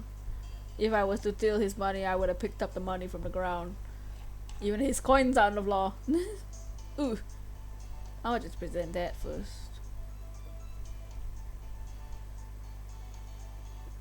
Objection!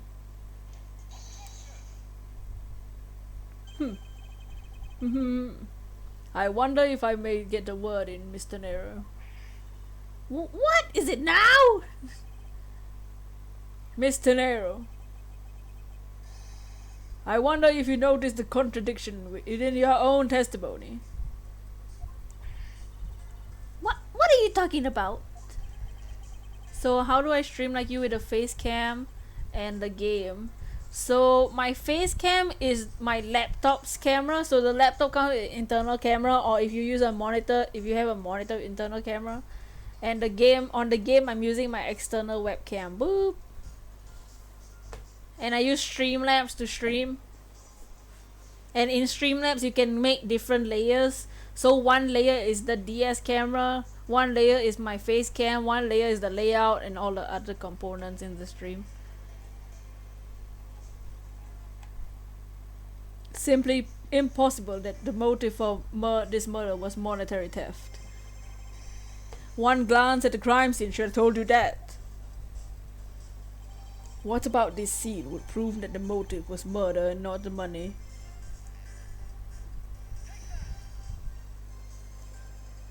If I may direct your attention to the things strewn all over the floor. Ah! That's right. The floor is covered in bills and coinage. Bills and coinage!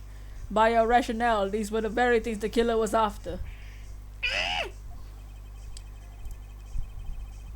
I think we can assume that the wallet fell during the victim's struggle with his killer. I would think that the killer would notice something like money scattering everywhere. Furthermore, as you can see, there was no effort made by the killer to gather money. But no, you can't promote yourself, Austin. Only the mods can have their links for their exclamation points, their command links. Please don't self-promote here. This is one of the rules, dude.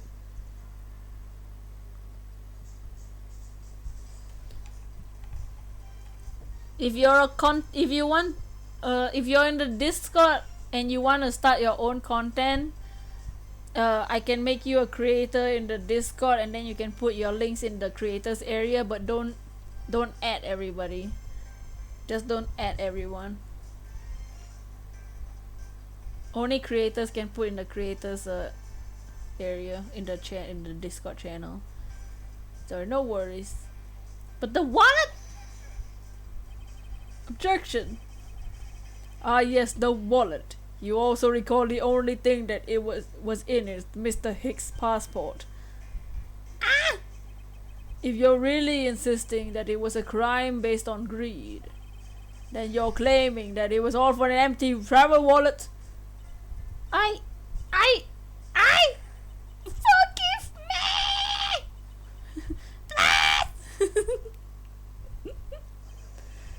Hey, what the heck?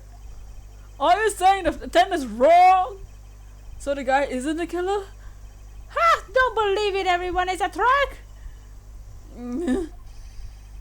Will you please order? Shut your mouth! You wanna stream Pokemon Masters? Alright. What's your Discord name? I'll change your role to creator. Mr. Nero. Yes. You lost your cool when you saw the dead body. Plus, the lounge was dark and you're looking into the light from the elevator. Oh yeah. It's easy to see how you mistook the wallet with my hands for the murder weapon. I take no offense to what you thought I was the killer. Mr. Edgeworth. Fine. Thank you for releasing me. Oh my god. Oh, what is this? Windings! How am I supposed to read this? How? Okay, hold on, let me do that. How am I supposed to read this? What should this sound like? Just gibberish? Hold on, let me make Austin's role in the Discord creator.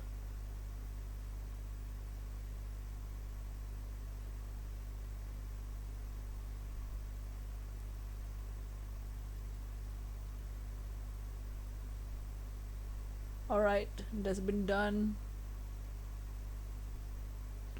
What should this sound like? Just gibberish?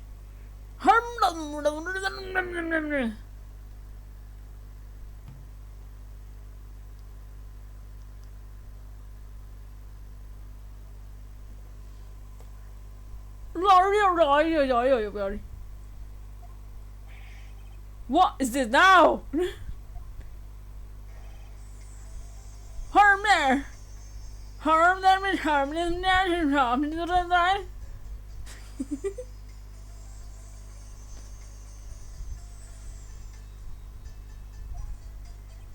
Mr. Nero, if you could translate, I'd be much obliged. It sounds like Bulgarian, but I don't understand any of it. There's another attendant on the flight who... I said he's about to get the runabout.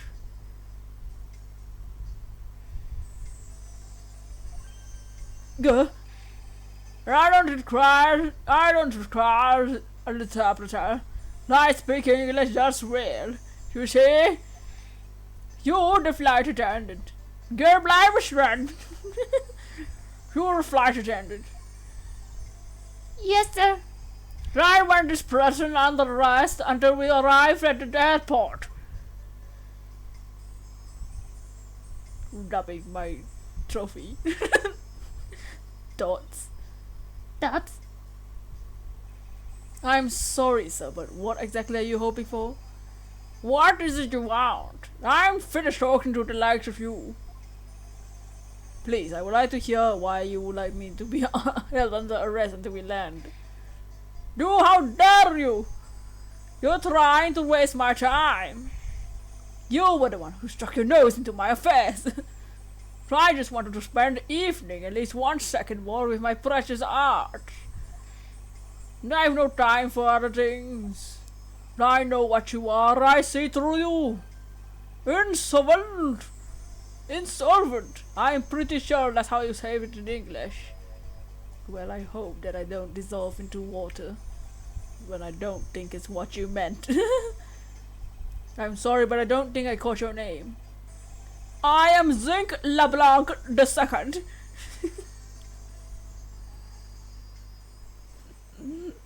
Hey Kakarot, what's up Kakarot? Guys, make sure you like the stream if you haven't. I don't know if it's people unliking or that YouTube is unliking the things, but yeah, we were at 20, then we were at 18, I think now we're at 16. People are unliking the stream. They're like, what is this? That or YouTube's being weird. I don't know, I can't tell. I'm a very wealthy man in Bulgaria. But I'm not an ordinary rich man. I'm an art dealer. A rich seller of the beauty. Mr. LeBlanc, what do you mean just now? Pardon? When you said that Mr. Edgeworth was giving me the runabout. I have to explain. Unbelievable! I will say it once and only once. I do not even have a second to waste. Time is money, as they say. Yes, and yet you continue to blather on. Yes, I saw it. The victim going to the elevator. Going down into the lounge. Exactly 6 o'clock. Dots. And what's the significance of the time? At 6 he says. Wait, you saw him at 6? Ah! What's the matter, Mr. Edgeworth? Pardon? He understands at 3. Mr. Attendant, what time did you discover the body? Well, it was a little after the patch of turbulence at 6:50. Hicks was his name, was it? When I say that man killed, Hicks was killed in the 15-minute time span. And the only person in the lounge at the time was the prosecutor, yes? Dots. Yeah, I was in my seat the whole time. Me too. I was watching the movie and enjoying a fine glass of grape juice. Grape juice. Look at all that grape juice. What kind of first class is this? I was here eating. I still haven't finished eating, see? The other passengers have an alibi, so you have no problem with them, I suppose. Dots. No complaint. I see not a single word against us, right? I have no way of discounting what you've pour off at this point, but this wasn't me. There you say. Do you have what to say? The evidence? Mr. Edgeworth, are you really the culprit after all?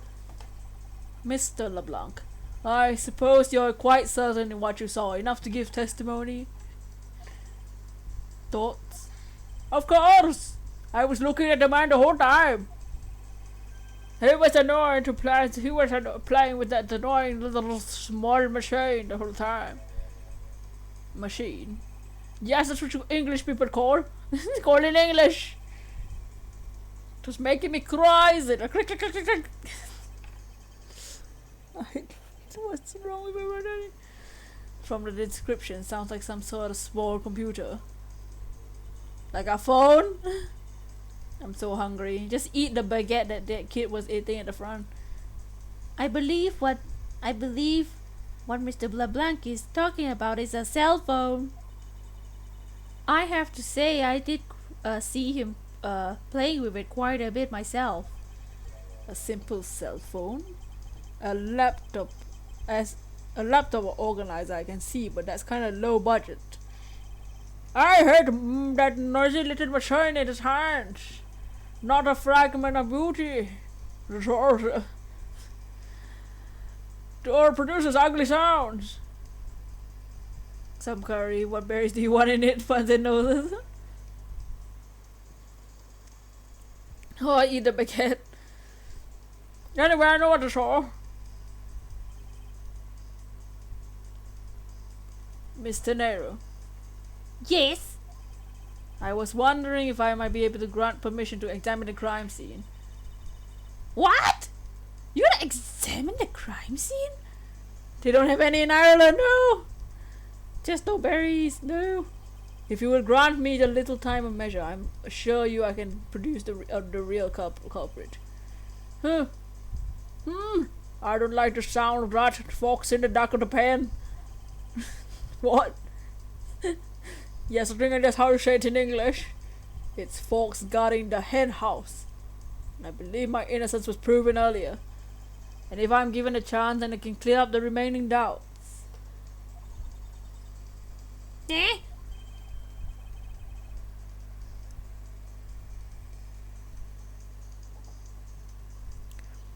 Mr. Nero, if you wait until we arrive, there's a good chance that some evidence has been destroyed by then. That? I understand. Let me hear the captain what to say. This should not be approached. Please, Mr. LeBlanc. It's an emergency. All decisions are made by the captain alone. Now please wait here while I go ask the captain what to do. I'll be right back. I bow. Goodbye. Goodbye. You're not planning to erase evidence that you're an investigation, yes? Of course not. We will see. Mr. Edgeworth, you had the commission the captain's permission to investigate the crime scene. Hope they have food in the teacher's lounge. I'm sure they do. What unbelievable! I'm in your debt, Mr. Iro. However, there's one condition. I'm to supervise you. Because I got for lunch dinner next week. Oh no! buns and noses. Of course, I see no problem with that stipulation. It's only natural I am suspect in this case. I take full responsibility and will watch Mr. Edgeworth's every move. I hope this is reassurance that there will be no foul play. Now then, Mr. Edgeworth, shall we proceed? If you need any of my help, feel free to press the partner button. It's time to head into the crime scene. The first lounge. Alright. Well, let's walk around. Alright. Okay, lady. Watch this. Watch.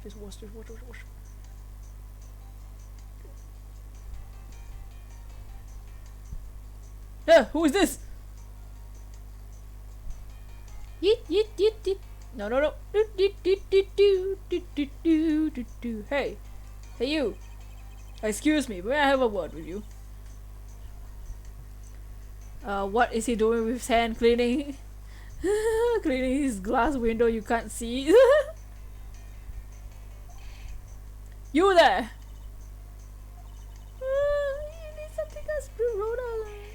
What the?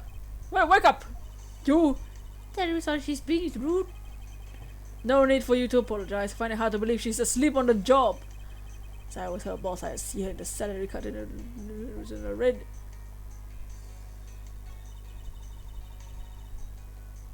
How did you find your meal to be, Mr. Edgeworth? Come to think of it, I forgot all about it. Must have been asleep or something. Oh, I'm terribly sorry. Maybe prepare something right away. What are you apologizing for? I failed in my professional duties by letting a passenger go. Oh, but Mexico hungry. Please help yourself.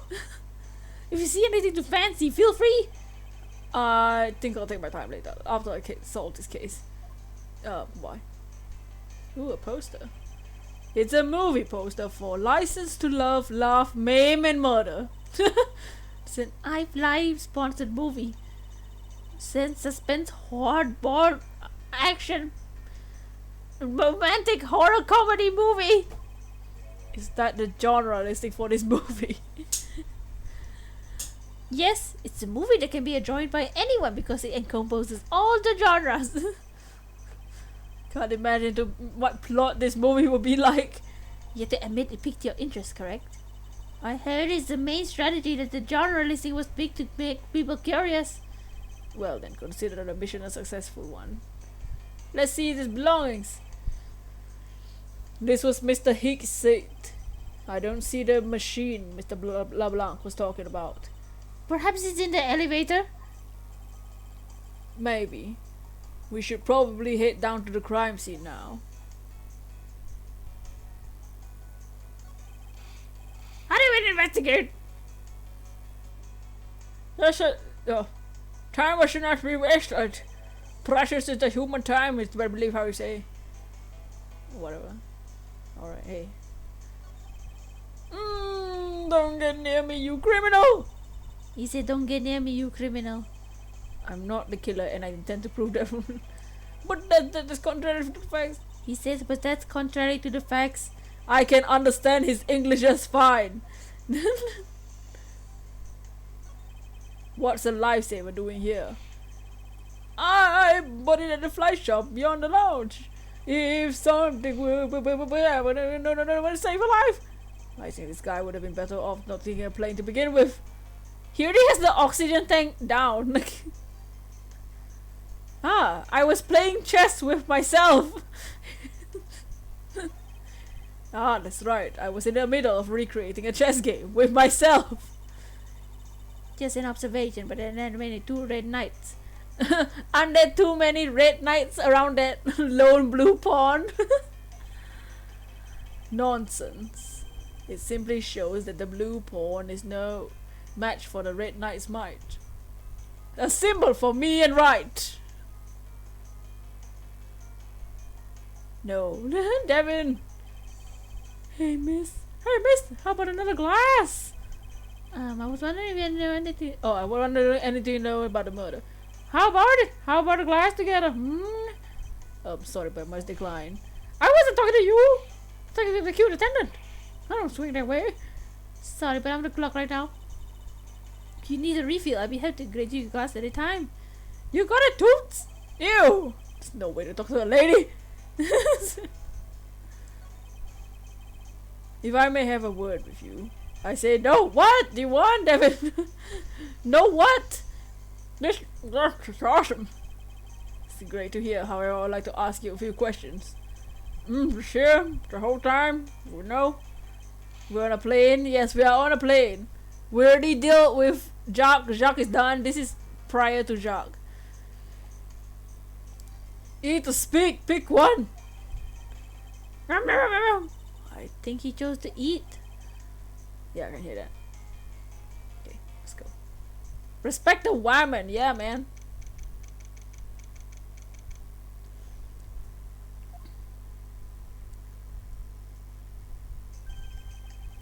I want to thank you for your help back then, Mr. Nero.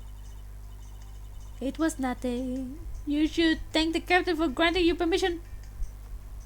Not having murder. It's already been done. The murder has been done.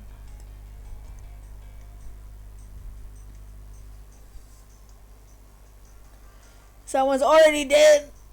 Ugh, while we're in the sky.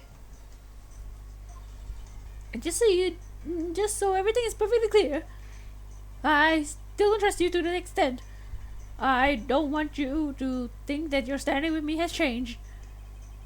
I see. I will bear that in mind.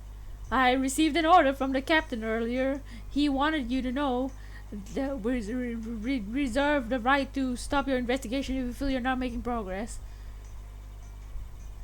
And when we do, he asked that you return to your sleep at that time. So my time runs out with his true discretions. I had to find a way to discredit Mr. LeBlanc's testimony before time's up. I understand. By the way, is there any place you can think of the killer might hide on board? I don't think so. After every first class passenger was accounted for in his or her seat, we made a thorough search of the plane. As for business and economy class, no one can move between those seats. That's for those two classes in the first class without a staff keycard. We found no record of a keycard being used, which means that I have a first class killer on my hands. Sonic X.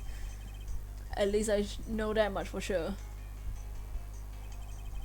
On one other thing, no one has been allowed near this crime scene. The murder was discovered.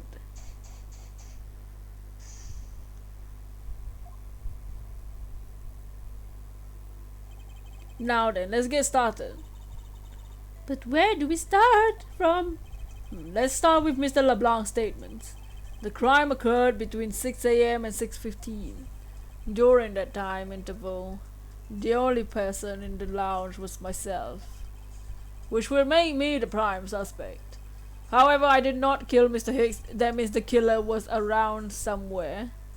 Where was the killer? What clues point to where the killer could have been?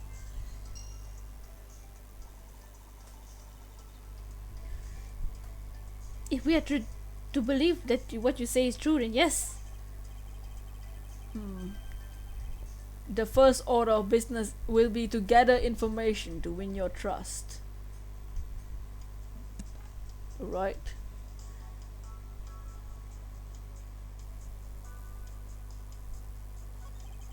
These counter windows offer a glimpse of the sky, but nothing but clouds. They tell me nothing.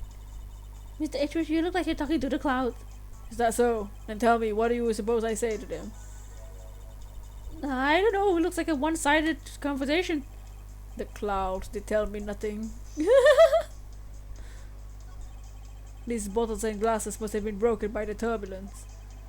There was quite a bit of broken glass here. Please be careful when passing through the area.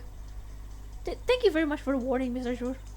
However, no matter how kind you are towards me, no, that it doesn't currently suspicious I haven't met you. I wasn't warning you for the sake of clearing my name. This door leads to the flight attendant's room. Please understand, this off limits and authorized personnel. The room is giving off a scent of woman's perfume. I feel like she's in on the murder. One would think that the perfume would smell great, however, it simply smells. Not that I have any interest in what lies beyond this door.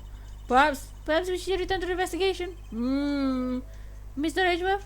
Sorry, I spaced out for a second. Ooh, a piano. This grand piano is the pride of this plane. It can play the music of whatever CD we just. That's not a piano. It's an overgrown music box. Ah, but its keys depress along with the music. It plays really something playing it. Some people entirely too much money to waste on overly complex toys.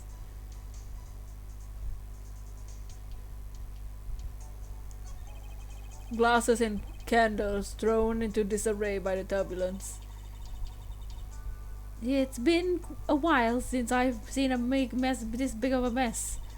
It's terribly embarrassing, but I thought it was an earthquake for a second, and I frantically searched for a gas valve to shut off. I guess the shaking of the plane was bad enough to be mistaken for a real earthquake. Not that I would know. I was unconscious for most of it. She's protecting the murderer. There's some spilled grape juice on the front of the elevator. There's footprints. I'm assumed it was spilled during the turbulence. Oh, we must clean it up if we will get hurt. Aha! Well, what is it, Mr. Edgeworth? I found something very important evidence. It's not a normal plan. Important evidence? The footprints? Not a normal plane. Ugh. What is this? What is it? They're a little smudged, but I think we can both agree that they're a set of footprints. So you think... How did he get knocked out? So Edgeworth has a phobia of earthquakes, and anytime there's an earthquake or like something like that feels like an earthquake, he either bends down and cries, faints, or just is shook to the core. He will either bundle up into the corner of the wall and cry or faint. So he fainted during the turbulence because he has a phobia of earthquakes. Yes, these belong to our killer. Oh, then maybe we should check the shoe size for everyone in first class. I don't think that will help any of us. Unfortunately, the prints are too smudged. We will make it hard to get a definitive match. Oh, I see.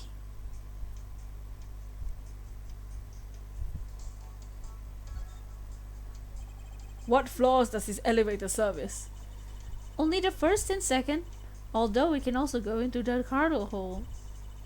However, that requires a flight attendant flight crew keycard.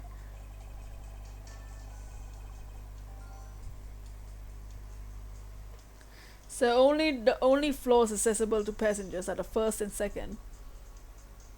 Wow. I won't rest until I inspect every nook and cranny. Money is strewn all over the floor on the elevator. I guess it will all be in Mr. Hicks' wallet at some point. She wants to get Cinderella up in there with the shoe matching. Killer is the killer. Now my mom is home. Oh man. All the things.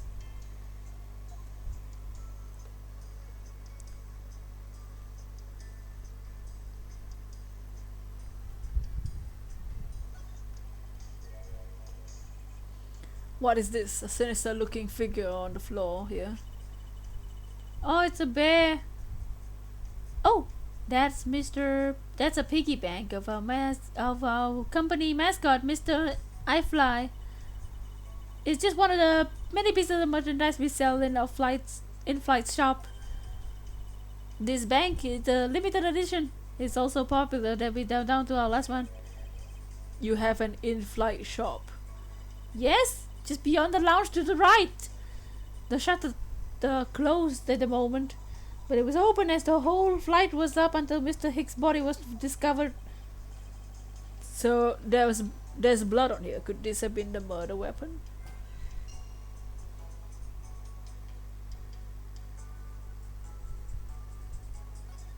Gotta go, alright. Oh. I wanna see his card.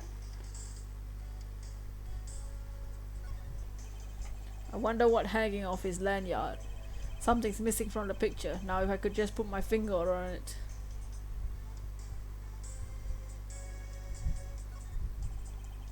Now, I wanna see his cut. There's something sticking out of his pocket. Hope I don't mind if I take a look what's inside. It's a picture. Ah, nice. Nice picture. Looks like it was taken inside the building somewhere.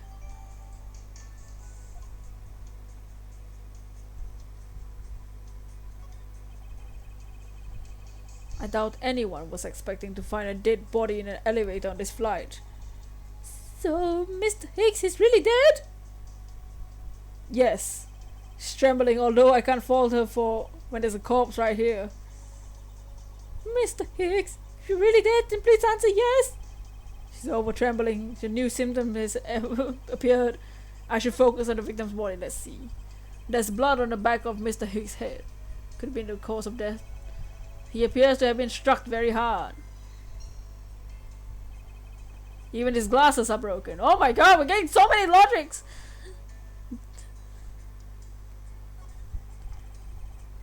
No. Okay, so we can deduce right now, and so I'll deduce his lanyard to contradict that the new evidence that we just got, which is the photograph, because his photograph has has this thing on it. It's gone. You've been struck by a airplane mascot. Eureka!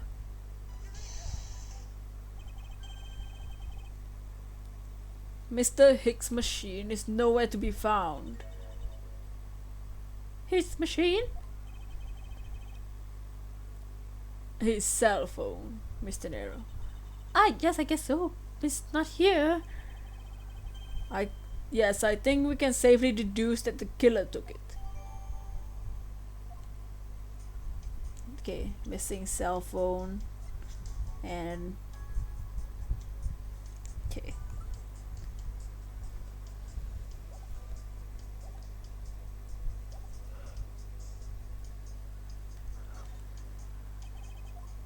Okay, I think we're done with this. Let's see, let's check this side. The in-flight shop is just beyond the shutters. We don't have permission to open them, so I'm afraid we must leave them closed. There must be clues found here in this lounge. Okay, let's see what logics we can put together. We have 6 things. Oh my god. We have 6 things. Whew. We have 6 things to deal with.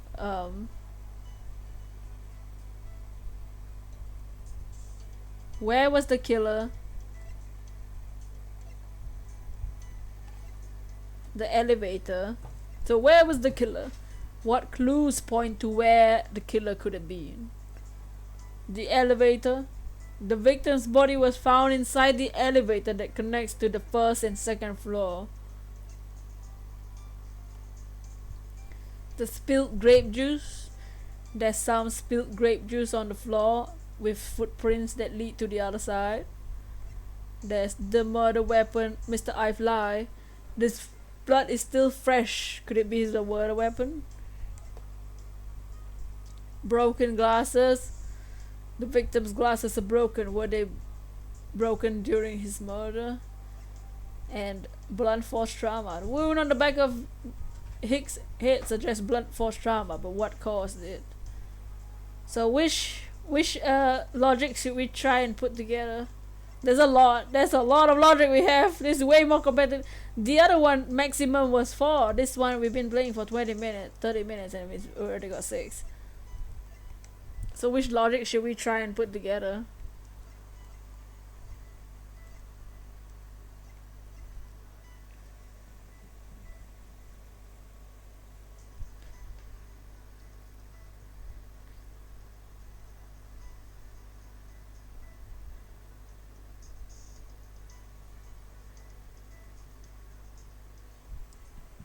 I think we'll just investigate this room and then we'll end after investigating this room.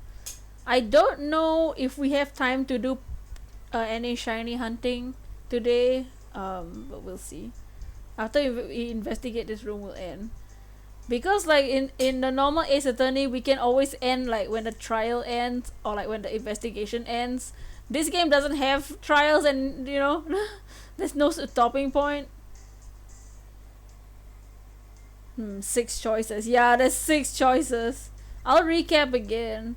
There's where was the killer, the elevator, the grape juice, the blunt force trauma, the glasses, and the murder weapon.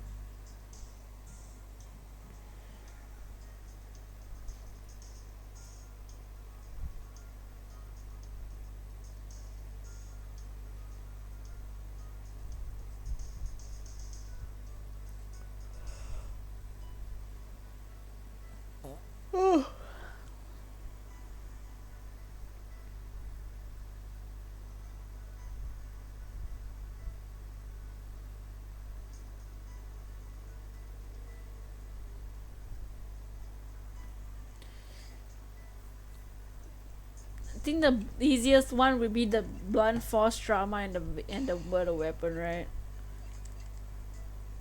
Try the glasses. Should we do the glasses? The glasses with which one?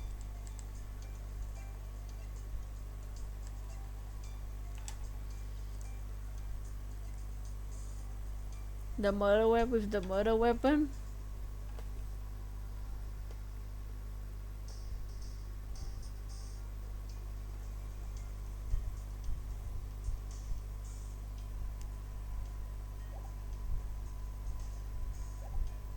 Oh, whoa, wait, hey, no, go back to the logic!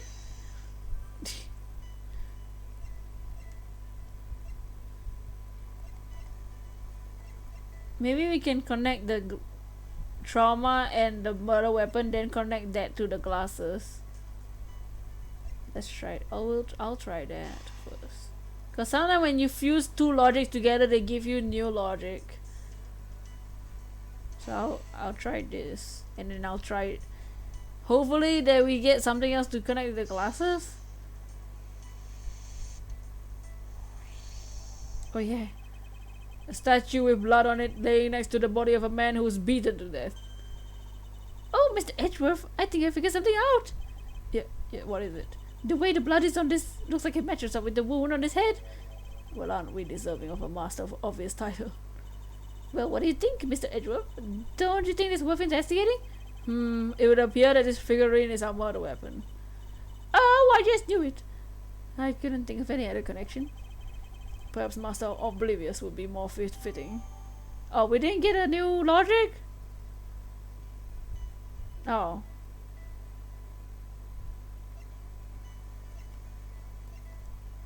How would the glasses fit?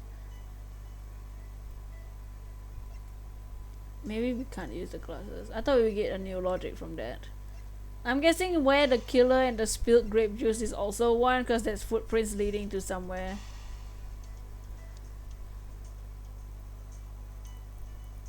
Where do the glasses fit? I want the glasses!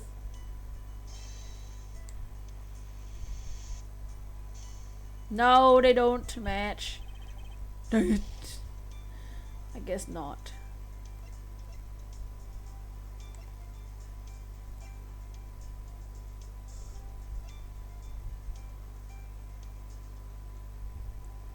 I don't think the others.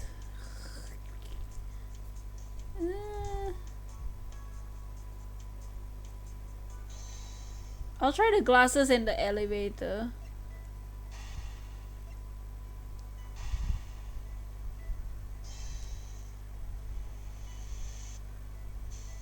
Nah. Dang it. Maybe we don't have we don't have anything else. Bronze statue of the founder of Airflies. Hugo I Fly. Hugo I Fly. The one on the left is when he was in his 40s, and the other is in his 80s. Where was an elevator? Oh, okay, I'll try that. Hold on. Did the man actually age in the span? I'll try that. Where was... yeah, where was the killer in the elevator? That makes sense.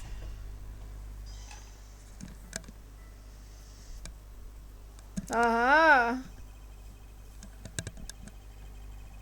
I thought the footprints would have been it, but no.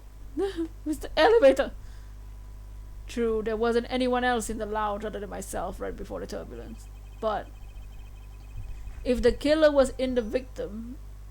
Nope! The killer was in the elevator along with the victim. That's a different story. In the elevator with Hicks? If only I could prove that the killer rode the elevator with Hicks.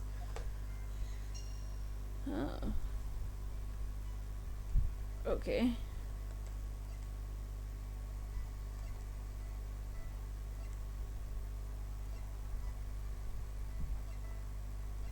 Can we put this with anything? If I can prove... Eureka! What about these? Can I mix any of these with the elevator? Prove that the killer rode the elevator with Hicks. Spill grape juice on the elevator, on the floor.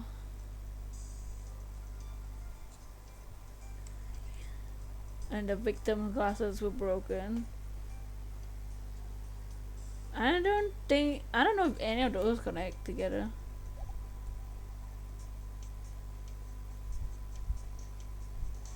Can we go back up? No?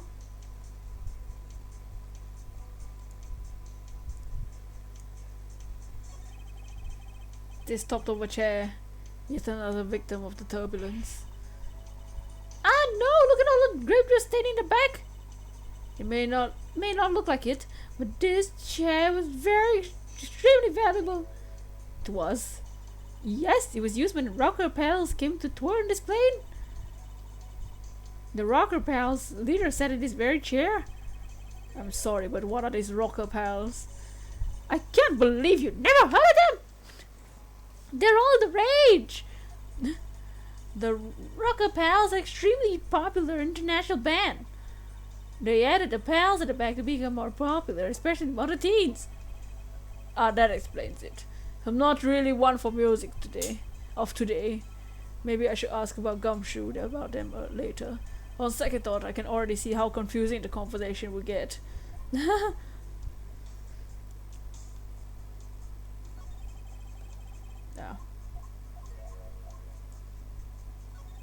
No!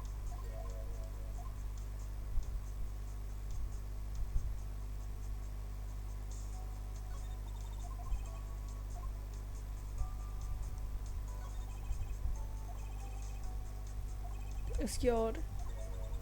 Scent in the air. What?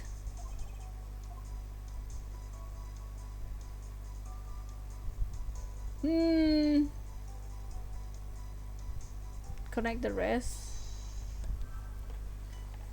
In the elevator, how do you prove that he's the rocker pals? The spilled... How do you connect he was in the elevator? The spilled grape juice on the floor in front of the elevator. So he'd be leaving the elevator? Is that it? Because he would... The killer would leave the elevator, step in the grape juice and be like, yeah, dude. Ah! I have it! I'm sorry? I don't understand, Mr. Edgeworth? I can prove that someone other than myself was here around the time of the murder. What? Really? It's rather simple, actually. The proof is that the pudding, or rather, the grape juice. The grape juice. These footsteps here confess to me the very fact that someone exited the elevator alive. Seeing as how the victim is dead, that would mean the second person. Couldn't the footprint belong to... No! Take a look at the victim's shoes. You can see that the soles are spotless. Which means... Mr. Hicks wasn't alone in the elevator. In fact, it was quite the opposite. Grape juice. PG, man, PG! There's actually one other person inside the elevator. Nice. Ah! My health! What's going on over there? How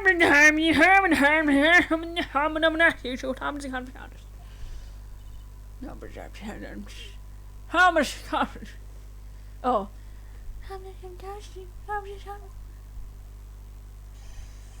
Unforgivable! Unforgivable! Do you understand what I'm saying? The movie is late! It is the same level of bad as the plane that arrived late. But the movie... What? I will not talk to you anymore, that's just wasting my time. What is the matter, Mr. Blanc? LeBlanc? If there is no emergency, please return to your seat. Sir. I left the gibberish. Do not tell me what to do. I do not need to sit down. Well, Mr. Prosecutor, have you proved the innocence yet? If you would like, I prove my innocence to you right now. What nonsense! Are you saying my eyewitness testimony is mistaken? If not mistaken, merely the doubt is there's room for doubt. I'd be no most honored if you could tell me what you saw in detail once more. Fine, suit yourself. Oh my god.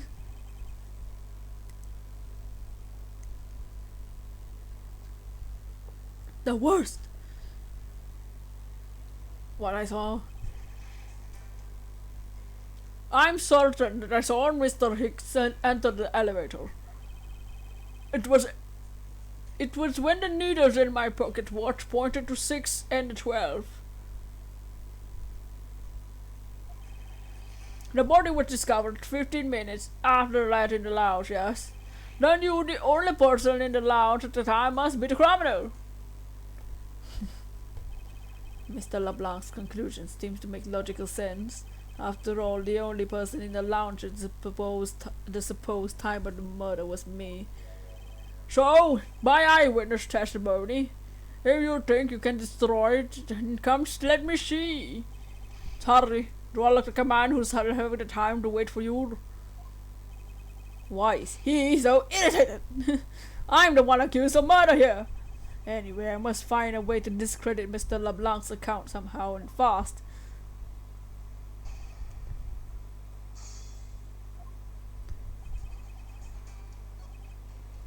Hold it! Hold it! Hold it! Hold it! I assume the pocket watch in this case is the one you keep checking, is that correct?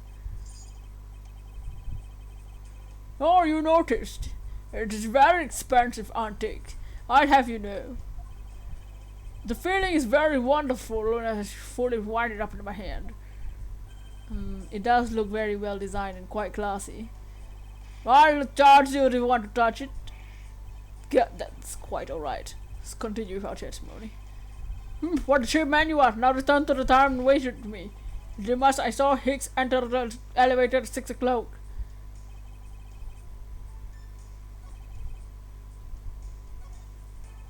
He certainly has a lot of confidence in his testimony. I may need to press him for more information. Okay, cool.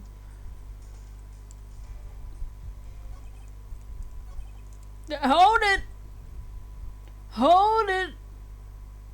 Hold it! It's true that I found the victim's body at 6:15. That's when I found the two of them as well. You see, it all matches with my testimony.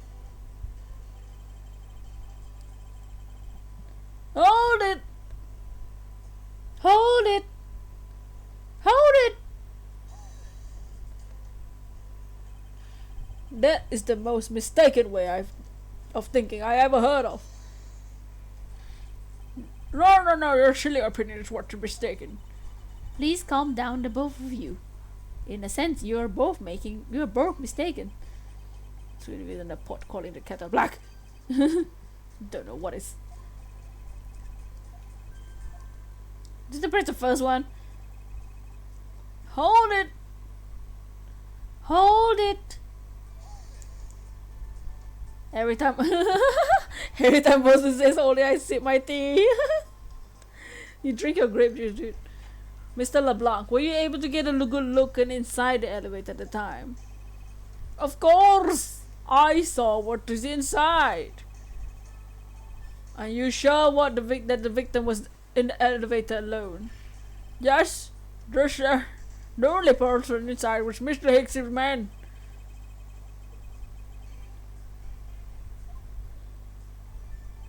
The only person inside was Mr. Hicks' man.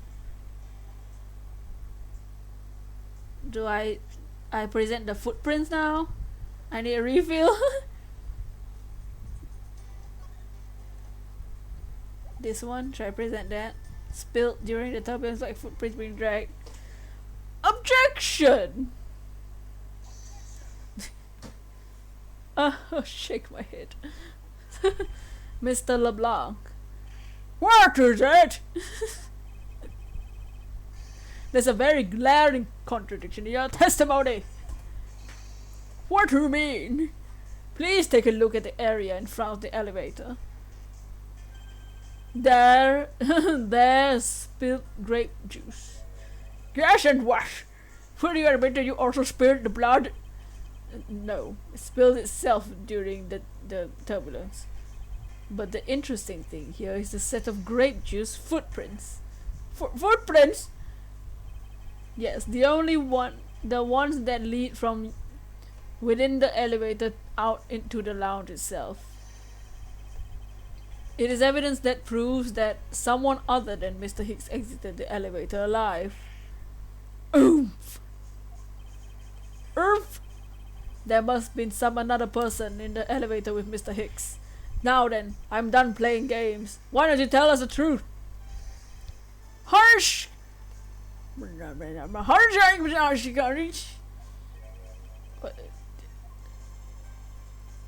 Can you please translate for us?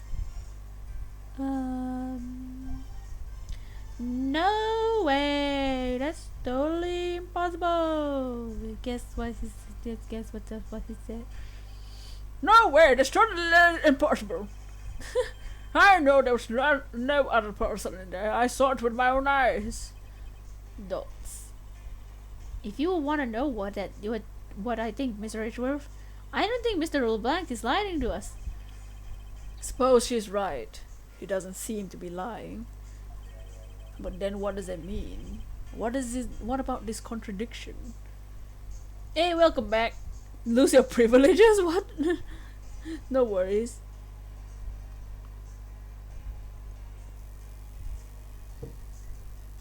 What is the guy saying? It's Borgini and it's a fake language. She's really pretty. The girl beside him. Mr. LeBlanc, please just once more, will you recall the details of what you witnessed for me?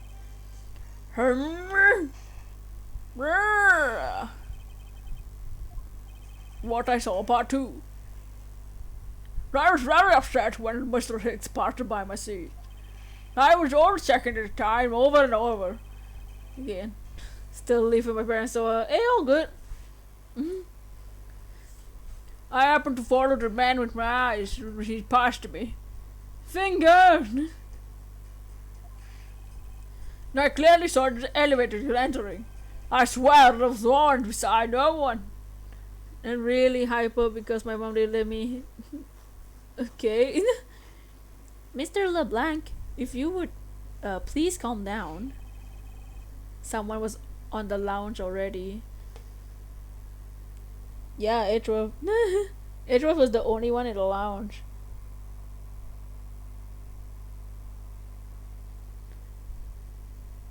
What? You're there? You had eyewitness testimony? No, not at all. Please forget I said anything. Yet again, he doesn't appear to be lying. I can't let this testimony stand as the truth.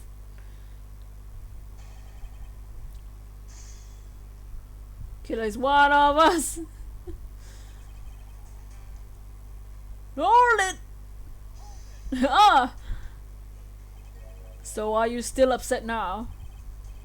I'm always upset. The only time I'm not upset is when I have my piece of art on my hands. Surprisingly easy to believe that about him.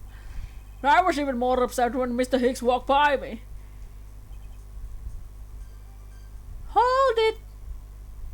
Hold it! We must defeat this monster. Why were you so attentive to the time? Because something unforgivable is happening. To come to think of it, what were you were yelling about something unforgivable earlier. I was giving a complaint to the attendant about the movie starting time. Return me to my time, in my money. Do you understand the point? Movie? He's talking about the in-flight one that mentioned in the magazine. The movie is at 6 to 8. Okay. The movie's already over!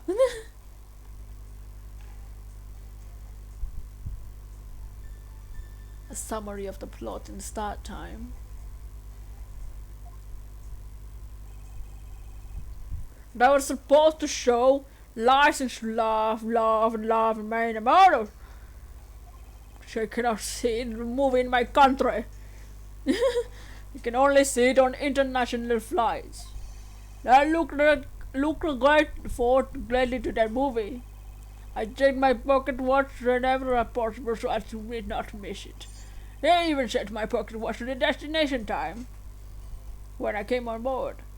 Well, the movie is on the departure time, so you're dumb. Well, my watch is not wrong, it matched the schedule. No, it didn't. The movie's very late, it's very late. Hold it! Your pocket watch. I'd like to ask you a little more about it, if it's alright.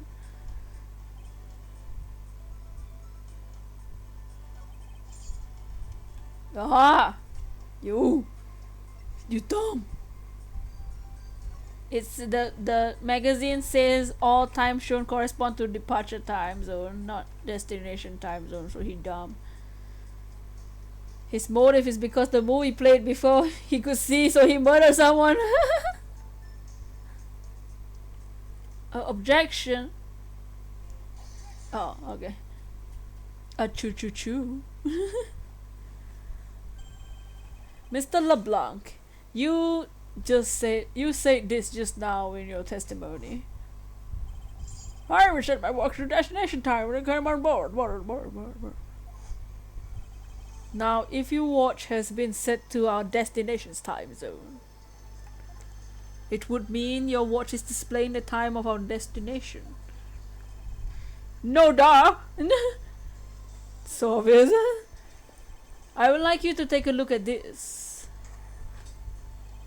If you believe this Sky magazine, clocks on this flight run according to our time of our departure time zone.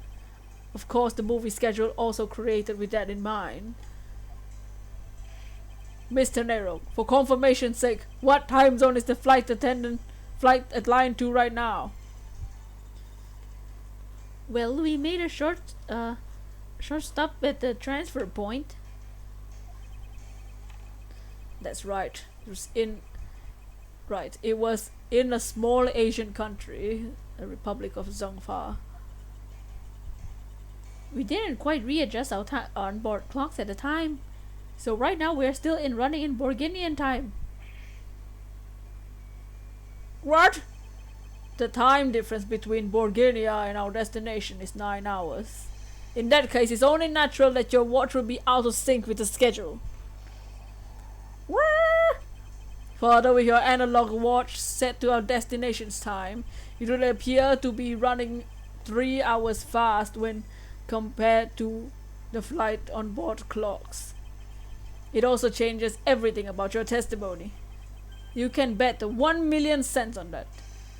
In light of this new information, it means you saw Hicks at 3 hours prior to 3 a.m. So 12.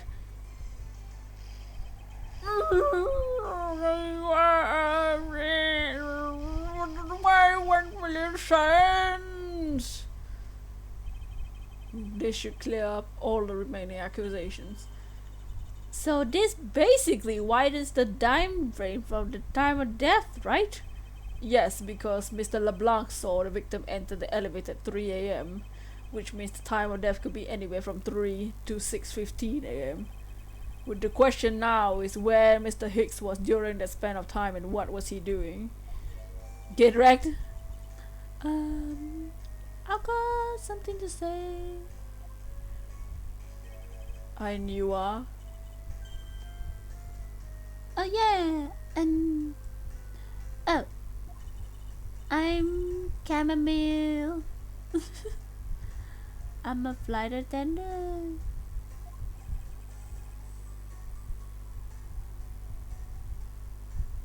And what is it you wish to say? Well, I think your story is different from from how I remember it. What do you mean, Cammy? I saw Mr. Hicks sitting at his seat at 5 a.m., you know.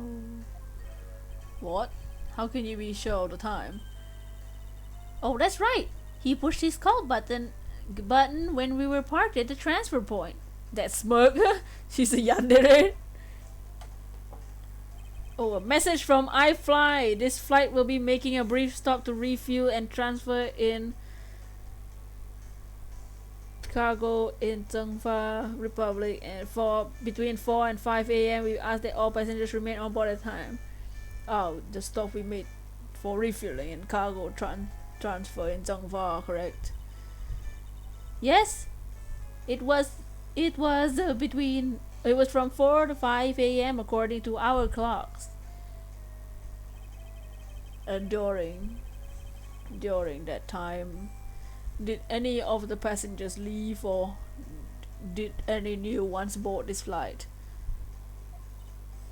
No. She's lying. Not a single person got off or in on Zhengfa. What about the flight crew? The few who were handling cargo might have temporarily gotten off, or on or off, but eventually, including Cammy and myself, all came back to this plane. So basically, I can assume no one left and got off the initial takeoff. Okay, cool.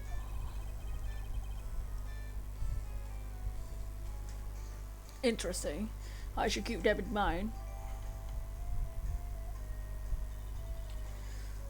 Can I answer this call? I can tell you that Mr. Agby Hicks was there in his seat when we took off again at 5 a.m. Okay, now let's see what that says. Let's see what we have in our call record. We have the travel, we have the notes, we have the magazine, we have the photo of Mr. Hicks. We have a cell phone, missing cell phone. He's a lion. Usually found a blood on it. Oh nice, we can examine this.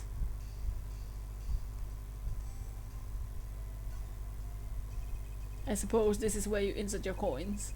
I have to say, for the piggy bank is made rather well. So well, in fact, I'm not sure if there's a way to take your money out.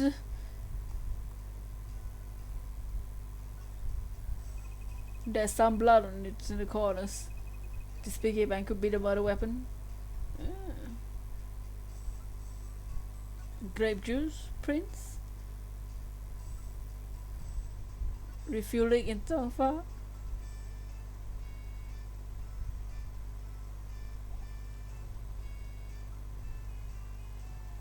Mr. Agbix was there when he said, okay, when he took Bob at 5 a.m.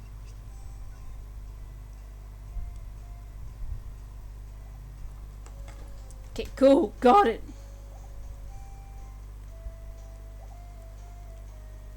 Alright, that puts the time of the murder between 5 and 6:15 a.m. Okay, now, what time did you come down to the lounge, Mr. Edgeworth?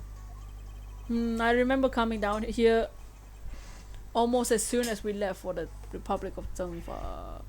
Ah! You! You were here the whole time from 5, yes? Then you are the only one who could be the killer.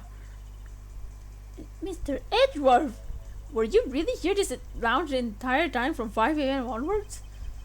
Unfortunately, yes. But then how do we explain the footprints? Isn't that not obvious? This man waited for Mr. Hicks here in the lounge, waited to kill him, then put the corpse back into the elevator. Then when the turbulence happened, my eyewitness testimony made me mistaken. But what I saw Mr. Hicks in the elevator does not matter, because the entire accident concluded here in this lounge. Everything happened in this lounge? Is that what you really believe, Mr. Blah Blah Blah Blanc? Why do you have another idea? I simply feel that something's out of place in the scenario you presented.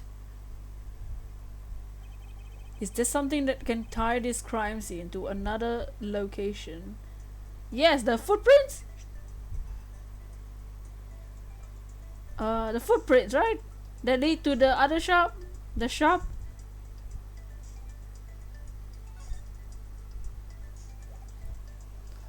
I'm guessing the footprints that lead to the other side.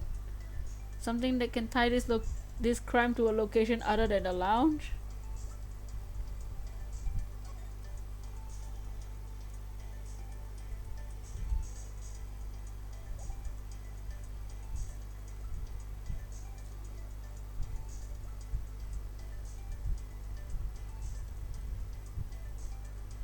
It's usually the piggy bank. The piggy bank says it's usually on display at the in-flight shop. So I can present that because the murder weapon is from the flight shop. Or the footprints that lead to the flight shop. Should I do the piggy bank or the footprints? Because the piggy bank would say that they had to go to the flight shop to take the murder weapon in the first place. But the footprints also lead to the in-flight shop.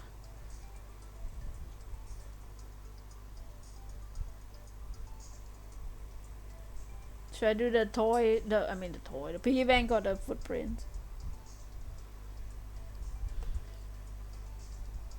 The piggy bank? Alright, I'm gonna do the piggy bank.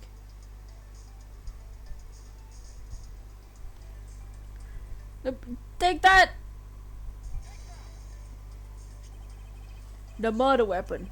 This little piggy bank. This little piggy is sold at the in-flight shop. It's sold there and only there. It's not displayed here in the lounge. How then did it find its way here? Don't you find that a bit suspicious? Such a trivial point. That means you only prepared it, taking it from the shop here first. Doesn't prove that you're innocent at all. Ugh. Is there no way to win this man? Yeah, if I may. What is it? You see, well, it's just as Mr. Edgeworth says. And why do you think it is so? Well, it's just that the piggy bank was there in the shop. I saw it with my own eyes. And when was this? It was maybe around 5:40 a.m. Isn't that just before we hit the patch of turbulence? That's right. You were in the shop before the turbulence? Yeah. Yes, I was. Come to think of it, Mr. Nero, when I found the body, I believe you came out of that door. Yes, I did. And what is beyond that door? That is the flight attendant's room. Then you were on the first floor. Yes. I had to do something in the shop in the flight attendant's room. I went to the shop first and the flight attendant's room. Are you saying you passed by me at some point? Yes, you seemed probably into this issue of the Sky magazine you were reading at the time. Don't suppose you noticed me walking by. I vaguely recall something walking by, but I didn't take notice of who it was. Anyway, the piggy bank was definitely in the shop when I went there. Why did you go to the shop in the first place? I went there for a work-related matter. Work, you say? Yes, the upkeep of the shop is one of my responsibilities. Why did you not say anything about that up to now to what I want to know? Thought In any case, I believe it's clear that the shop needs to be investigated as well. Welcome back. Shall we head over there then? What is it now? Aren't you forgetting something, Miss Rhoda?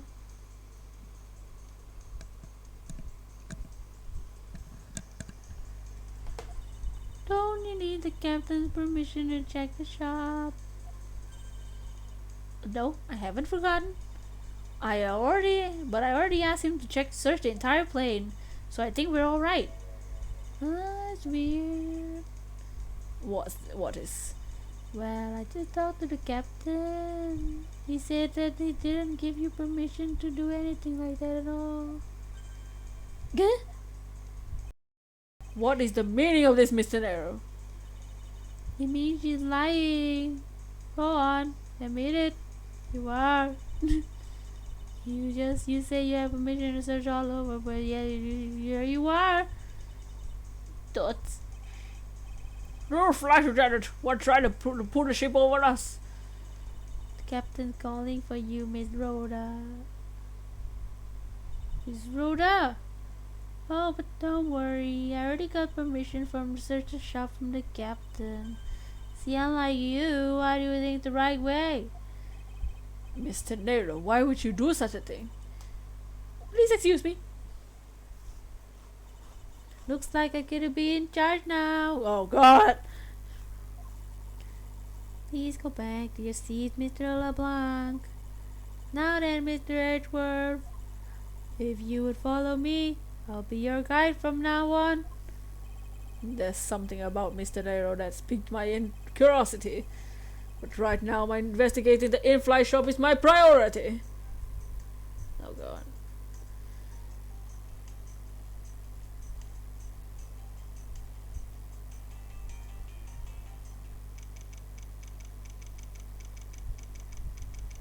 Told you she's the yandere. Okay, do we end now? Is there should we end? Oh. Or should we investigate this room first and see Brad in charge? Great Brad in charge.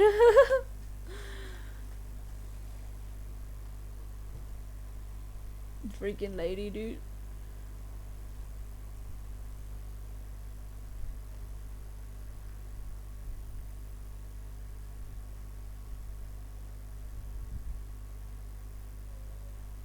No, don't end. I'll continue a little bit. I'll do a little bit more. So this is the in-flight shop. It's quite a mess in here. Investigate the room. Yeah, we'll investigate this room and see. You think? Guess I'll have to clean things up then, tee. Hold it! You can't clean up a potential crime scene. Well, we can take a break. We'll investigate this room since we're here. Oh, thank goodness! I hate cleaning so much. Mustn't rush things here. Must remain cool, calm, and collected. It's been 5 hours after all, yeah? Because this piggy bank was left at the crime scene. It's a very good chance that the killer had paid his place a visit.